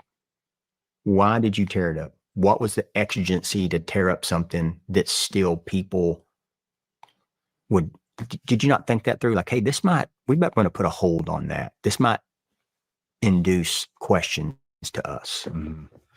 And it didn't. Nobody went back and asked questions to the school or said, hey, well, let's do a FOIA and do some back digging on that. That's not protected under this evidentiary gag order. Mhm. Now let's just blame the security team because that's the easy way. Go do the FOIA. You know, I mean, back to the exit wound thing. You know, I mean, because we're talking about the tearing up of the crime scene and everybody's wanting them to find the bullet. I mean, if the bullet hit any bone at all, there is no bullet. It's just fragmentation. Great point. And that was discussed already. and if there was no exit wound in the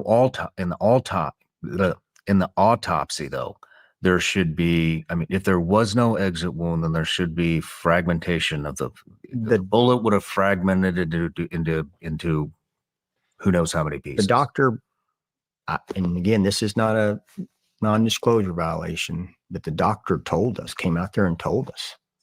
And then they also told chief of staff. So the bullet came in and hit the vertebra. So it came in and then tore up everything in the wound cavity, hit the vertebra, crushed it, shattered it, turned, crushed the second one, turned, kept going down all the way. I think they said C6. Holy shit. Yeah, it's like, why not put that info out? Why not put it out? And then Why wouldn't they put that out? And if it do me a favor. Just really hard to buy that. Really hard. But he appears to me like he's telling the truth here. Because if you see that he's maintaining eye contact and he is looking away momentarily, but it looks like he's trying to recollect his thought, which is normal.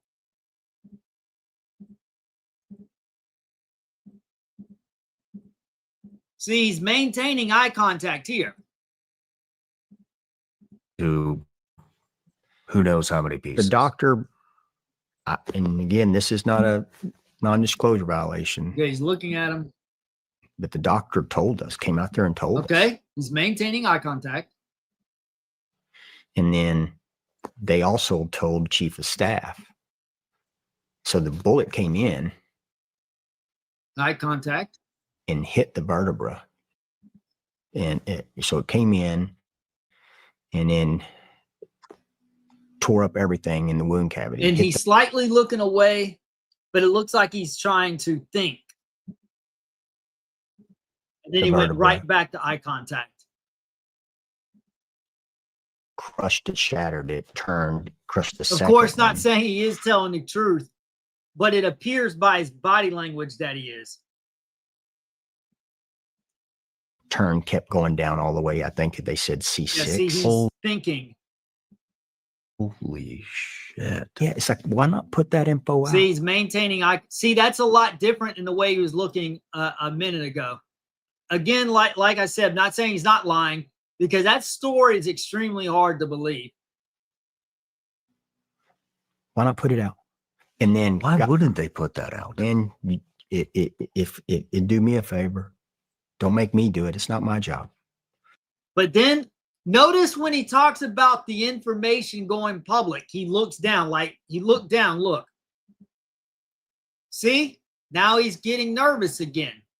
He said, why don't they put the information out? And look, his eyes immediately drift downward. Why not put it out? But he brought it up. And then Why wouldn't they put that out? and it Look at that. if And he's stuttering over his words now. it do me a favor, Really? It would do you a favor? Okay. don't make me do it. It's not my job. Exactly. We all know how you don't like to do things that aren't your job. You also don't like to do things that are your job. And so then it got to here, and you're exactly right. And then hit, I think, 6, and then fragged. And so explanation 101. What are you hiding? Yeah. It's like I'm sitting back here when people are saying we bombed him or there's that wound. I'm like, hey, if somebody would, from an official capacity, would just release that. And I don't see how that could jeopardize a fair trial for a guy. That could be too. Could be. That's why, like, maybe Brian, that's why his eye contact was straight, because that's what he was told. But the doctor was lying to him, but he didn't know that. I don't know. I'm just trying to cover all angles. I don't want to do nothing but say he's lying and not give him any room for potentially telling the truth at times, because we want to cover both possibilities. And or somebody call the doctor. Somebody just call him.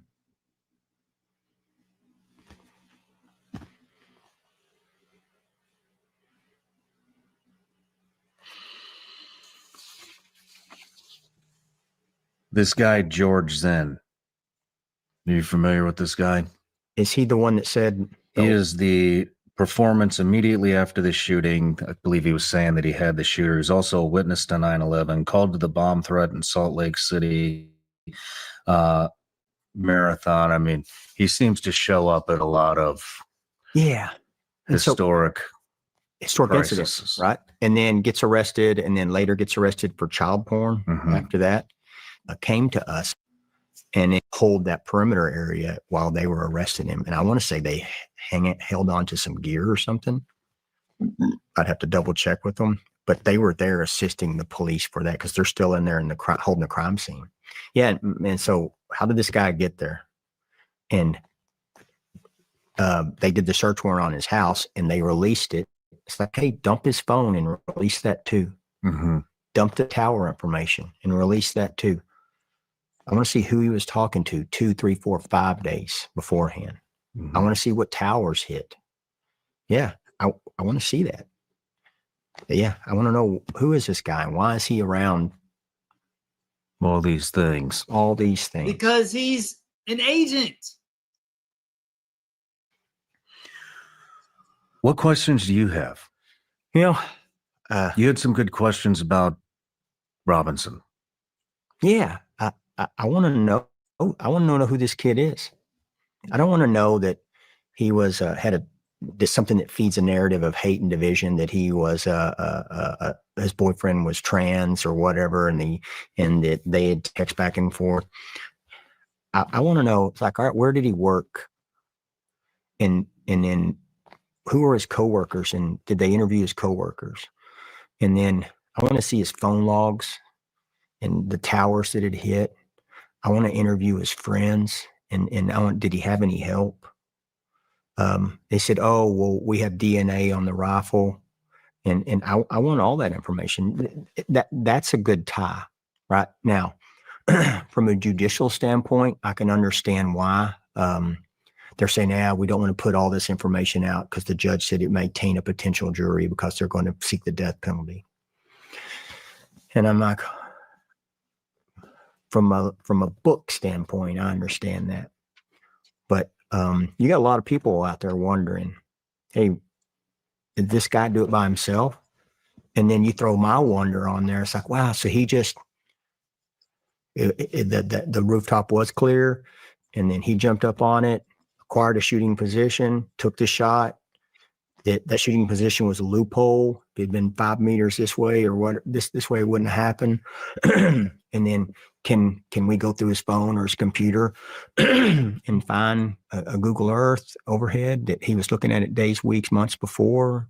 Did he access that before? Because obviously it's a problem, because that's how we came upon the information, that it's easily accessed, and how we gave it to the chief to say, hey, chief, you got this, right? I got you covered.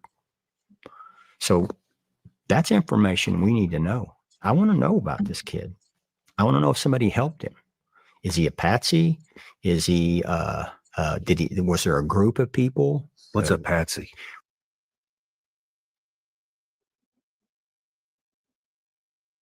There's no way that was a serious question. Even I know what a patsy is, and I'm hardly familiar with this terminology. So this guy doesn't know what a patsy is? What, is he taking the blame for other people? Mhm. Or is he he part, is he a lone wolf? But then we all thought Timothy McVeigh was a lone wolf too, right? Mm-hmm.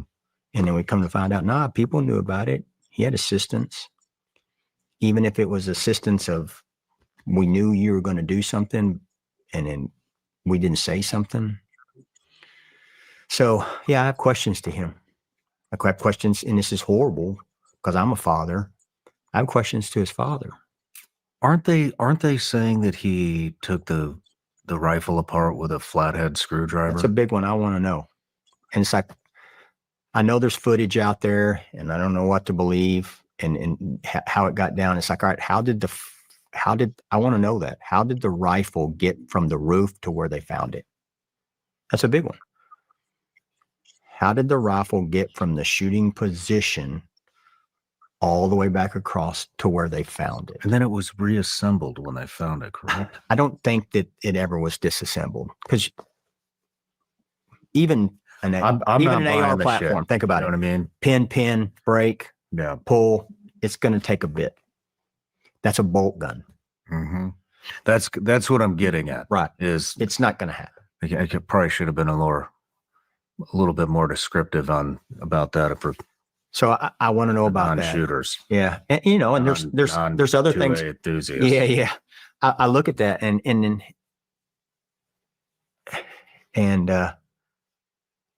I look at a lot of things that are going on at Turning Point, and because I saw, man, I've seen people say that Erica was involved in it, Okay, here we go. his wife. I've done a lot of death notifications where I had to tell kids that their parents were dead, or their parents that their kids were dead. And I know what pain looks and sounds like. I wake up screaming sometimes, thinking of kids' faces. The words that came out of her mouth and how they came out when she walked in that room and saw him. You don't want to hear I'm that. sorry. Of course, I don't know for fact, but I have a really hard time believing that. I think this just may be him pushing that narrative. I'm sorry, but she did not look shook up 2 days after the event when she did that short, quick press conference. Did she look shook up? She kept wiping her eye. As a matter of fact, I've got it. Let's go to it. Let's see for ourselves. Let's see. He's talking about we don't want to see just how upset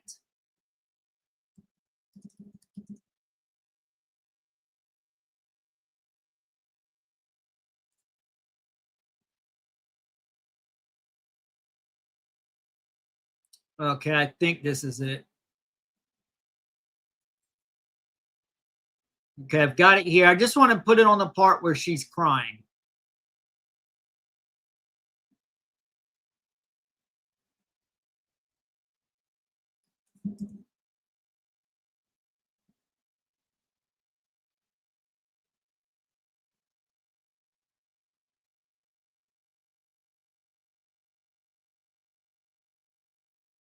Okay, here we go. Okay, now look at this. Why is her face should be soaked in tears? Look at this. That if he ever ran for office, I know a lot of you asked if he ever was going to, but What are you wiping? There's no tears. privately he told me if he ever did run for office that his top priority would be to revive the American family. That was his priority. And Brian just said you don't want to see the words that came out of her mouth or her reaction or whatever. How is it? I'm sorry. I hate to do this because when I first saw this, I did buy into it. But as I was watching, I was like, why aren't there tears? I expected ugly crying.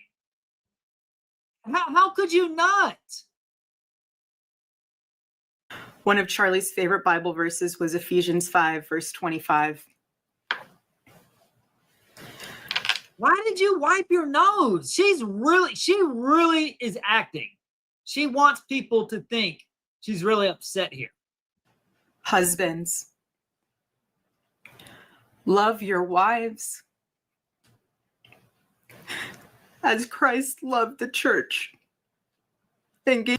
Okay, it's not like she's imitating. If your voice was cracking, your eyes would match that, and there would be tears flowing. They would literally be dripping like raindrops. Gave himself up for her. My husband laid down his life for me. I'm going to show an example momentarily. For our nation, for our children. He showed the ultimate and true covenantal love. I will never, ever have the words to describe the loss that I feel in my heart. I honestly have no idea what any of this means. I know that God does, but I don't. But Charlie, baby, I know you do too. I know you do. So does our Lord. And our world is filled with evil. But our God, you guys, our God is so good. He's so incredibly good. And we know that for those who love God, all things work together for good, for those who are called according to his purpose. Already I have seen the worldwide outpouring of love for my husband. I've heard the testimonies from people my husband inspired to get married, to start families, to seek out a relationship with God. It's the most important one of all.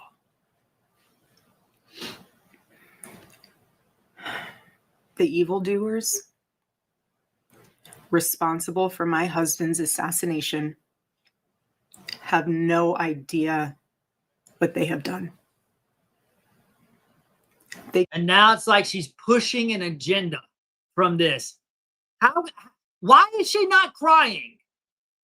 Killed Charlie because he preached a message of patriotism, faith, and of God's Does she look like a grieving widow? merciful love. But they should all know this.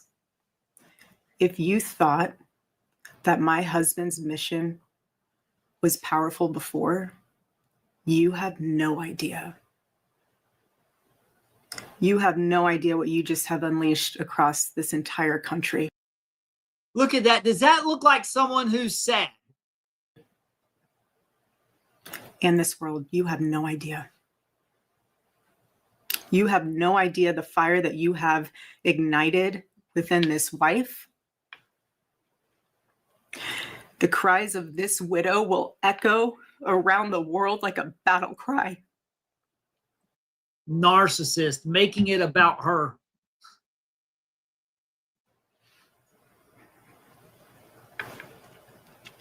You know, this would have been more effective if she like really had tears like drenching off of her face, like we expected. Then maybe it would have looked like it was legitimate. This looks like an act. Like maybe this was part of some type of agenda. To everyone listening tonight across America, the movement my husband built will not die. It won't. I refuse to let that happen. It will not die. All of us will refuse to let that happen. No one will ever forget my husband's name, and I will make sure of it. It will become stronger, bolder, louder, and greater than ever. My husband's mission will not end, not even for a moment. And one of Charlie's greatest talents was his ability, this phenomenal ability. Okay, I've got what I was looking for.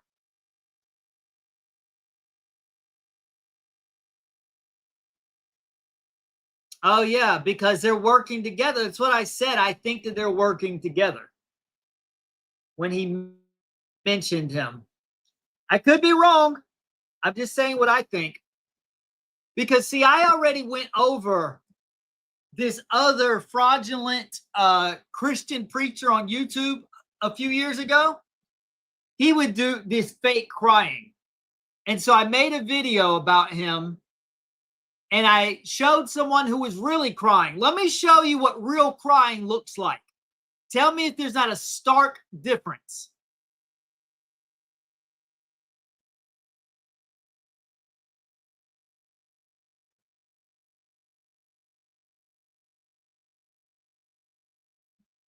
This guy's cat is dying.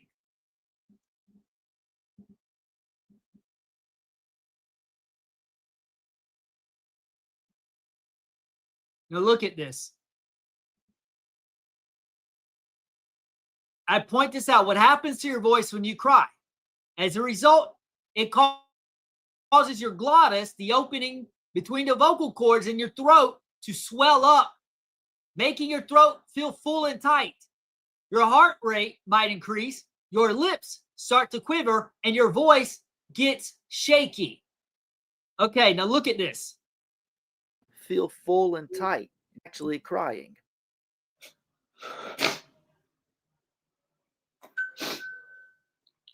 See, you can already see a tear falling. His face is red. It's covered in moisture from the tears. You see those tears? This is what genuine crying looks like. See? Did you see anything dripping from Erica's eyes? Who lost her husband 48 hours prior to that meeting? Did you see any tears drop? Now look at Mario.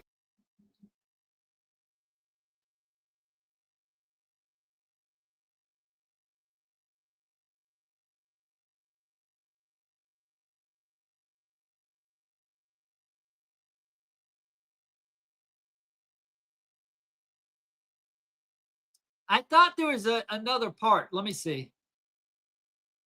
Okay, I think this is it. I made this video years ago. See the difference.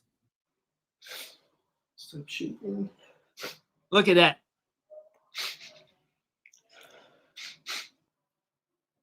That's what I expected Erica Kirk to be doing on that speech.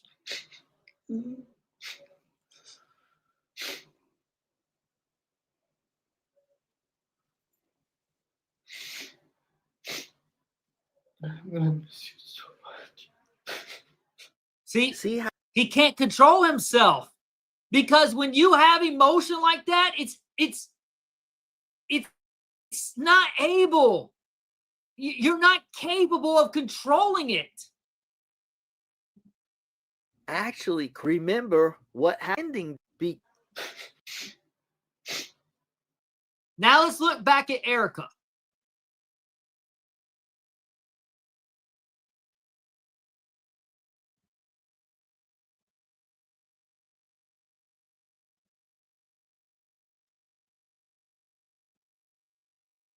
To choose great people to follow him. He could always find the ones who could handle any setback. And it's almost like he knew. He could see it in you, even when. You see how fake this is? You see how fake this is?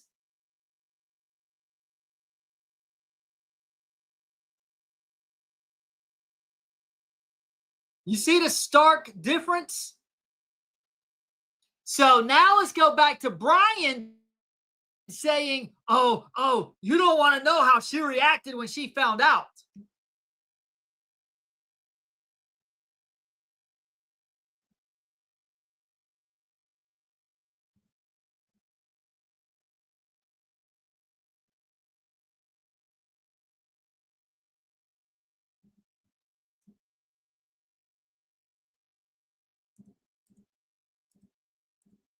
Sometimes thinking of kids' faces.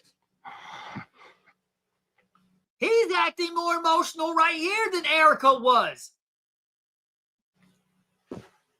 The words that came out of her mouth and how they came out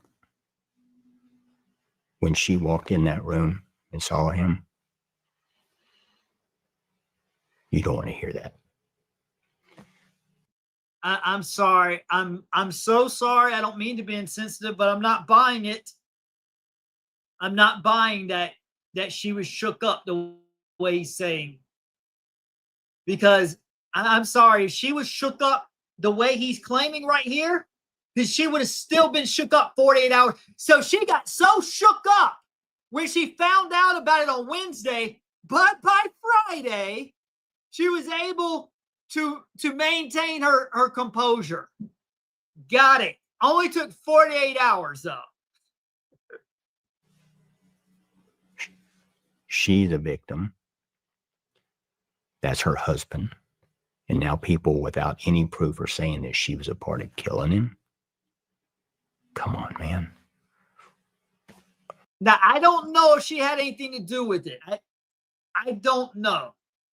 But all I know is it sure is funny that she did not appear all that shook up. That this guy at the vet's office is crying harder over his dying cat than Erica Kirk was on this video. And then not having. Oh, and should I put on the speech at the memorial service? Anything to substantiate it with. That's what makes me lose faith in people, and that we allow it, and that platforms allow it. It's like it goes against everything that we are. And if we're going to allow that, what else are we going to allow? You hear that kind of pain come from somebody and see it. And I could only imagine the pain she's feeling now by happening to hear that people say that she was a part of it. Those are lies. And so then we have that organization. It's got this huge power vacuum going on now. And I'm sure it's affecting it. It's affected me. And so that's an organization with a lot of great people in it doing good things. Oh, yeah? Okay. Here's another example. Just a clip from this memorial speech she gave. Now, keep in mind, the guy we saw crying over his cat. Now let's compare that to this.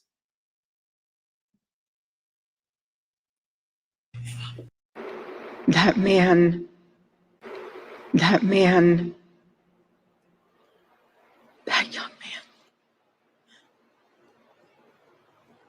I forgive him.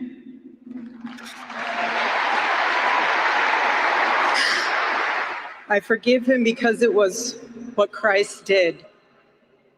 And now she's using the gospel. Yeah. Let's use the gospel to push our agenda. what Charlie would do. Where are her tears? The answer to hate is not hate. Okay, she does look like she's got a slight tear under her eye, but why are tears not dripping off her face? The answer we Have you ever lost someone and you know how you feel choked and you try to talk and you can't hardly speak? She sure sounds like she's delivering a message here. know from the gospel is love and always love. That man. She's in front center stage now. She's got the attention that she's always wanted. And what was up with all that weird hugging she was doing to President Trump on stage? Even he looked uncomfortable when she was like grabbing onto him. Oh, and not to mention the way she was rubbing her fingers through JD Vance's hair on stage when she's hugging him a couple months later. Well, not a couple months, a couple weeks later. That young man. Look at that. She's really acting here. Yeah.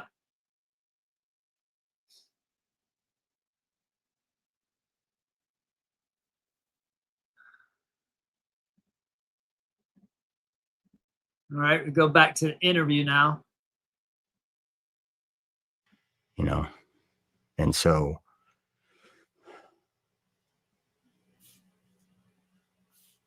where do we draw the line to people making allegations of bad behavior? It's a huge question. I mean, could you imagine? Think of this for a second. You've lost friends. And could you imagine somebody reporting that one of your friends, his wife, was responsible for their death? What would you want to do to him?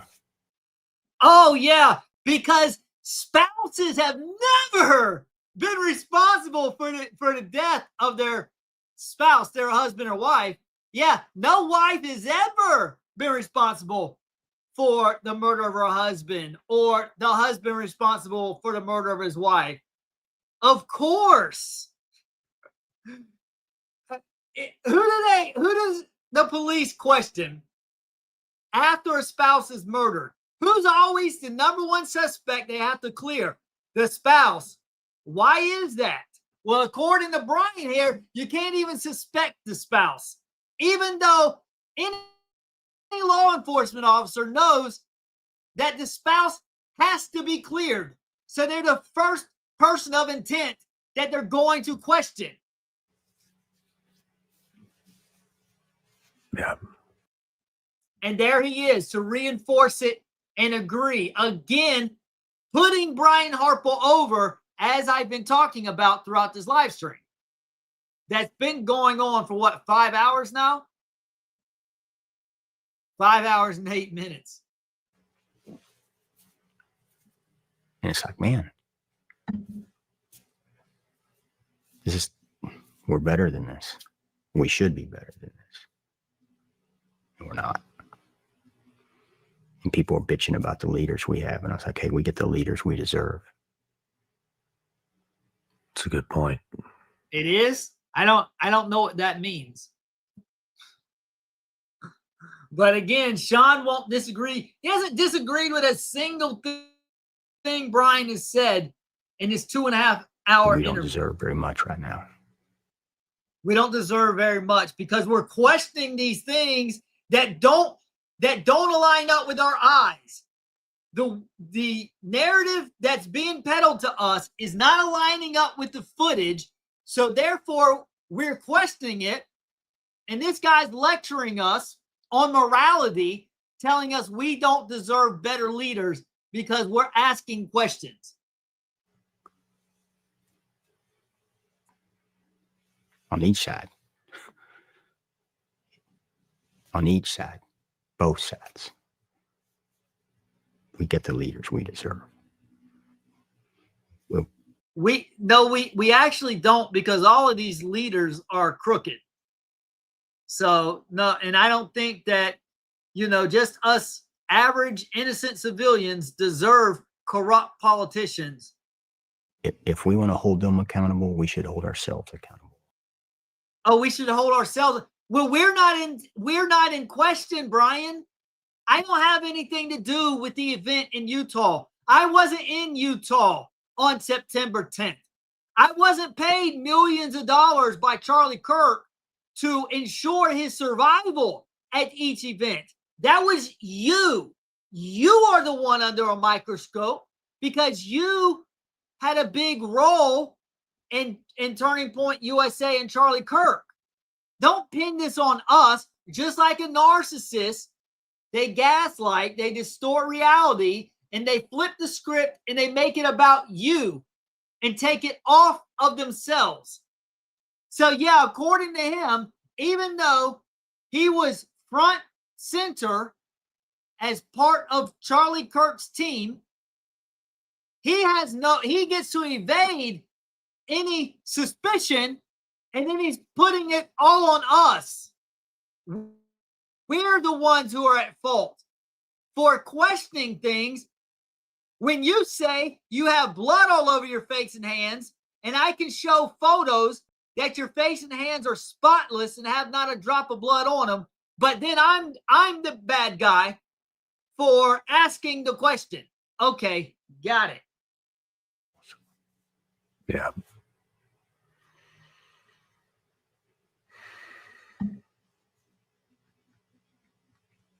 And that was so deep and profound that Shawn here is speechless. Yeah, that wasn't on pause, by the way.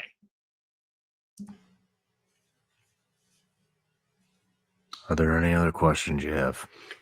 No, I just, Now he's looking down again. I appreciate you. You let me come on. Yeah, I appreciate you helping me and, reinforcing everything I say and helping me do damage control. I appreciate you, bro. When I got that phone call, I was like, wow. I mean, I've seen the people that have come here, and Don Graves, he sat here, right? That's Eddie Penny, Ben Carson. It's like, man, I don't deserve this. Now he's putting Shawn over.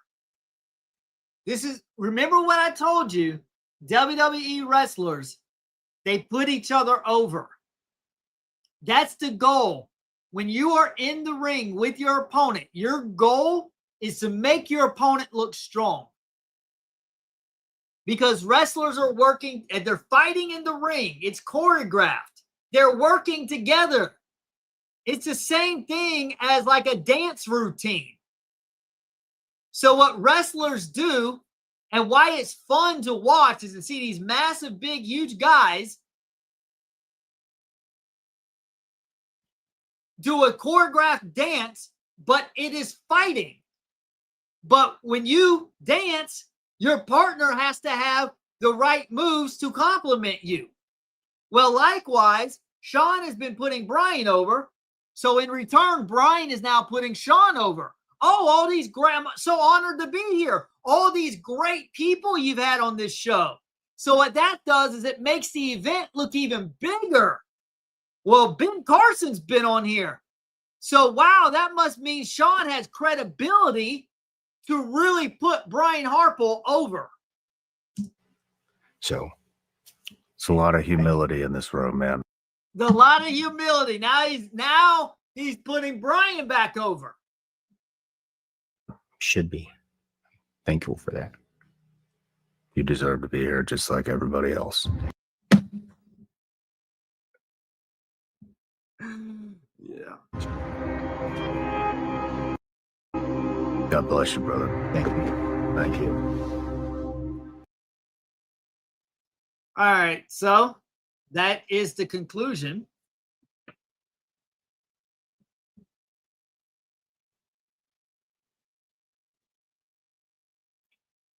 Anyone have any questions or comments before I turn this thing off? What's up there, Delulu? You got here late. Just wrapping up. Been on this thing. I wasn't planning to be on here 5 hours. I thought I was only going to cover probably like a third or a half of it. You know, maybe like 45 minutes to an hour, maybe an hour and a half. But I think I've gone through pretty much all of it, the exception of a couple parts.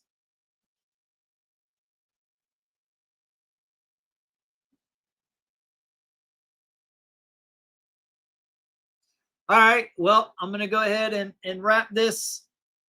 If you haven't seen the videos that I've made on this, I've made a couple. YouTube stopped giving my videos impressions after my video went viral. The follow-up videos got no impressions, even though they had good CTR and average view duration. So a lot of people don't even know about them. So you can check out those videos if you want. So